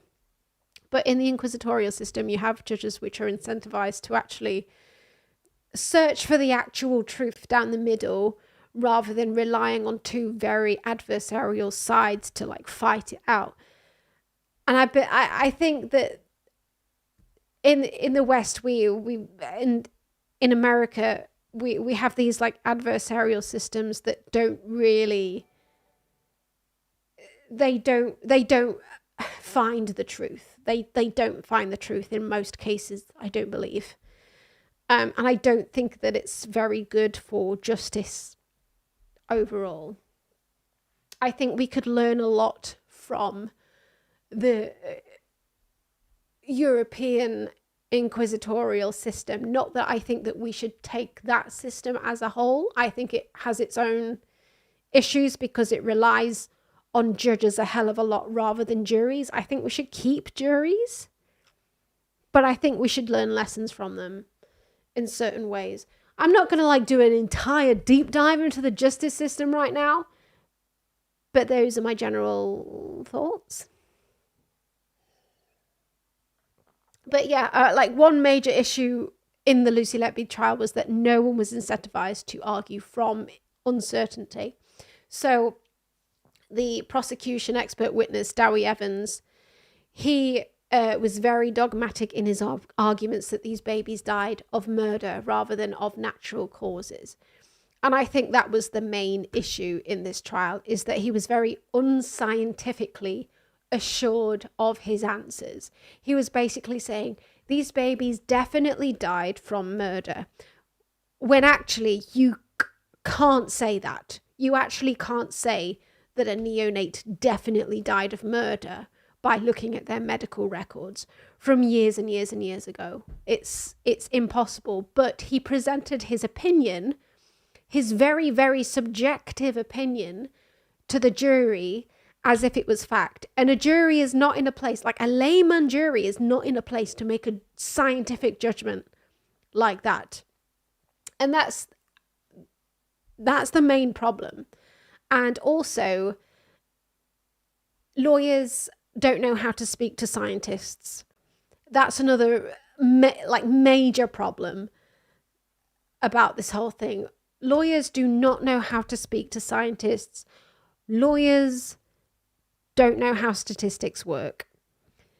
They don't know how to talk to each other. And I think that's another major, major problem that's been uncovered by all of this. They don't know how, lawyers don't know how scientists work. And to an extent, scientists don't know how lawyers work either. They don't know how to, they don't know how to communicate with each other.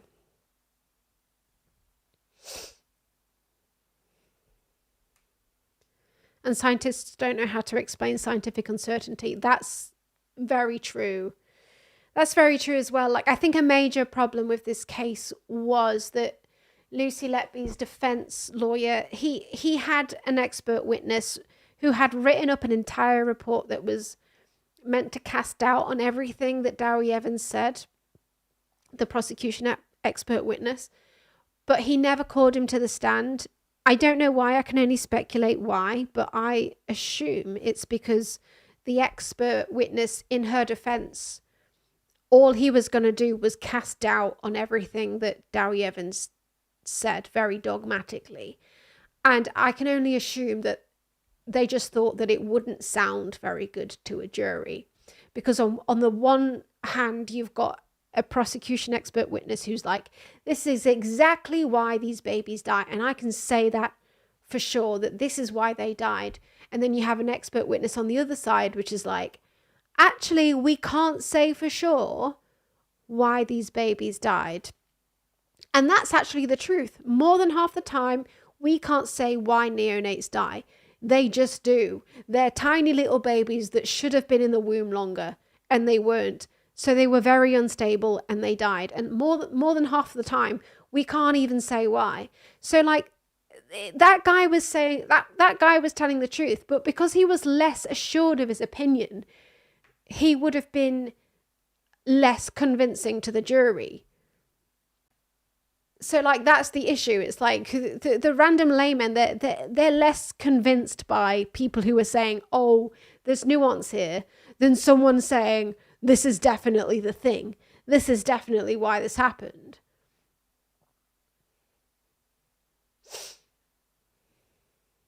There's also public who are very confident in prosecution forensics. Forensic scientists who are overly confident in their own skills, bite mark evidence. Yeah,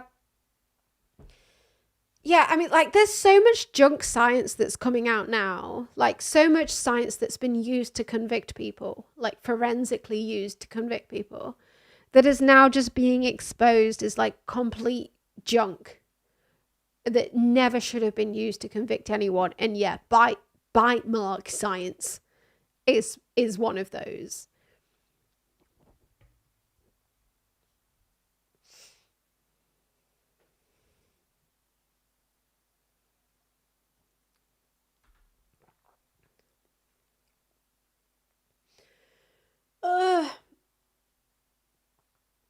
But yeah, if this happened in America, for sure, she would have been sentenced to death, and she would probably be on death row already. Like, people have been put to death in America based on what was probably definitely junk science evidence. Because it sounds so convincing to a jury when you have a scientist who's like, oh yeah, I've got a PhD and I think this. It's like, it's just one guy. It's just one guy or one lady. But like, as a prosecution, all you need to do is find one expert that says that they agree with you. And then you can bring them up to the stand and you can make them sound so authoritative and so correct.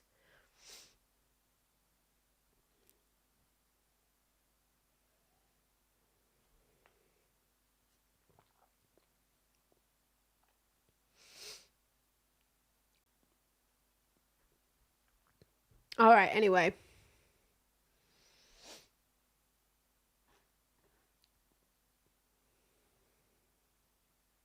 Death row appeals have also been shut down because courts do not want to look at exonerating scientific evidence. Yeah.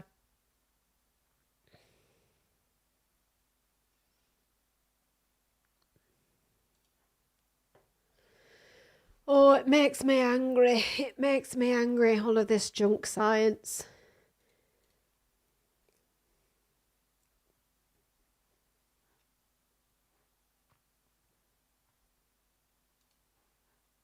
Andrew.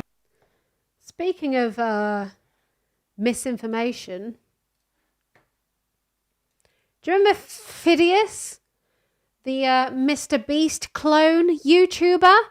Well, he's been elected to the EU Parliament, in case you didn't know, and he's getting kind of chummy with Andrew Tate, so that's fun. Andrew Tate. Do you know him? What do you know about this guy? Thank you for asking this question. Actually, I am flying to Romania this weekend to go to Andrew Which country? He's from Cyprus. He's a Cypriot. Tate. He's a very controversial guy. He has some arrest stuff and a lot of stuff that I don't like about his past.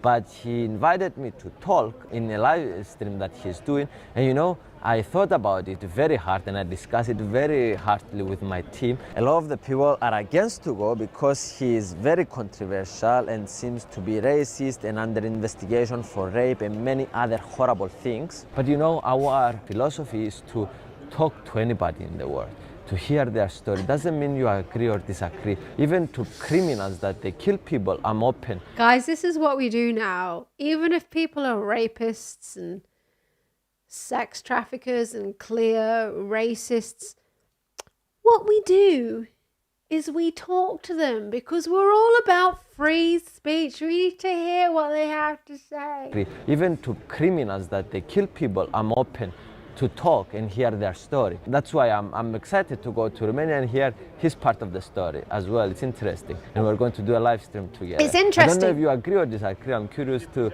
hear your thoughts, guys, as well. Let me know what you think in the comments below. I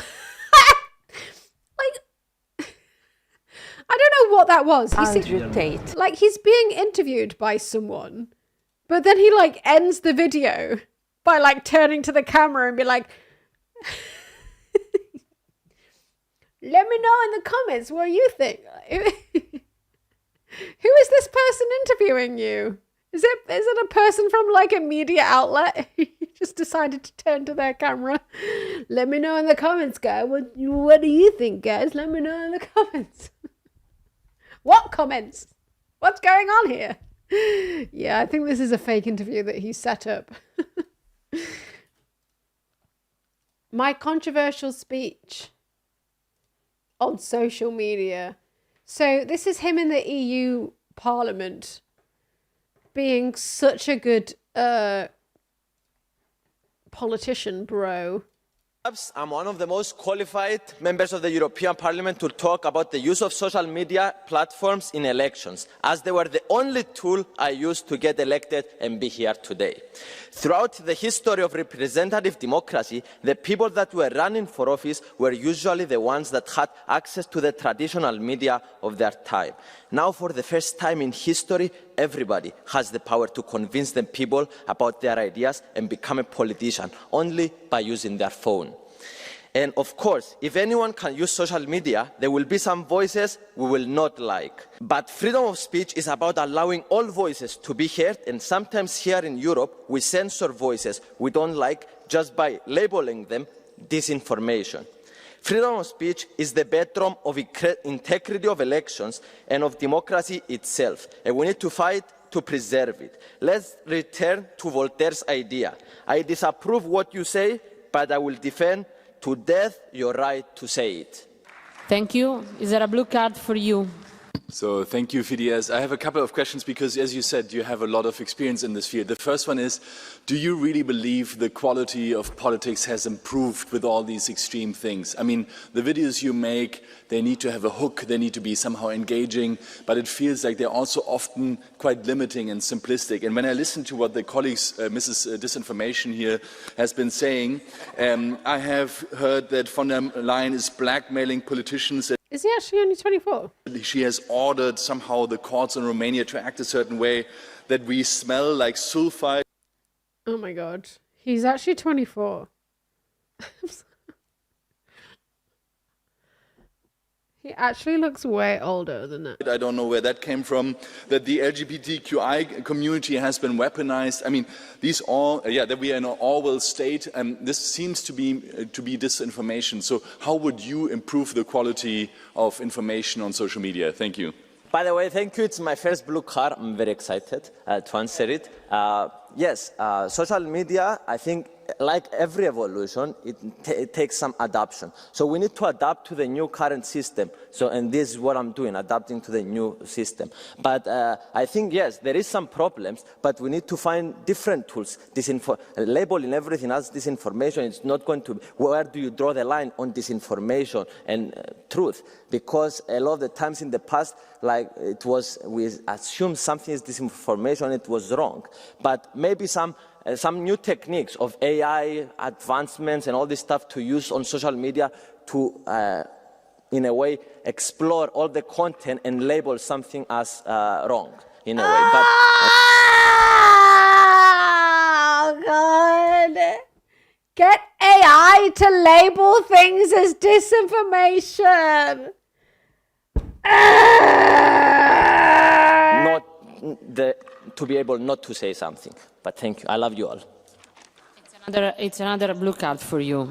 So you didn't get a blue card until now, and now you get two at the same time. So because it's about social media, and you very well, I think you do it well. You know, you convince people, and nothing is wrong about that.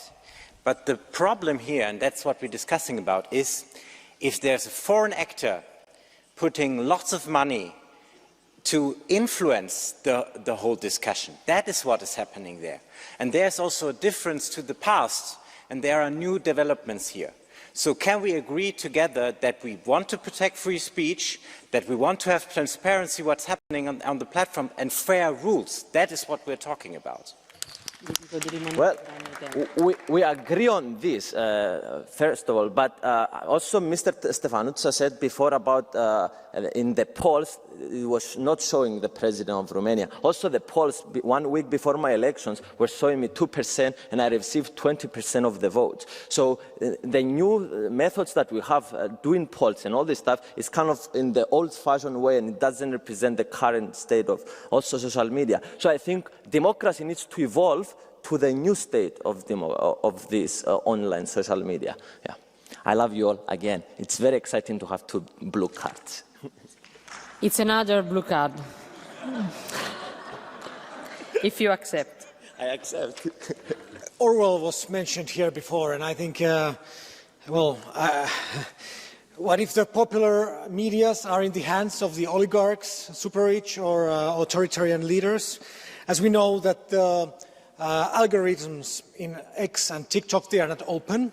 So do you think that these algorithms should be open, that everybody can know if they are brainwashed or not? Because we know that X, TikTok, maybe some others are brainwashing us. Again, so I think you are making a mistake because X has a part of the algorithm open source, is open source, so you can see what is the keyword there. A part of their algorithm is it's not all open source. Actually happen. And I think they're still very much in control of how much they want to make their algorithm open source. This is what social media need to look like, because we need to understand how the algorithm is working. They need to be transparent on how the algorithm is working. So we, the citizens and everyone, or the coders would tell us if something was misused. So we will know. So having transparency over the coding, I think is very important, and I agree with you. But some of the platforms are doing that already, and we need to encourage them to do more. I love you all again. So yeah. Fidias in the EU Parliament.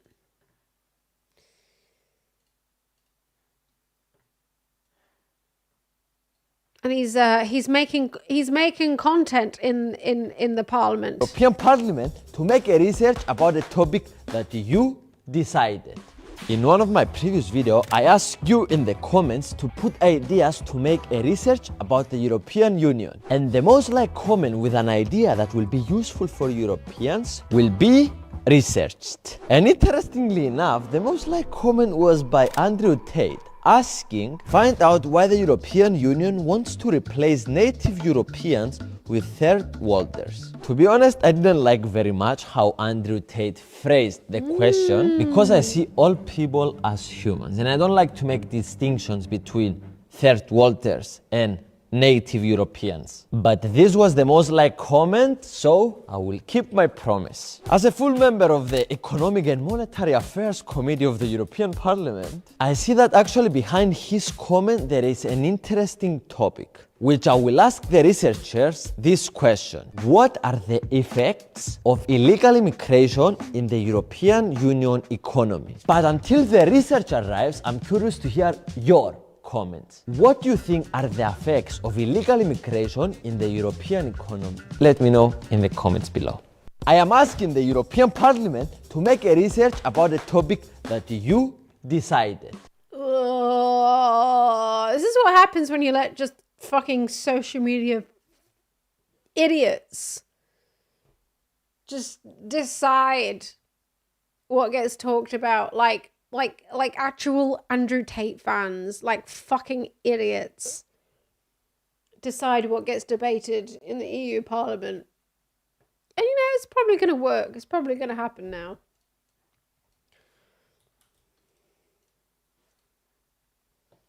Oh yeah, and he's going to go on Andrew Tate's podcast as well. The EU Parliament member Fidias is worried about the backlash he could get for doing a podcast with Andrew Tate, mainly because of his human trafficking charges. But now that his case got dismissed, even the mainstream media can't help but accept the truth.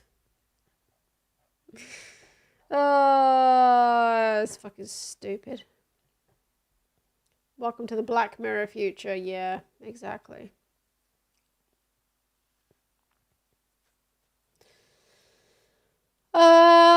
Right. Where are we now? Let's have a look.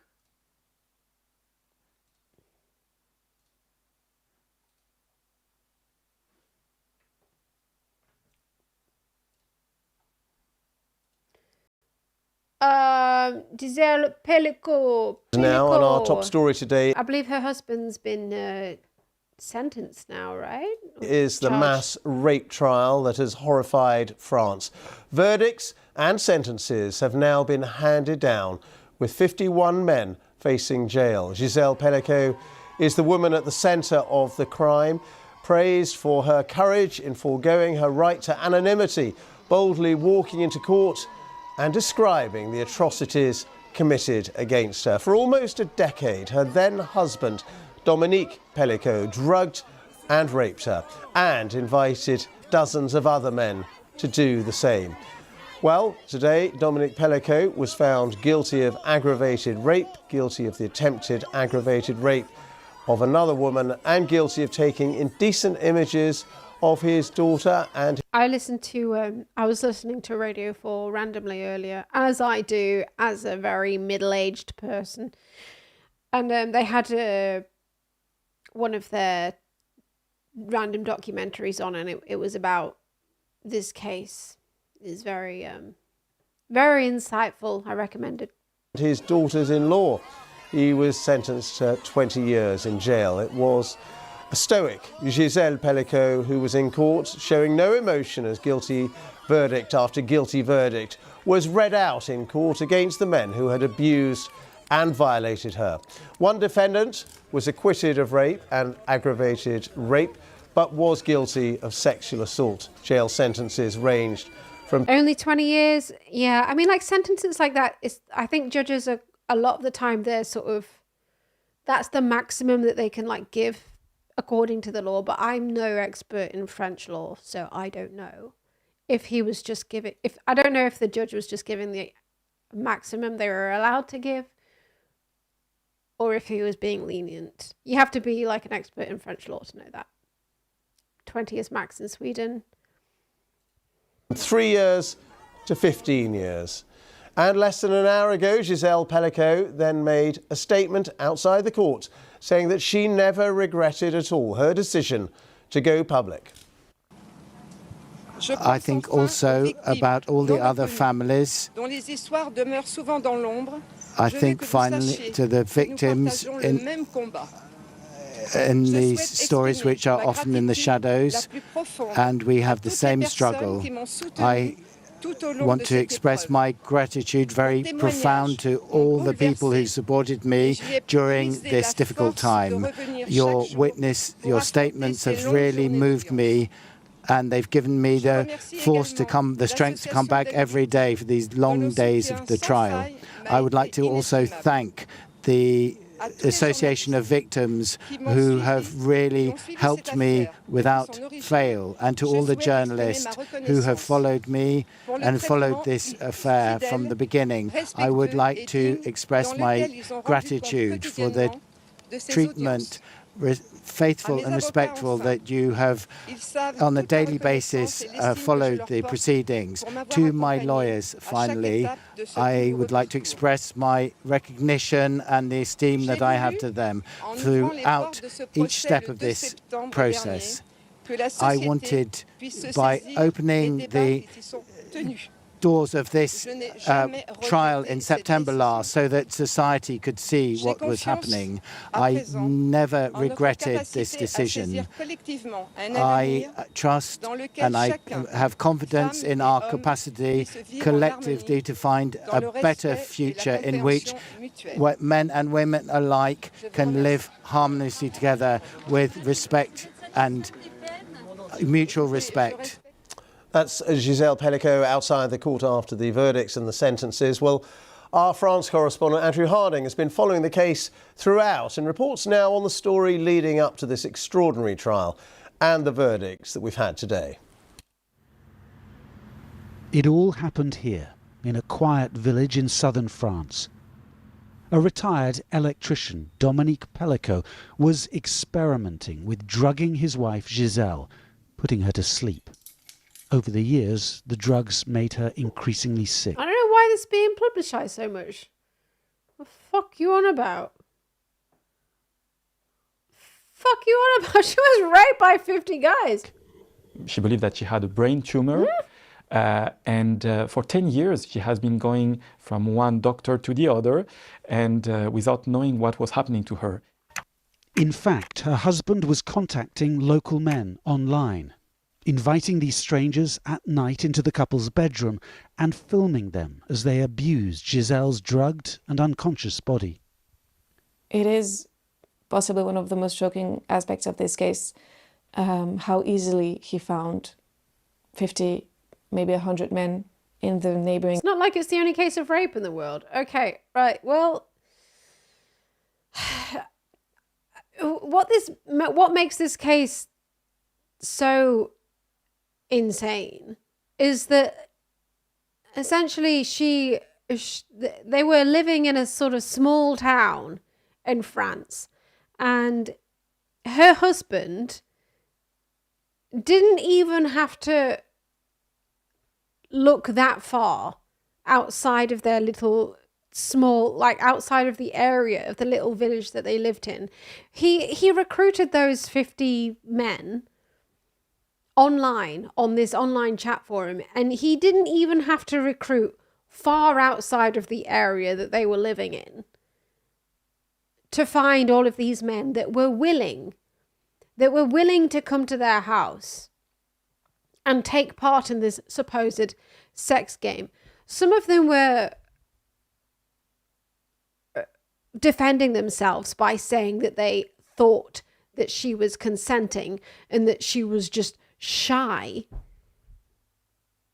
Which, even if you genuinely thought that, you still shouldn't have gone ahead without enthusiastic consent. That's still rape, even if you thought that, and you should still be charged. But it's the fact that he didn't have to look that far to find that many men who were willing to go ahead with such a thing. It was clearly so easy for her husband to find so many men who were up for this. Even if they thought in some fucked up way that she was in on the whole sex game, that doesn't make it okay, because they didn't ask her and they believed her husband's word over her. That is the issue.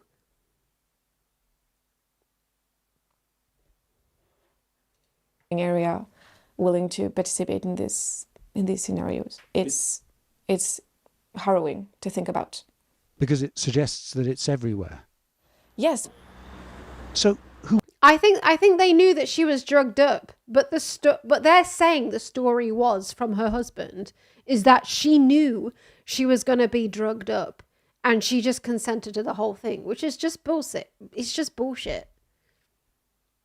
Even if you thought that, you shouldn't go ahead with it. You shouldn't be on the website in the first place. You shouldn't get in a conversation with the husband in the first place. You shouldn't turn up to the house in the first place. You shouldn't go ahead with all of these steps. To go ahead with all of these steps and then to go through with the thing and then be like, oh, well, I thought that she was consenting. To give that as a defense is pretty fucking weak, really, isn't it? Who were these local men? We've seen them in masks outside the court. The French police eventually identified 50 of them and put them on trial alongside Dominique Pelicot. One man has just agreed to meet me anonymously, his daughter speaking here on his behalf, arguing that her father thought the couple had both consented. He did not understand how this could have happened. He was tricked by Dominique Pelicot. But your father admits that he raped her. He raped Gisele Pelicot. Sans l'intention? Yes, but not intentionally. Maybe he should be punished. He should have realized. But 10 years is too much. It's unfair. But in court, Dominique Pelicot said the others were as guilty as him. I'm a rapist. Like the others in this. If you don't have... Oh, it's so annoying. If you don't have explicit consent from the person that you're having sex with, you're raping them. If you don't have explicit, enthusiastic consent from the person that you're having sex with, this is assault. I don't fucking care. Like, there's no other fucking way to explain it. It's not like, oh, I didn't know I was raping them. No, there should be no grey area there. They knew everything. And then, crucially, came the grotesque videos filmed by Dominique Pelicot, hard evidence that is so rare in rape trials. In the video, you can hear Gisele Pelicot snoring, so it's absolutely obvious that she is sleeping. And for the defendants, it's very complicated for them to defend themselves and to pretend, well, I didn't rape her with this kind of proof. Over the course of this trial, Gisele Pelicot has in some ways eclipsed the accused, an inspiration to so many women. It doesn't take, a lawyer, it doesn't take a minister, it doesn't take a government official to make an impact for women's rights. It just takes a woman with guts. Gisele Pelicot could have remained anonymous. Instead, she embraced a public role, the victim who refused to feel shame. Andrew Harding, BBC News, Avignon. Incredibly brave, honestly. Gisele Pelicot held her head high as she walked into court to face the men that abused her for the last time. The 72-year-old grandmother from a small town in France has become a global symbol of defiance. Her now ex-husband and his accomplices, a symbol of depravity that has set France alight. Earlier, we saw two of them loitering around the corner from the courthouse, having a last cigarette. Vous attendez à quoi comme résultat? On sait rien du tout. Même les avocats, ils savent pas. Et vous êtes prêts là, ce soir, à aller en prison éventuellement? Si on n'a pas le choix. They laugh and say it's not up to us. We later saw them meeting up with others before walking in. Are you sorry for what you did? Are you sorry?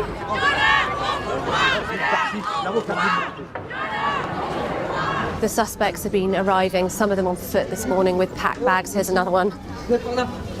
Just moments before Gisele Pelicot herself is set to arrive. A court clerk stood outside ticking off each name on this long list. One by one, the judge read out the verdicts of the 51 men on trial, starting with Mr. Pelicot himself, sentenced to the maximum tariff of 20 years. 47 were convicted of rape, 2 of attempted rape, and 2 of sexual assault. I asked Gisele how she was feeling as she left the courtroom. Gisele, vous allez comment? I'm doing fine, she replied. From 3 to 15 years, almost all sentences bar Mr. Pelicot's were below what the prosecuting authority of France recommends for these types of crime.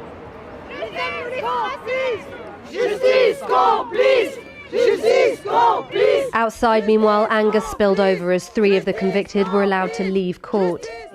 It's a shame. Rape a drugged woman, and they just get to walk out freely.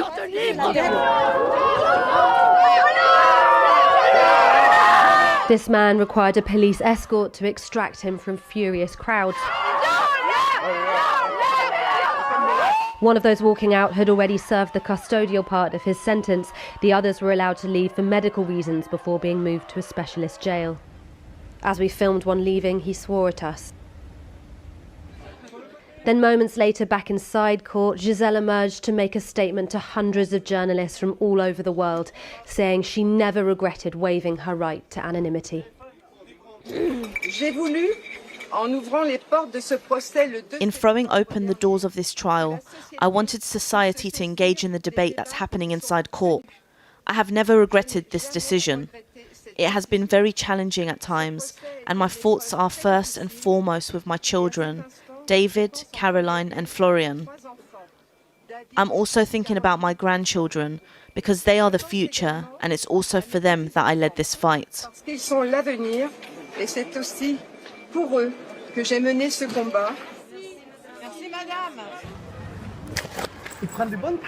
Were it not for a quick-acting supermarket security guard, these crimes may never have come to light. It was in 2020 that he spotted Dominique Pelicot taking photos up women's skirts or upskirting and called the police. After going to his home in Mazan and seizing his device. That's the thing, like when you, with offences like upskirting, it can be, I mean, it seems like the sort of like lowest rung of sexual assault.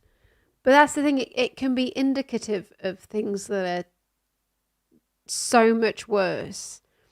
It's like, because like, you know, obviously, you know, guys, you have access to sort of, nowadays you have access to porn and stuff like that, obviously. But if you're going out and like intentionally upskirting women, Like, it's not because you just want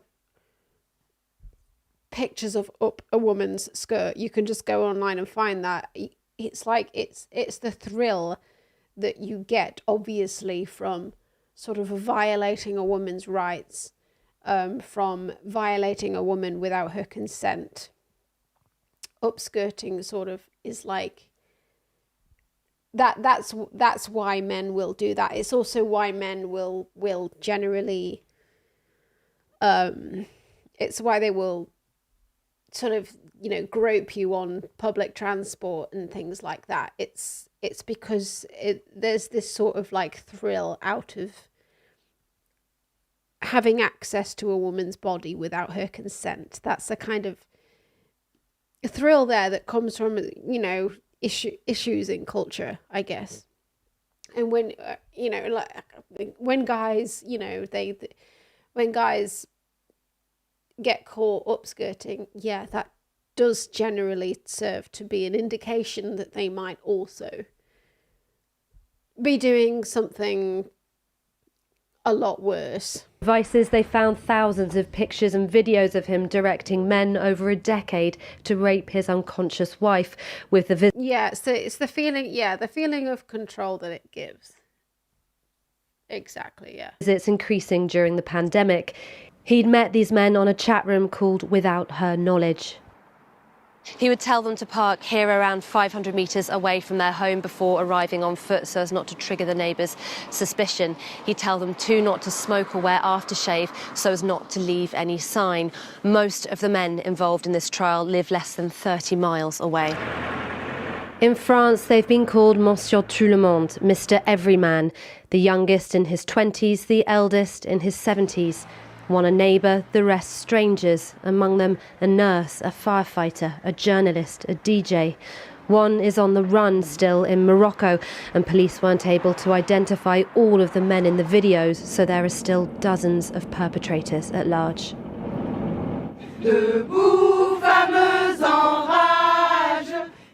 Outside the court they sang Women Together in Rage, but there was some hope too. We are all here sharing our fears and suffering and hopes together, and it feels so good. This woman came with her 16-year-old daughter. They are the future, they are the new way of thinking, and they are going to change the world in a more positive way. It is so awful. We feel we need to be here and to show Gisele we stand for her, and we want to be with her, and we give her all our force and our courage. Dominique Pelicot was also found guilty of taking indecent images of his daughters-in-law as well as his own daughter Caroline while she was unconscious. She believes he drugged her, but her cries in court for him to admit it were met with denial. Whatever disappointment Gisele's son David and his siblings reportedly have about the sentences handed down to their father's accomplices, he made sure to visit and thank protesters outside.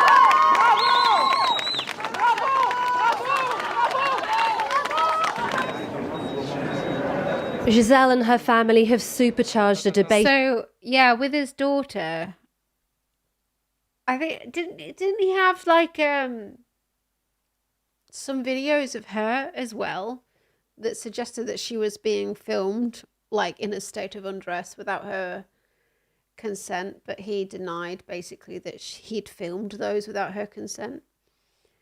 I don't think he ever got charged for that. Around sexual violence, culturally, politically and legally too, with calls for rape laws to be tightened.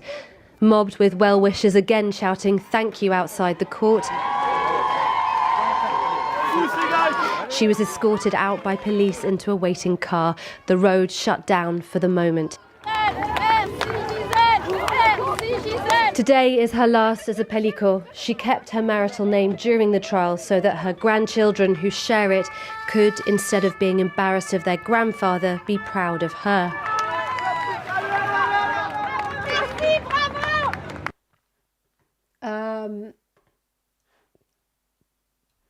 Just to try and answer that question. 5 unanswered questions from the Pelicot trial. What happened to Caroline? So Caroline's the daughter. Days after Dominique Pelicot's crimes came to light, his daughter Caroline Darian was summoned to the police station and shown photos of an apparently unconscious woman dressed in unfamiliar lingerie. Later, she said her life had stopped when she realised she was looking at photos of herself. Her father has always denied touching her, but Caroline, whose anguish and devastation were apparent in many court sessions, has said she would never believe him and accused him of looking at her with incestuous eyes. Ugh. But the lack of proof of the abuse Caroline is convinced was inflicted on her has led her to say she is the forgotten victim of the trial. That notion has visibly seeped into her relationship with her mother. In her memoir published after her father's arrest, she accused Gisele of not showing her enough support, implicitly shooting to side with her rapist ex-husband over her daughter. Although Gisele and her children have always sat next to one another in court, often whispering huddled together, there have been signs of the toll of the trial has taken on their relationship. On Friday, Caroline's brother David highlighted, as he has done before, that the trial has not just been about Gisele, but about their whole annihilated family. Us children felt forgotten, he said. Very honestly, I feel that while our lawyers did a remarkable job on the defence of our mother, we were a little bit less taken into account. In her memoir, Caroline lamented Gisele's denial as a coping mechanism. Because of my father, she wrote, I'm now losing my mother. Oh.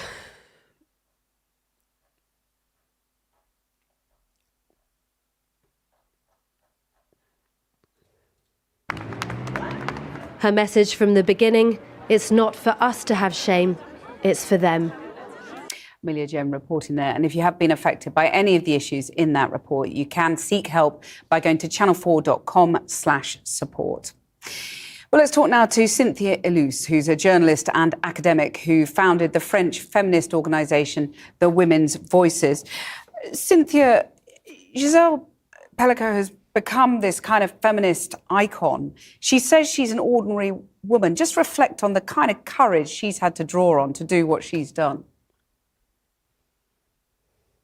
Yes, absolutely. She was an ordinary woman who has been raped by many men, and she has the courage to be on the public eye during those last 4 months. And what happened here, she's becoming a really feminist icon worldwide, you mentioned it. And what does it mean? It means that now the shame is changing side, but also the narrative around phenomena such as rape culture, such as the victim blaming phenomenon. A lot of things are changing. Even here today, it was obviously very hard to see the end and the sentences that are less important that expected by the prosecutors. Well, let me bring in Eleanor Carrois, who's a member of the French National Assembly in President Macron's Renaissance Party. Eleanor, Cynthia was just talking there about some of the light sentences for some of the other perpetrators.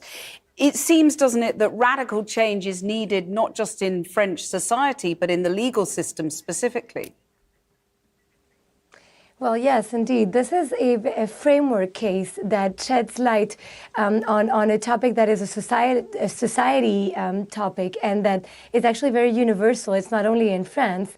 And I think, as Cynthia just mentioned, the fact that Gisele was so brave and had this dignity and decided she didn't have to, but she decided to make this a public case, actually is shedding light on the issues that we're facing and the need that we need globally to address when we're talking about these issues. Well, Cynthia, consent doesn't exist as a concept in French law, does it? Which I was really surprised to read about.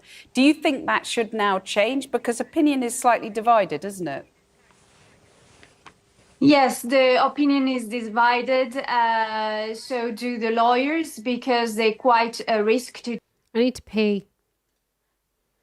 All right, I'll be back. 1 second. I thought that was the piss song. But it was the dogs barking. Arr! Arr! Arr! Arr! All right. I'll be back soon.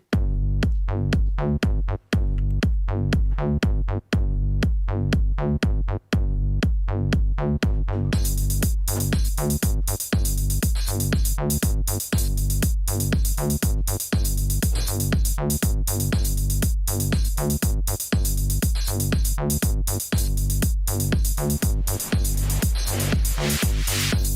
talk right now, I'm making a piss. I can't talk right now, I'm making a piss. I can't talk right now, I'm making a piss. I can't talk right now, I'm making a piss. I can't talk right now, I'm making a piss. I can't talk right now, I'm making a piss. I can't talk right now, I'm making a piss. I can't talk right now, I'm making a piss. I can't talk right now, I'm making a piss. I can't talk right now, I'm making a piss. I can't talk right now, I'm making a piss. I can't talk right now, I'm making a piss.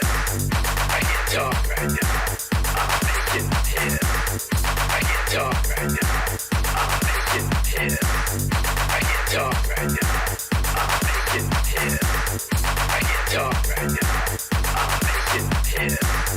I can't talk right now, I'm making a piss. I can't talk right now, I'm making a piss. I can't talk right now, I'm making a piss. I can't talk right now, I'm making a piss. I can't talk right now, I'm making a piss. I can't talk right now, I'm making a piss.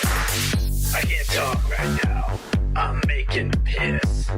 I can't talk right now, I'm making a piss. What good timing. Amazing time. It's like I timed that tune to be the exact time of a piss, honestly. What's this that you're posting in the Discord? I get it. It looks tasty. Me sympathizing with people who want to eat uranium-235. I get it. It looks tasty. I can't even remember what I was talking about there. I get it. It looks tasty. What was I talking about? I wonder.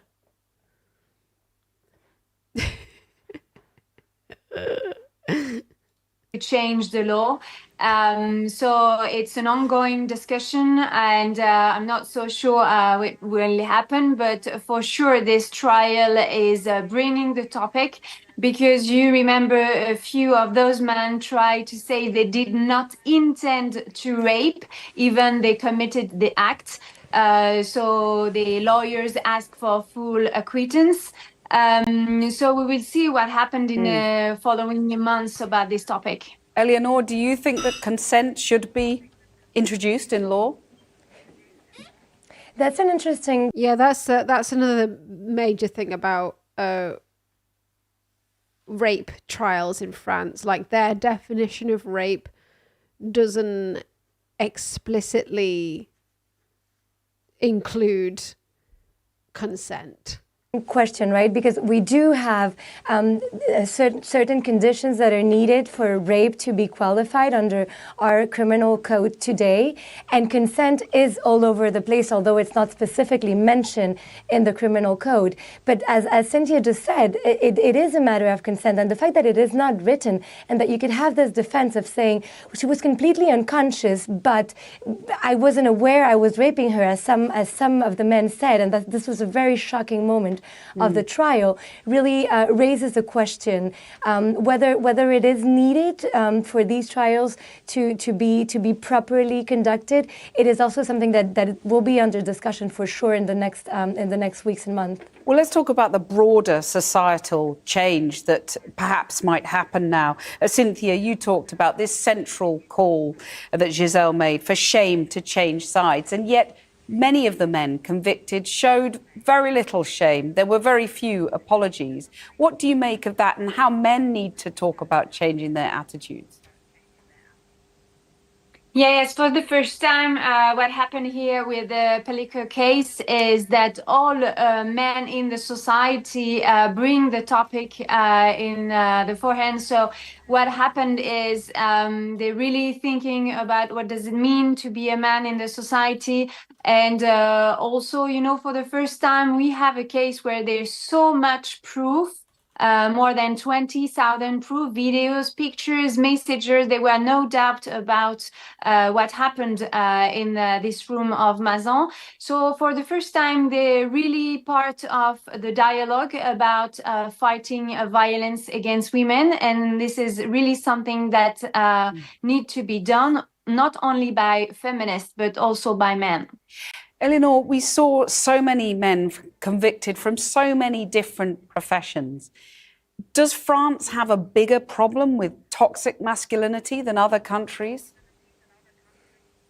Well, I don't know if it's something that is specific to France. And actually, the fact that this is a trial that has been followed throughout the world and that is so important, not only in France, but almost everywhere, shows that it is a global problem.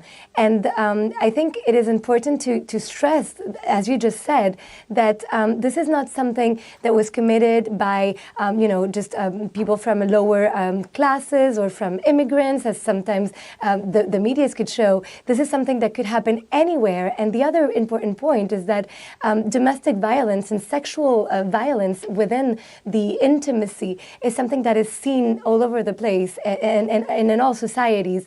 And I think these two aspects, the fact that it was her own husband, and also the fact that so many different backgrounds, so many different men participated in this mass rape, is something that really cannot let us indifferent and will definitely change the way we see these issues.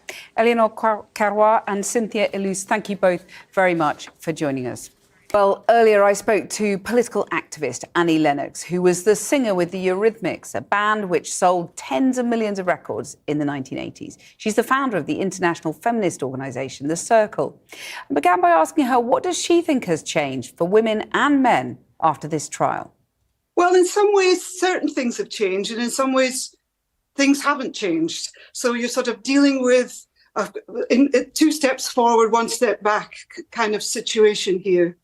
I think we've got an opportunity now to focus on the issue once again. And the issue is violence against women, sexual violence against women, which we know the statistic is that 1 in 3 women experience violence in their lifetime. Now, that's a lot. And that's a very hard thing to challenge, because many of these events happen under the cover. Many of them are in a sort of subcultural context where what is deemed unacceptable is suddenly deemed acceptable. How is it acceptable that a husband of a woman is able to drug her and bring total strangers into the home? The whole thing is so incredible, and yet it's just one story. And not one of those men who was invited into the sort of circle thought about reporting Dominique Pelicot? No, because the mindset is obviously far away from that. And I think that society really needs to hold a mirror up to itself. We need to find ways in which we can change these attitudes towards women and girls. Clearly, it is so... It's almost like a cancer in a funny sort of way. And I think actually we're in a crisis situation with violence against women. And it has gone on with so much stigma and so much shame. And we need to really bring this out into the open. And I'm so proud of Gisele because this is so extreme. And I think to take up the stance of being a spokesperson against violence against women is such a brave and courageous thing to do. You're in America there, and you're just about to have Donald Trump become president again. He's been found liable for sexual assault in a civil trial. What does that say about whether attitudes are changing when he's been put there by the American people? He's to run the country. Well, of course, we're all waiting with trepidation to find out, well, not all of us, because many people have voted Donald Trump in. So they obviously endorse his values. But I feel like I'm not sure what the future holds, really, in all instances. However, in terms of the conversation about misogyny, I doubt very much whether Donald Trump is interested in representing women's rights. So you have to see it as a positive, take the positive from it, that there are bound to be a kind of raised awareness among. I didn't know Annie Lennox had started getting into political activism, but I'm here for it. Women, that we will galvanize, we will respond to anything that is hugely inappropriate. I wonder how much you think attitudes have changed, because you look at young girls, for example, and you find them very ready to speak out when they see something wrong, to call it out. You look at young boys, though, and I wonder about their role models. They're going online. They've got the Tate brothers with their particular brand of misogyny. Is there a sort of divergence there, and how do we tackle that? Well, clearly, from just what you've described, it's a complete divergence. And then you just get this polarization where there is one almost set against the other. And I think from a global feminist perspective, it's all about education. It's all about showing young people that there's a better way of treating girls and women. But we're up against a lot because, the phenomena of the internet and the dark net is so powerful that we have to learn to have better ways to deal with what is going on. It's actually a mindset. That is where the change first needs to come. It starts with a conversation, you go into education, and then you want to see a transformative change, a mind change. But I am personally deeply committed to the welfare of girls and women everywhere around the globe. And that is, for me, why I describe myself as a global feminist. Your message to her, personally, if she was here now? I'm so proud of her. I'm in awe. I'm really deeply touched and in awe. And I just look at her as an exceptional person. She's not an ordinary woman anymore. She's an exceptional person. And I'd like to say that I wish that all women that are suffering with this, and they know who they are, I feel so strongly for you. I feel that you're suffering. Women are suffering, and it seems that society is just ignoring. But I'm hoping that eventually, we can actually succeed in making transformative change, changing the minds and practices of young men and young women too. We need to protect ourselves. We need to know our rights. So I'm very excited that new generation of women are really seeing their rights. But the work needs to be done, in my case, from my perspective, the work needs to be done with young men, and urgently so. It's an urgent situation. Annie Lennox, thank you very much for joining us. Thank you. It's been a pleasure. Yeah, I mean, I feel like the only way that we're going to be able to get more convictions in rape trials and sexual assault trials is with a sort of societal shift in the way that we view rape and consent. Overall, I still feel like a lot of people think rape and sexual assault is sort of overblown as an issue, and it's just people, exaggerating or like wanting to be a victim for whatever reason. And I think that's why a lot of women don't see justice. And I hope this case serves as a bit of a turning point in that. I hope more people realise that it is a serious issue. And yeah, I don't know, just people need to know what consent is. People need to know what enthusiastic consent is. And anything less than an enthusiasm should be considered assault in some way,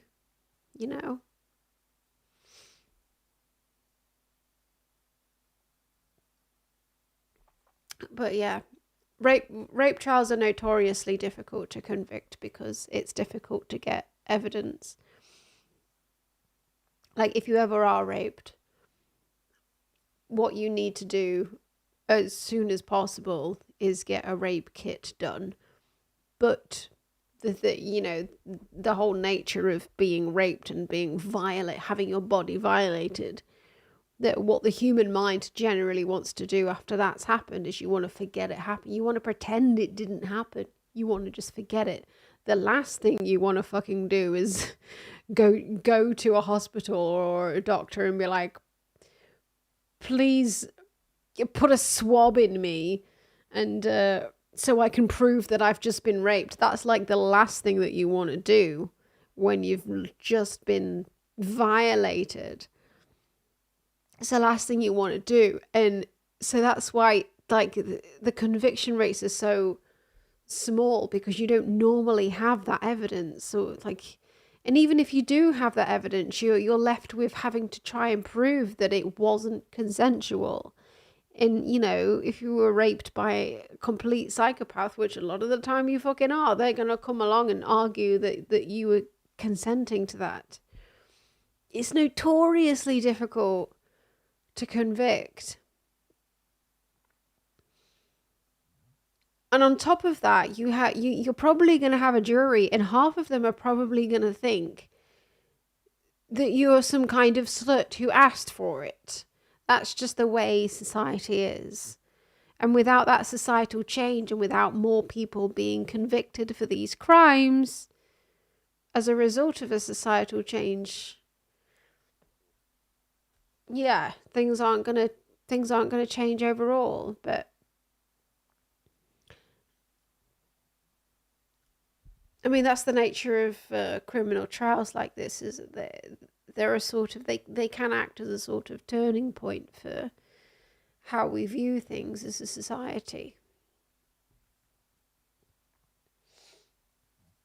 That's the whole point of getting, you know, normal, you know, your normal average person, your equals, to judge whether you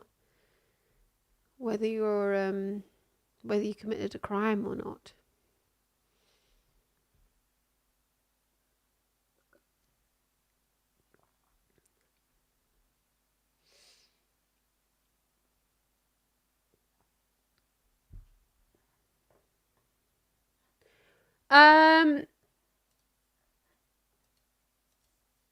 All right, I'll check out this honey influencer scam thing.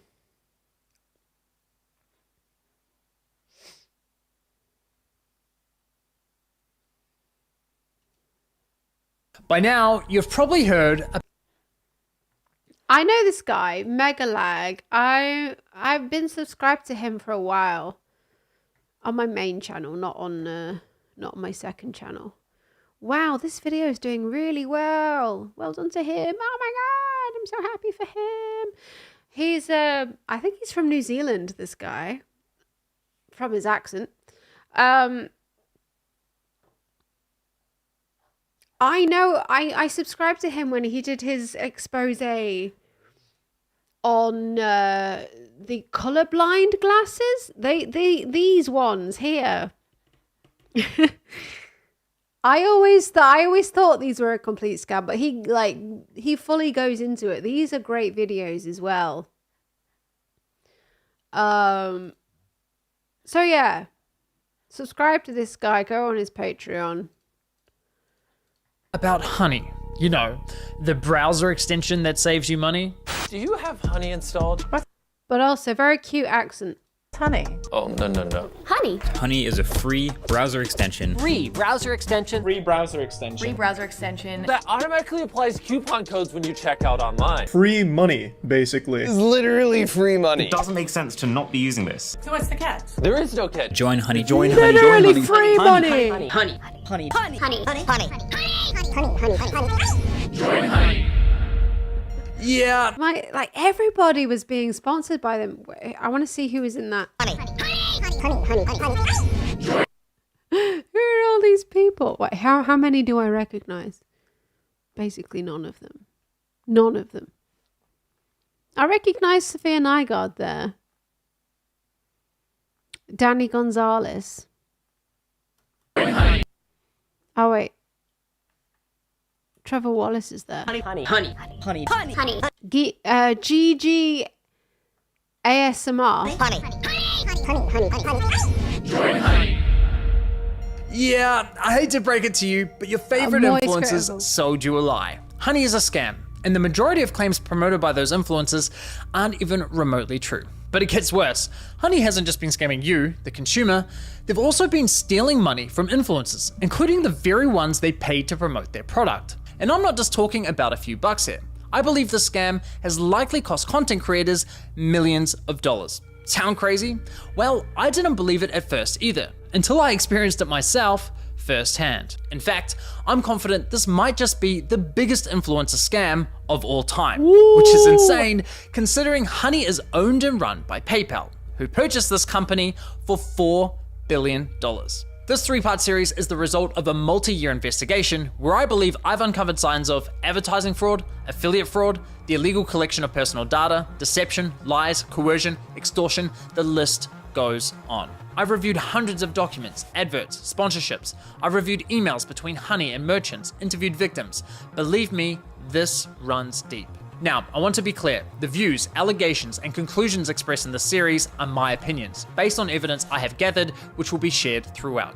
With that said, ladies and gentlemen, this is the Honey Trap.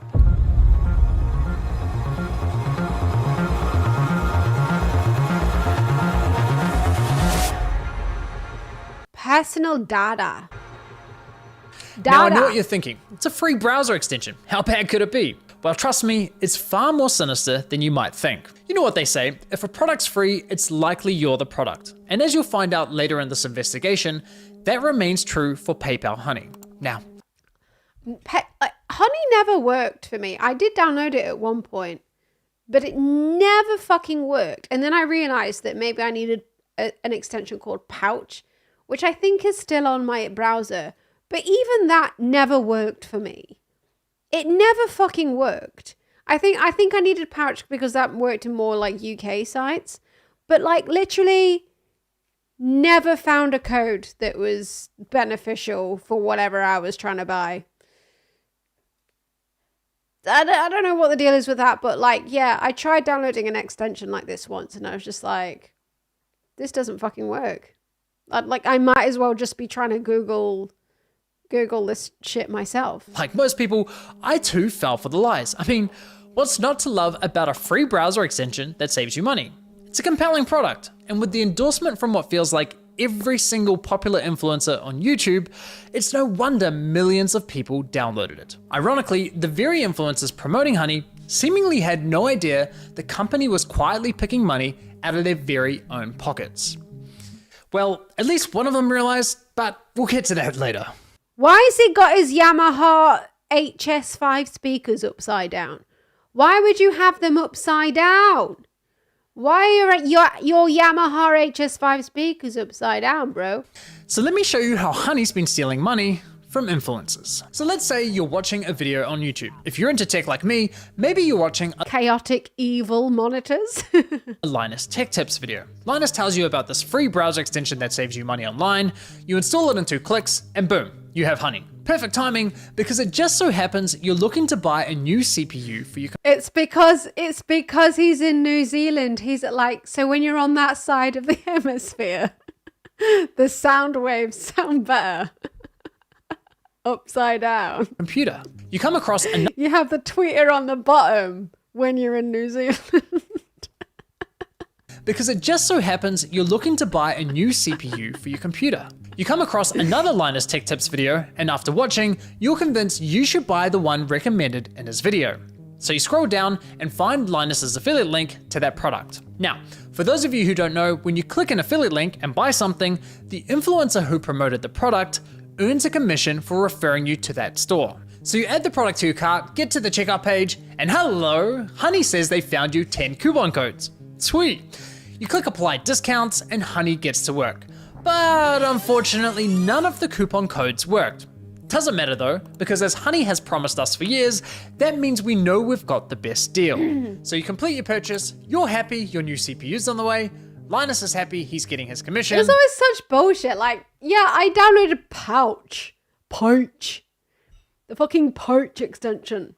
And it would always be like, you can shop in confidence that you've got the best deal. I was like, really? Sure? Yeah, fucking sure about that. Everyone's happy. right? Well, let's quickly rewind and see what was happening behind the scenes. You see, after clicking Linus's affiliate link, you'll notice in the URL, there's a tracking tag labeled Short Circuit. That's a reference to one of Linus's YouTube channels. And this tracking tag is how Newegg knows who to pay a commission to. We can also see that this tracking tag has been saved on my browser in the form of a cookie that will expire in 30 days. That way, if we only decide to complete the purchase a few days later, Linus will still be credited the sale. It's kind of like when you're at a department store buying a TV and the salesman who helped you gives you a referral card or a receipt with their name on it, so when you eventually get to the checkout counter, the clerk knows which salesman to award the sale to. You can think of affiliate cookies as a digital version of that. So what happened when we got to the checkout page? Well, once Honey popped up, watch what happened to Linus's affiliate cookie after we clicked Apply Discounts. You see that?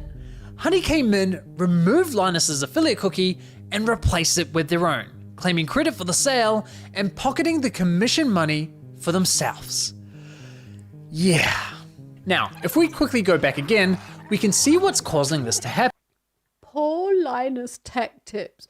Will somebody think of Linus Tech Tips? He's clearly starving.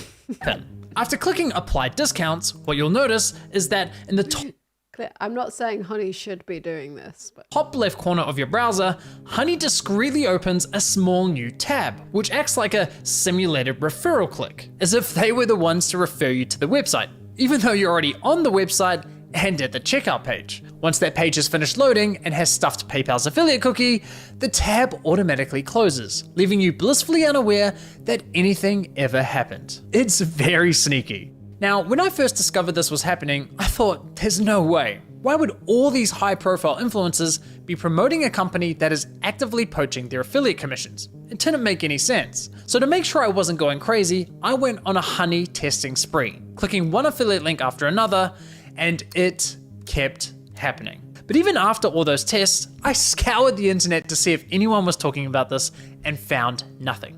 Okay, there was this one debate about it on the Y Combinator forum, but nothing concrete. Besides that, virtually nobody was talking about this, adding fuel to my doubt. So I figured, screw it. I'll reach out to Honey and ask them directly. And sure enough, they came back to me with the following. If Honey is activated and is the last program used while shopping on a site, it is likely Honey will receive credit for the purchase. I was right, and just like that, my investigation into Honey began. Now, some might consider what PayPal's doing here dirty or highly unethical, but personally, I can't see how it's anything short of fraud. I mean, just imagine something like this happening in a real-world scenario. Let's say you're at a department store looking to buy a new TV. A salesman spends time running you through your options. You decide to buy, he gives you his referral card, you get to the checkout, and right as you're about to pay, a sleazy salesman pops up going, "Hey, shall I check if I have any coupon codes for you?" Naturally, you say sure. He snatches your referral card without you ever noticing, looks for coupons, says, "Sorry, no luck this time," but instead of handing back the original referral card, he hands back his own. PayPal didn't refer the customer to the store, they didn't promote any of the products, the salesman did that. PayPal provided absolutely zero value to the customer, yet they were rewarded for the sale. But because this is all happening online, buried behind clicks and cookies and tracking data, there's little to no transparency that this is ever happening. Okay, but what if Honey had found it working? Okay, but like, one small criticism of this video, you could have used a more sympathetic creator than Linus Tech Tips as an example. Like maybe a smaller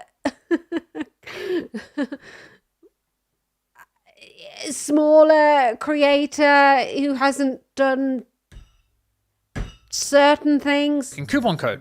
Would that make it okay for them to claim the commission? Honestly, no, I don't think so.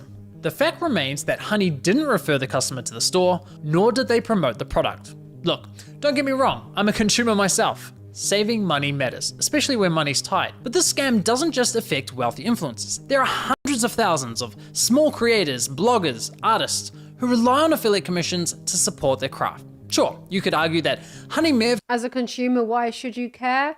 I mean, like some consumers, they do care if their like favorite creator is getting a commission from what they buy.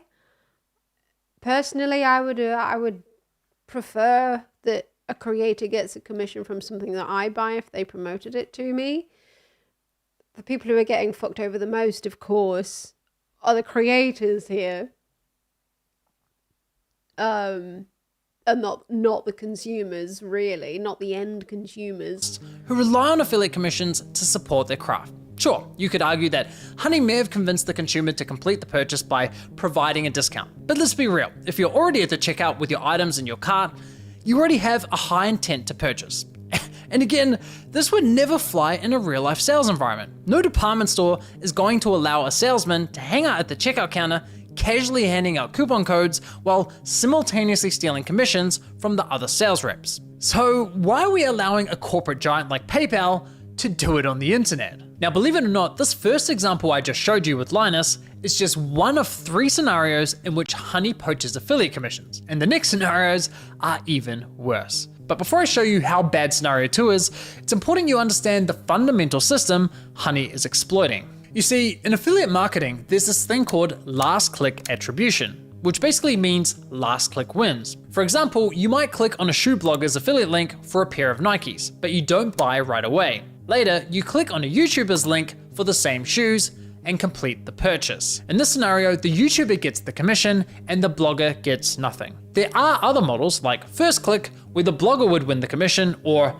dynamic click, where the commission is shared. But the industry went with last click because while it's not always the fairest, it's the easiest to implement. Therefore, it became the industry standard. Now, when it's blogger versus YouTuber for a sale, honestly, I'd say last click is usually fair. But when it's anyone versus Honey, there's no real competition. Honey pops up right at the end of your purchasing journey, virtually guaranteeing they'll win that last click. They of course know this and do anything they can to get that last click, even when there's no coupon codes to offer. Which brings us to scenario 2. Honey Gold, which is now called PayPal Rewards. Here's how it works. When you get to the checkout and Honey Gold is available, Honey pops up and is essentially saying, hey you, consumer, click this button here so PayPal can claim the commission for the sale, and we'll share a portion of that commission money with you in the form of points. It's basically a lame cashback scheme. And it's genius because if there are no coupons to offer, but the store is participating in Honey Gold, it gives Honey another reason to get that last click. How can YouTubers, bloggers, or any other type of affiliate fairly compete against this type of mechanism? Of course the consumer's gonna click, and of course they're going to win the sale. Now this got me thinking, how much of their commission are they actually sharing with users? Well, to find out, I decided to put Honey Gold to the test. So I looked for any website where Honey Gold was offered. Yeah, I can't remember the last time I used. Well, I don't know. I've never used Honey. I can't remember the last time I've actually used Pouch, which I thought was like the UK version of Honey. It just never fucking worked. And found it on NordVPN. And no, this is not a sneaky sponsorship. So I signed up for NordVPN's affiliate program, which offers 40% commission on successful referrals. After getting approved into the program, I received a custom affiliate link for my YouTube channel. Using this link, I made 2 separate purchases. For the first, I activated Honey Gold, and sure enough, you can see my affiliate cookie was replaced with Honey's. And for the second, I didn't activate Honey Gold. As expected, I was awarded a $35 commission for the sale where Honey Gold wasn't activated, and received nothing when Honey Gold was activated. For the first time, I experienced Honey poaching my own affiliate commission. So how much of my stolen $35 commission did PayPal share as cash back with my Honey account, aka the consumer? Brace yourselves. 89 points, which is equivalent to 89 cents USD. That's right, Honey poached a $35 commission for doing nothing and rewarded me a grand total of 89 cents. Thanks, PayPal, you really shouldn't have. No, seriously, you really shouldn't have. Now, on to scenario 3. For you ladies out there, let's say you're looking for a new outfit. Your favorite influencer tries on something that slays, you click on their affiliate link and get to the checkout. But in this scenario, Honey knows it has nothing to offer. No coupon codes, no Honey Gold, yet it still pops up to announce absolutely nothing. Annoying as fuck. Naturally, you click the got it button to get rid of the annoying dancing coin, and whoa, what's that? PayPal takes the sale. Why? Because fuck you, Mary, that's your commission. But wait, there's more. I fucking hate that little dancing coin as well. My personal favorite is when Honey has nothing to offer, so pops up offering you to check out with PayPal, even though the option is already available at the checkout page. And of course, if you click the checkout button, PayPal poaches the sale. Classy. As I was saying, Honey uses any excuse possible to get that last click from the user. It's absolutely disgusting. I can't even begin to fathom how much money has been lost at the hands of this browser extension. Imagine being the influencers who promoted Honey, telling your audience, who by the way are the most likely to use your affiliate links, to download an app that poaches your affiliate sales.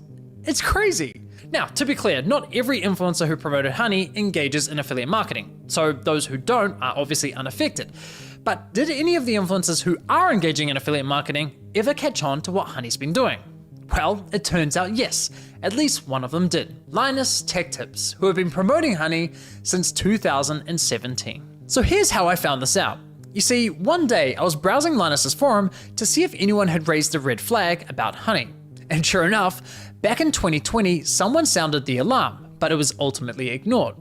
However, in 2022, a different user noticed that LMG were no longer promoting Honey and asked the team if they had been dropped as a sponsor, to which one of Linus's employees responded with, "We ended the partnership with Honey due to the way their service interacted with affiliate links. Essentially, if someone clicked on an affiliate link and then they used Honey and searched for a deal, Honey will override that tracking link even if they don't find you a deal. That didn't jive with us, so we ended the partnership." Okay, so they had no idea this was happening, and it took them several years to catch on. That's quite telling, because we're talking about a tech-savvy YouTube channel that's run by a very large team. The fact that it took them several years to figure this out, in my opinion, really underscores the deceptive nature with which Honey operates. If Linus and his team didn't know, I can't imagine many other influencers would have known either. Now, I have to say, as a longtime viewer and supporter of Linus's channel, I'm incredibly disappointed they weren't more public with this discovery. I get this specific issue doesn't directly affect their viewers, but surely they must have realized the wider impact this could be having on the creator community, a community they're a part of. I think that matters. And it's not as though they only promoted Honey once or twice. They did approximately 160 sponsored segments, all of which remain live on YouTube. Those videos have accumulated around 194 million views. According to my data, that makes Linus's company LMG the third largest promoter of Honey on YouTube. So yeah, in my opinion, they should have made more noise about this. But what's truly baffling to me is that after LMG ended their partnership with Honey, they then went ahead and partnered with a company called Karma Now, a coupon browser extension that literally engages in similar behavior. Now, I wonder if the H3 podcast are going to respond to this, because I think Honey have been a sponsor of the H3 podcast for quite a while, haven't they? Reach out to LMG about the situation. And they've always been like vocally, they like outing scams throughout their entire presence online. And I'll be honest, their response was not to my satisfaction. They didn't address the majority of my questions. However, they did at least provide some important context about their dealings with Honey. LMG stated that as soon as these issues with Honey were brought to us, we tried to work with them to remedy them. After a few calls, we were informed that they weren't willing to change, so we stopped working with them across all channels. So let me get this straight. One of Honey's biggest promoters goes to them and says, "Hey, can you please stop overriding our affiliate links?" And Honey effectively goes, "Nah, not happening." Assuming I've got that correct, and if true, that just goes to show what little regard Honey has not only for content creators, but also their partners. Now, as for LMG's less than ideal response, I did press Linus's team to address the rest of my questions, but never heard back from them. But it's time to shift gears, because unfortunately, this scam runs much deeper than stolen affiliate commissions. It's time we talk about how Honey used these influencers to sell you a complete lie. How they sold you a product that was doing the opposite of what they promised. You see, as I was testing Honey across different stores, I was encountering a reoccurring issue. When I reached the checkout page, Honey would claim it couldn't find me any coupon codes. Yet when I searched manually, I found working codes with these. And even when Honey did find me a code, I was often able to find another code of better value. Kind of strange, given their claim that, well, thanks to Honey, manually searching for coupon codes is now a thing of the past. Another oddity was that Honey would often only find me Honey branded coupon codes, such as Honey 5 or Honey 10. Why would a store only have Honey branded Thanks to Honey, I can drive 90 miles an hour in a school zone. coupon codes? Kind of weird, right? But the biggest red flag was that when I tried submitting the better coupon codes I'd found, Honey wasn't adding them to their database. So why not?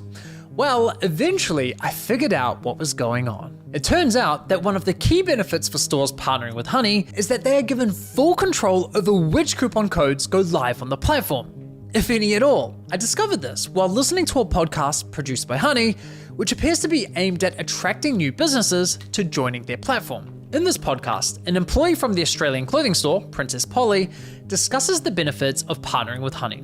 What would you say to any brand that is considered working with Honey but hasn't yet? I would say missing out on converting customers. Like I said before, Gen Z is super discount savvy. You can't ignore the fact that they will hunt for like discount codes and they might find a better deal. With Honey, you can also control the discount code percentage, which means like they will potentially find a higher discount code on the internet. It literally lets you control like the customer journey, convert and control like the discount code percentage as well. This is insane. She's basically saying Honey is great for businesses because it encourages users not to bother hunting for coupon codes, and it allows businesses to control which coupon codes are shared with consumers. Now, I was able to further verify this on Honey's website, specifically the FAQ page for partners, which clearly states, as a partner, you have control over the content hosted on the Honey platform. So yes, even if Honey knows of a coupon code that offers say 20% off, but a partnering store tells them, hey, only share a 5% off coupon, then that's the only discount Honey will apply to your cart at the checkout page. I mean, holy shit. Honey wasn't finding you the best deals possible. They were intentionally withholding them from you for their own financial gain. This completely invalidates Honey's core value proposition to consumers. For years, they sold you the lie that they would find you every working coupon code on the internet and apply the best one to your cart. But nope, complete and utter lie. They have literally been feeding you coupon codes that were approved by the partnered stores who were paying them. And can I just say, the double messaging here is hilarious. Because on one hand, Honey has appealed to consumers by promising to find the best deals possible. But on the other hand, they appeal to businesses claiming that Honey helps prevent consumers from finding the best deals. It's absurd. Now, when you think about it, this all makes complete sense.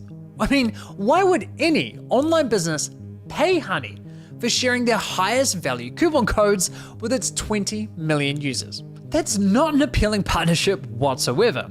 So, to make a partnership more attractive, Honey told businesses, hey, if you partner with us and pay us an affiliate commission, we'll let you control which discount codes are shared on our platform. And we'll tell our consumers we scoured the internet and found them the best deal possible. Everybody wins. Just not the consumers or the influencers. With this discovery, I decided to do a thorough audit of Honey's advertising campaigns.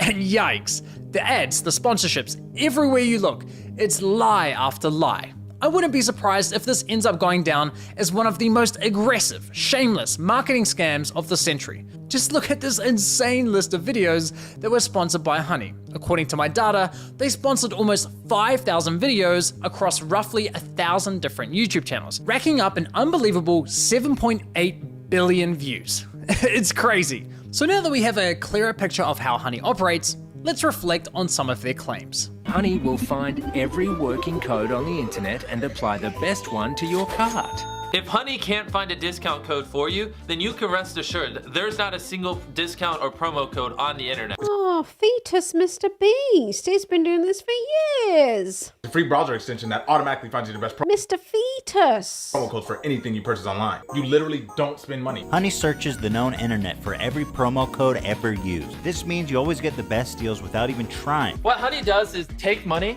and they put it in your pocket. If there is any way to save money on your purchase, they'll find it. Getting you the lowest prices possible at checkout. You are always going to get the best deal no matter where you're shopping. Amazon, eBay, Best Buy, doesn't matter. Honey's got your butt covered. If Honey can't find a code, you have the best deal. It really puts into perspective just how shady this company is. doesn't it? Now, believe it or not, the Better Business Bureau launched an inquiry into Honey's advertising claims, but after Honey immediately discontinued the claims for, quote, business reasons, the BBB decided to drop the case.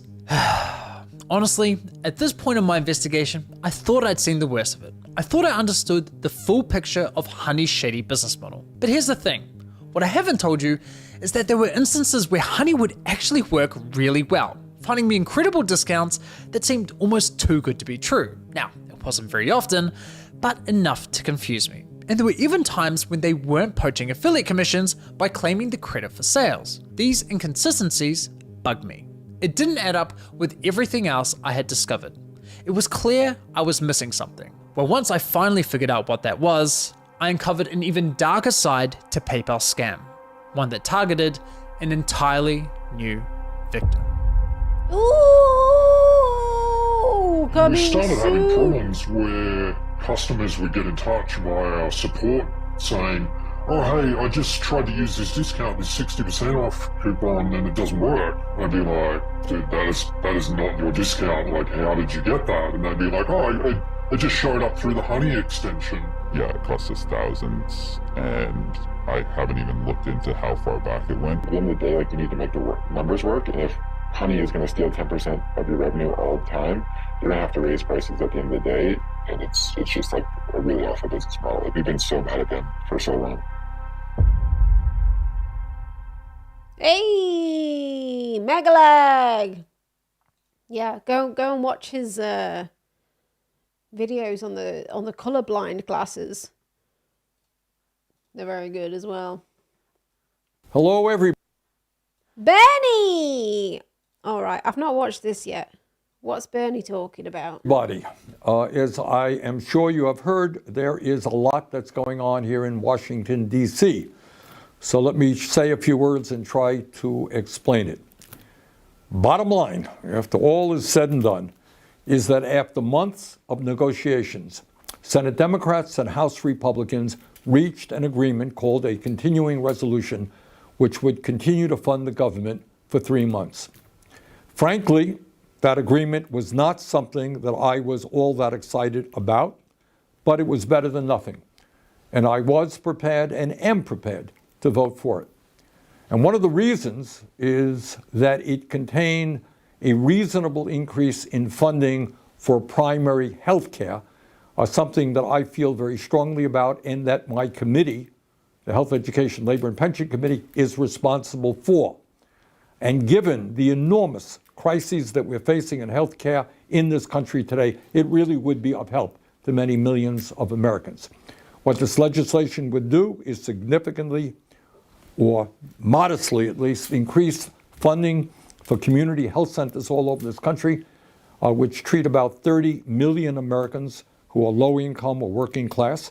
And it would also increase the number of young doctors who go out into rural America and also into underserved areas. That is where we need the doctors and the nurses, and that's what this legislation would do. In any case, within the House of Representatives, the Republican House, and the Democratic Senate, there was widespread agreement on this resolution, and it was just about ready to be passed. In fact, the Republicans posted it on their website. We were ready to go. But then, out of nowhere, the wealthiest man in the world, Elon Musk, began tweeting his opposition to this legislation. In fact, he was very blunt about it. He told Republicans that if they voted for this proposal, which they had already agreed to do, he would take out his wallet and spend as much money as it took to defeat them in primaries and drive them out of office. You got that? Take a deep breath and appreciate what's going on here. Fucking hell. The wealthiest person in the world, who spent at least $277 million to elect Donald Trump in a Republican Congress, has now claimed complete ownership of that party. And what he is saying is, hey, Republicans, forget your constituents, forget your constitutional responsibilities. If you don't do what I Elon Musk want you to do, you're out of office. And I have the money to do just that. My friends, what we are looking at here has nothing to do with democracy. What we are looking at here is oligarchy. This is up and up. Government by the billionaire class for the billionaire class. And by the way, Musk is not only trying to intimidate Republicans, he is trying to inject himself into the Democratic Party as well. He is threatening to target Democrats who are standing up to him and his agenda. Further, and very dangerously, and this is the guy you know who owns Twitter, as part of his campaign to defeat this resolution, Musk has been spreading an enormous amount of disinformation and outright lies about what is in the bill. He said that the measure would include a 40% pay raise for Congress. That's a lie. It is a 3.9% increase, the same as federal employees are receiving. He said that this legislation would fund bioweapons labs. Not true. In fact, it provides funds to protect Americans from emerging infectious diseases.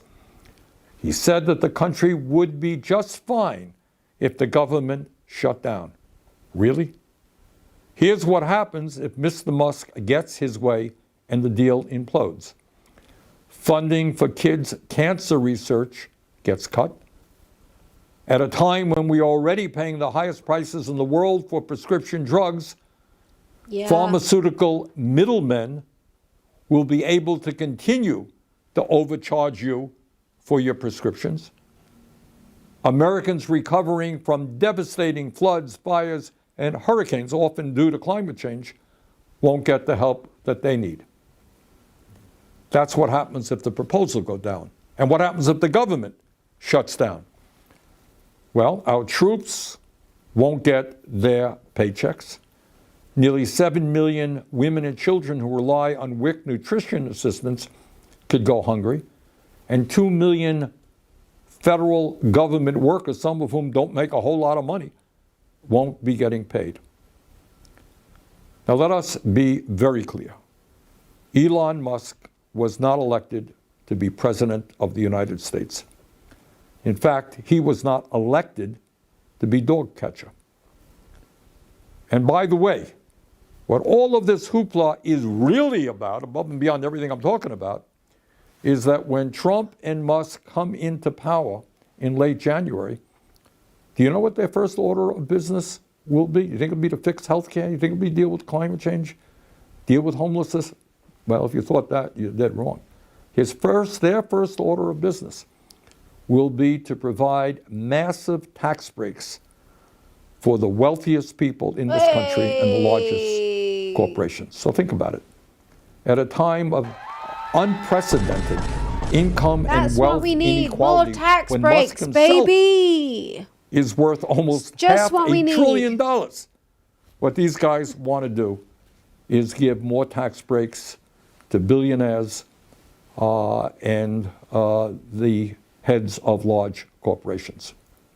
So where do we go from here? Let us understand the gravity of what we are dealing with. This is not politics as usual. This is not just Democrats versus Republicans, conservatives versus liberals or progressives. It's much deeper than that. What we are dealing with right now is that the billionaire class, which owns so much of our economy, which owns so much of our media, they are now moving aggressively to own our political system as well. So we got a lot of work in front of us. We've got to educate, we've got to organize, and we have got to stop them. Thank you very much. Have a great holiday season.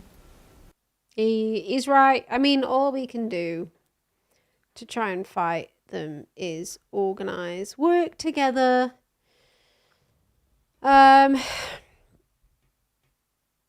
Yeah, I mean, it's a difficult fight, but I mean, what we have is a power in numbers. We got numbers, baby. We got numbers. That's what we've got.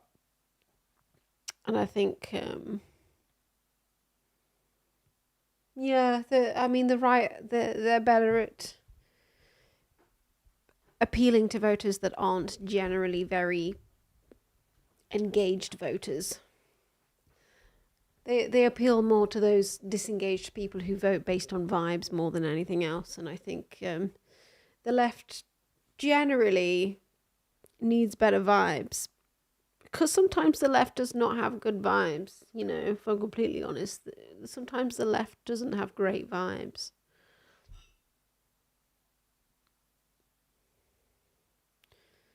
And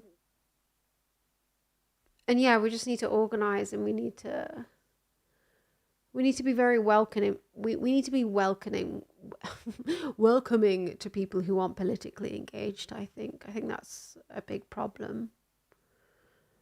I think we need to be welcoming to people who aren't politically engaged, to be like, I see your issue. This is the solution to it, rather than them sort of ending up in the grasp of, you know, Andrew Tate. People who are saying that misogyny and sex trafficking is the answer to all of their problems.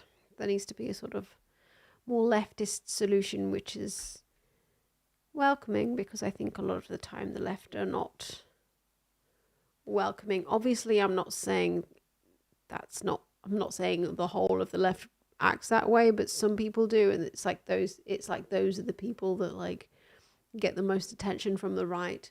Like the most like cringy people on the left, the most like insane people on the left who say the most insane things, they will get, you know, magnified by people on the right. But like, look how crazy they are, these blue-haired leftists. But I think if we're sort of open and welcoming to people, and, you know, we don't sort of shout at them and call them names if they don't entirely agree with us on every single thing, then I think that could be beneficial. But I feel like a lot of the time the left is quite like, oh, you don't entirely agree with me on everything that I believe in. Oh, well, therefore, fuck you, you're a terrible person.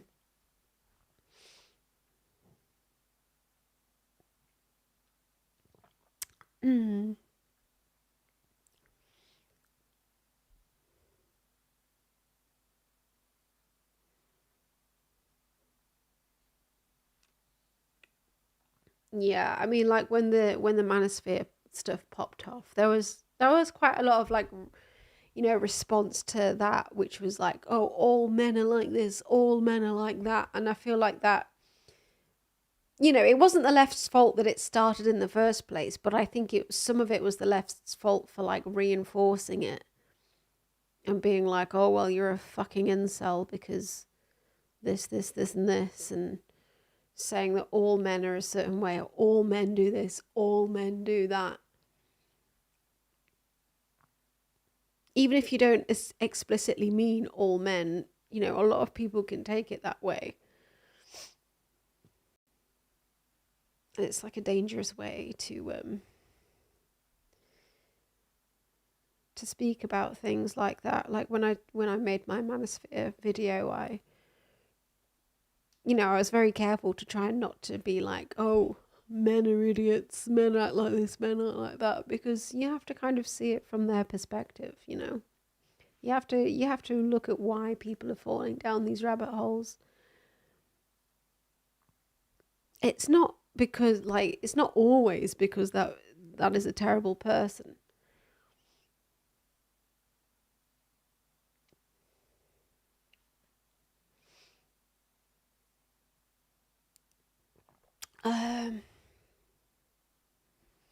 Yeah. I don't know, it's been something I've been thinking a lot recently, how to like fix online conversation about politics. Communication is key.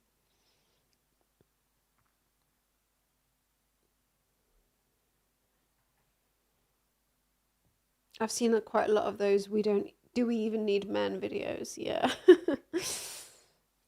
I mean, we do need men. Obviously we do. We need everyone. We need all people.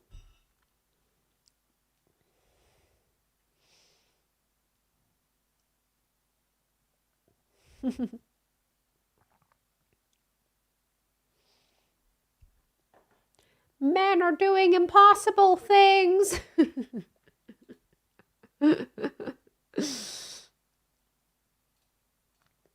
Anyway, should we look at some thirst traps?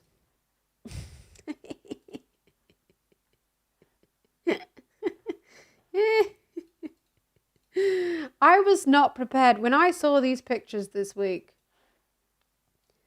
I was not prepared for these images. My God. Like, somebody had to tell me that Eric Adams was in this photo. It took me a while to find Eric Adams in this photo. He's like, he's behind him right there. Little perching behind him.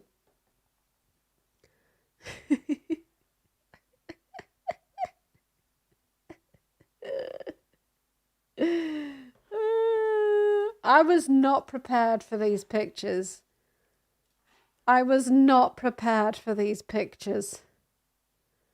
The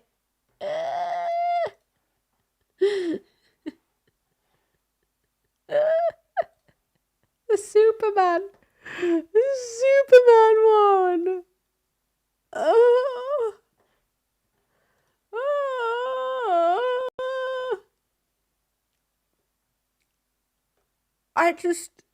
They're too perfect. Did they want him to look as awesome as possible? Like, I swear, like, he had, if you see like close-up pictures of his face, like, did he have a glam team in prison? Did he have a glam team? Wait, where's like a close-up picture of his face? I don't know if I can find the image now that I'm thinking of. There's a close-up picture of his face, and it's like he's clean shaven. I think somebody threaded his brows. Like, he's had the full fucking works, man. And now he's got this perp walk, which it's probably cost a billion.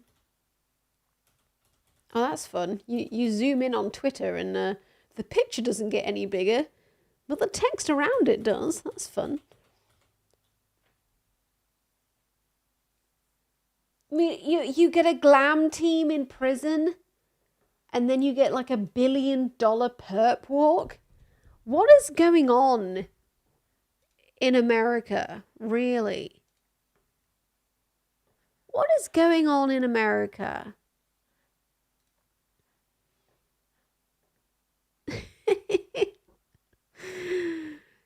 Reportedly put in same prison as Diddy, as he faces new charges that could lead to death penalty. Yeah, so he might be charged with the federal crime of terrorism, which is why he might be put to the death penalty, I believe.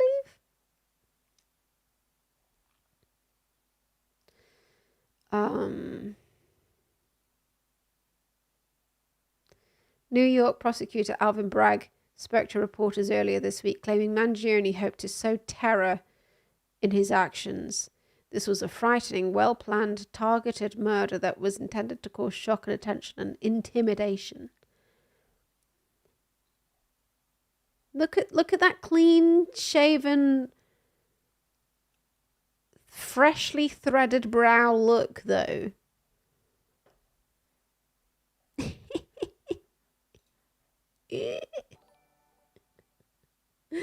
Mama, I'm in love with a criminal. Ba ba ba ba ba ba ba ba ba ba.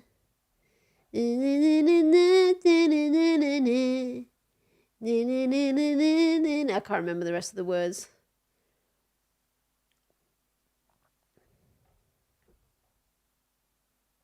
I'm in love with a criminal.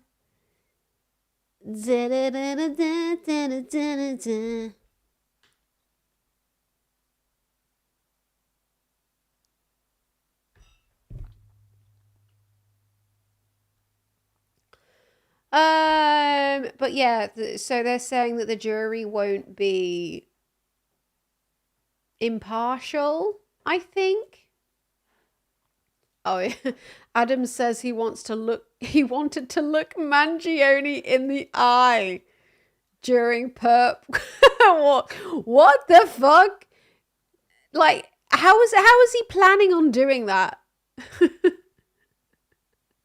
Was he wanting to like do a waltz the entire time? New York City Mayor Eric Adams briefly spoke with Luigi Mangioni, suspect accused of shooting, blah, blah, blah, blah, blah. I wanted to send a strong message with the police commissioner that we're leading from the front. Was he going to walk backwards the entire time? I'm not going to just allow him to come into our city, Adam said. Imagine Adams walking backwards, just staring him in the eye the whole time.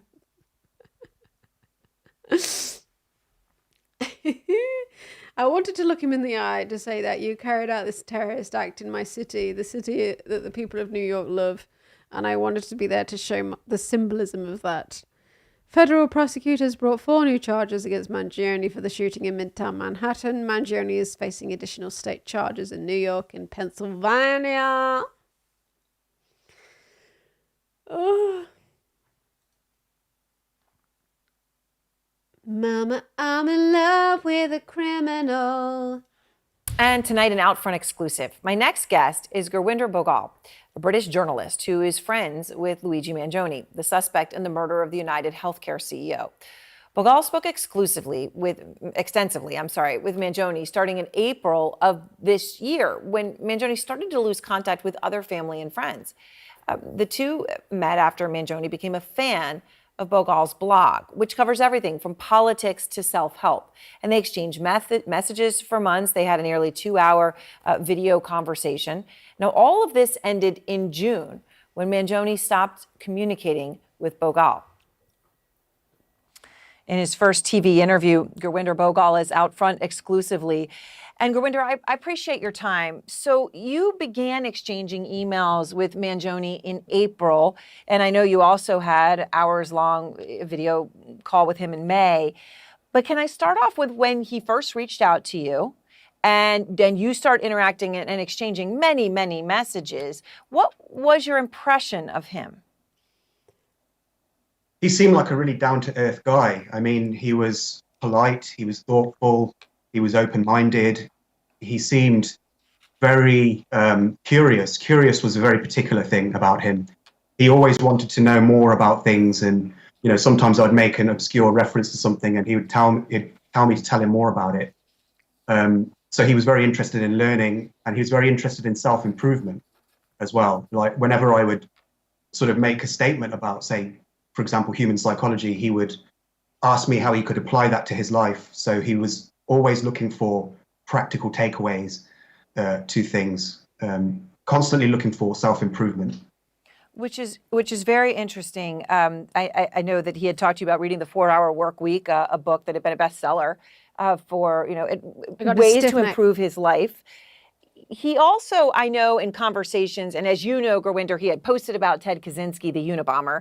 He had talked about him in other posts, but I know— Isn't that book really shit, The 4-Hour Work Week? Isn't it just awful? I know that in your exchanges— I don't know, I've never read it myself. You also had a chance to talk to him about Kaczynski. What did he say to you? So one of the things about Luigi was that he was afraid of losing agency. He was afraid that technology was going to take people's agency away. He actually believed that this was already happening. And so he became interested in Kaczynski's work for this reason, because Kaczynski also believed this.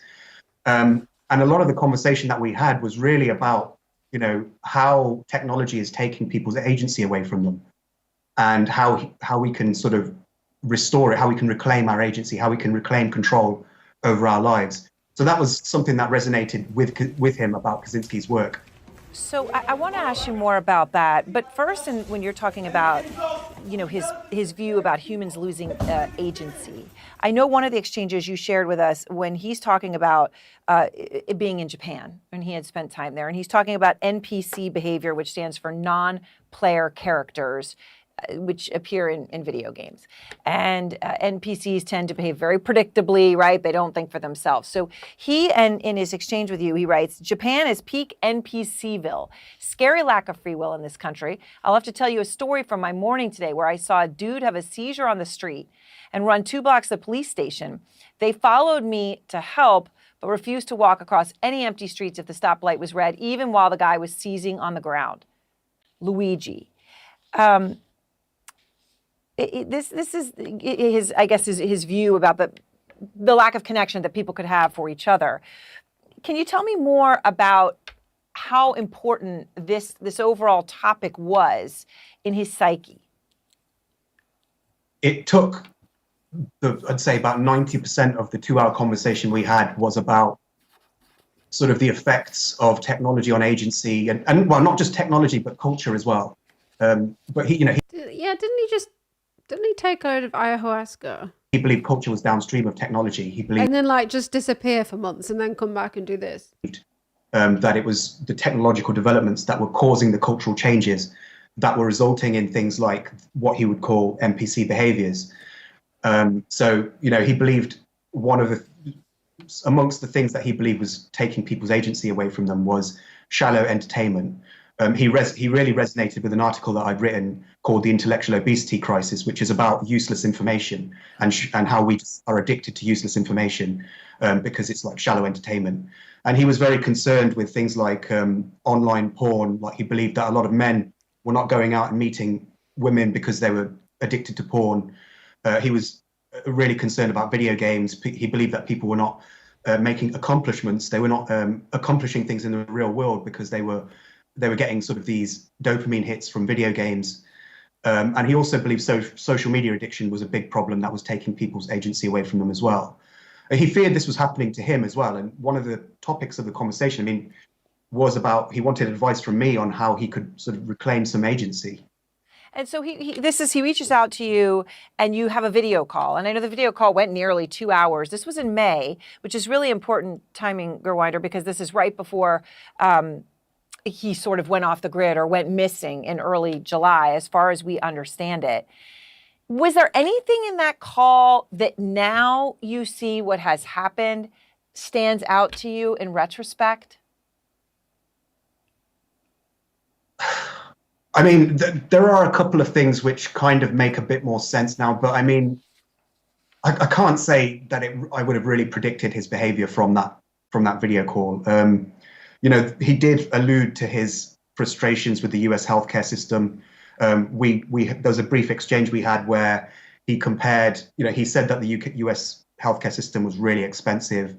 And I told him about the NHS because here in the UK, we have a free healthcare system. And he kind of seemed to idolize the UK's healthcare system. And I told him it wasn't quite simple. Oh, God, don't do that. Although it was great, I'm a big fan of universal healthcare. I said that it's not quite as simple as that because we have big waiting lists in the UK. So, there's a bit of a trade-off. But I did say that the UK system was better than the US one. It definitely is. So his mother, when I'm talking about the timing here, and I know you talked to him for hours in May, his mother said to police that she last spoke to him on July 1st. And obviously that's very soon after your call with him. Do you have any sense of what might have led to him at that point distancing himself from his family and friends? And actually distancing seems like too light of a word, right? I mean, he really completely stopped communicating with people in his life. There was a part of the conversation where he said that the people around him were not on his wavelength and he was eager for a community of like-minded people. And that was one of the reasons why he wanted to talk to me, because he felt that I was a kindred spirit. And he just said that the people around him, he couldn't really talk to them because, he said that they were on a different wavelength. I don't remember much of that part of the conversation other than that statement that the people around him were not on the same wavelength as him. And again, he felt that the same was true in Japan as well. He felt like he just didn't really connect with the people in Japan. You know, he went to Japan because he really enjoyed Japanese culture, and he was a big fan of the Japanese sort of honor, the sense of honor. But he felt like it was a very sort of isolated place, and he may have been lonely. I don't know. He may have been lonely. Gurwinder, thank you very much. I really appreciate your taking the time. Thank you, Erin. All right, we are going to end the stream with something fun. I'm tired. It's bloody 3:10. I know I've stayed up till like 7 a.m. anymore before. I have stayed up till like 7 a.m. before, but I just can't do it. Maybe I will do one day when I'm not feeling so tired. But we'll end with a little bit of eye bleach. We'll end with a little bit of eye bleach.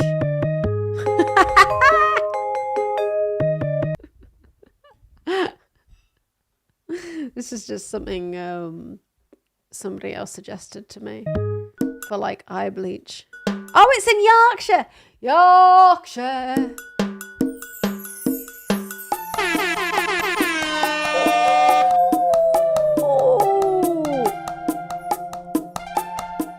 My name is Tina Larsson. I'm from Borlänge in Sweden, and this is my rabbit Flora.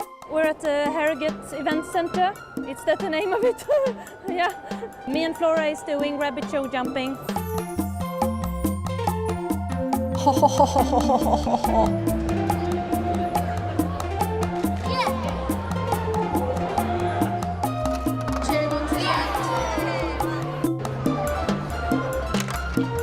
She really enjoys herself when she's jumping. I look at her and see how fun she has. I don't think she cares about the trophy, but I think she'd be interested in beating Sherry. This is Sherry. She's 2.5 years old and she really loves jumping. And she's off.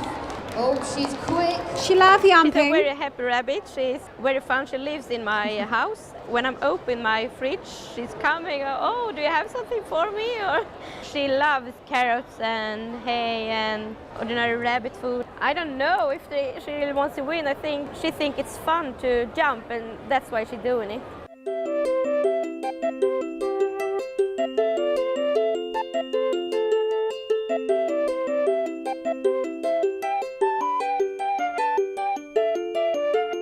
Max's full name is Maximilian.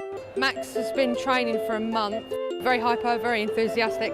Not too sure what he's doing all the time. He still really tries hard. Max is the youngest bunny in the competition at the moment, at 6 months old, and everyone loves him because his little ears go up and down as he jumps. Oh!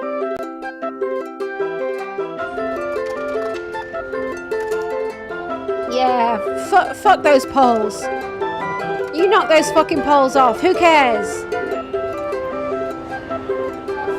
Fuck the rules. Rabbits with us today, who will tackle the 10 jump course. Stopwatch ready? 3, 2, 1, go.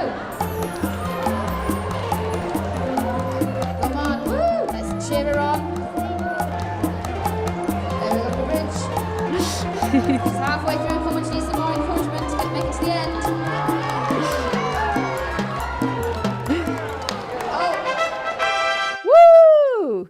The prize in the competition this weekend is a trophy. I don't think we're gonna get it, but who knows? I never train her because I compete so often in Sweden, so she doesn't need to train at home. She trains at competitions. And she's off. Oh, she's quick. Look at that jump. Could she be the winner? Whee! Oh, she's done a roll. Boing. Cheer her on. Boing. Boing. And she's over. Well done, Sherry. She got the trophy. Yeah, today she was the winner, but you never know tomorrow.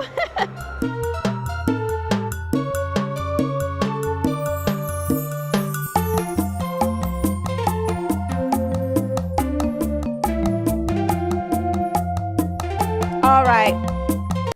Some nice eye bleach to leave the stream with. There's a few things that I've not covered, but I will probably next time. This looked quite interesting. This game, Half Earth Socialism, a planetary crisis planning game. Somebody dropped that in the Discord. It looks interesting. But I am getting tired. I will save it for next time.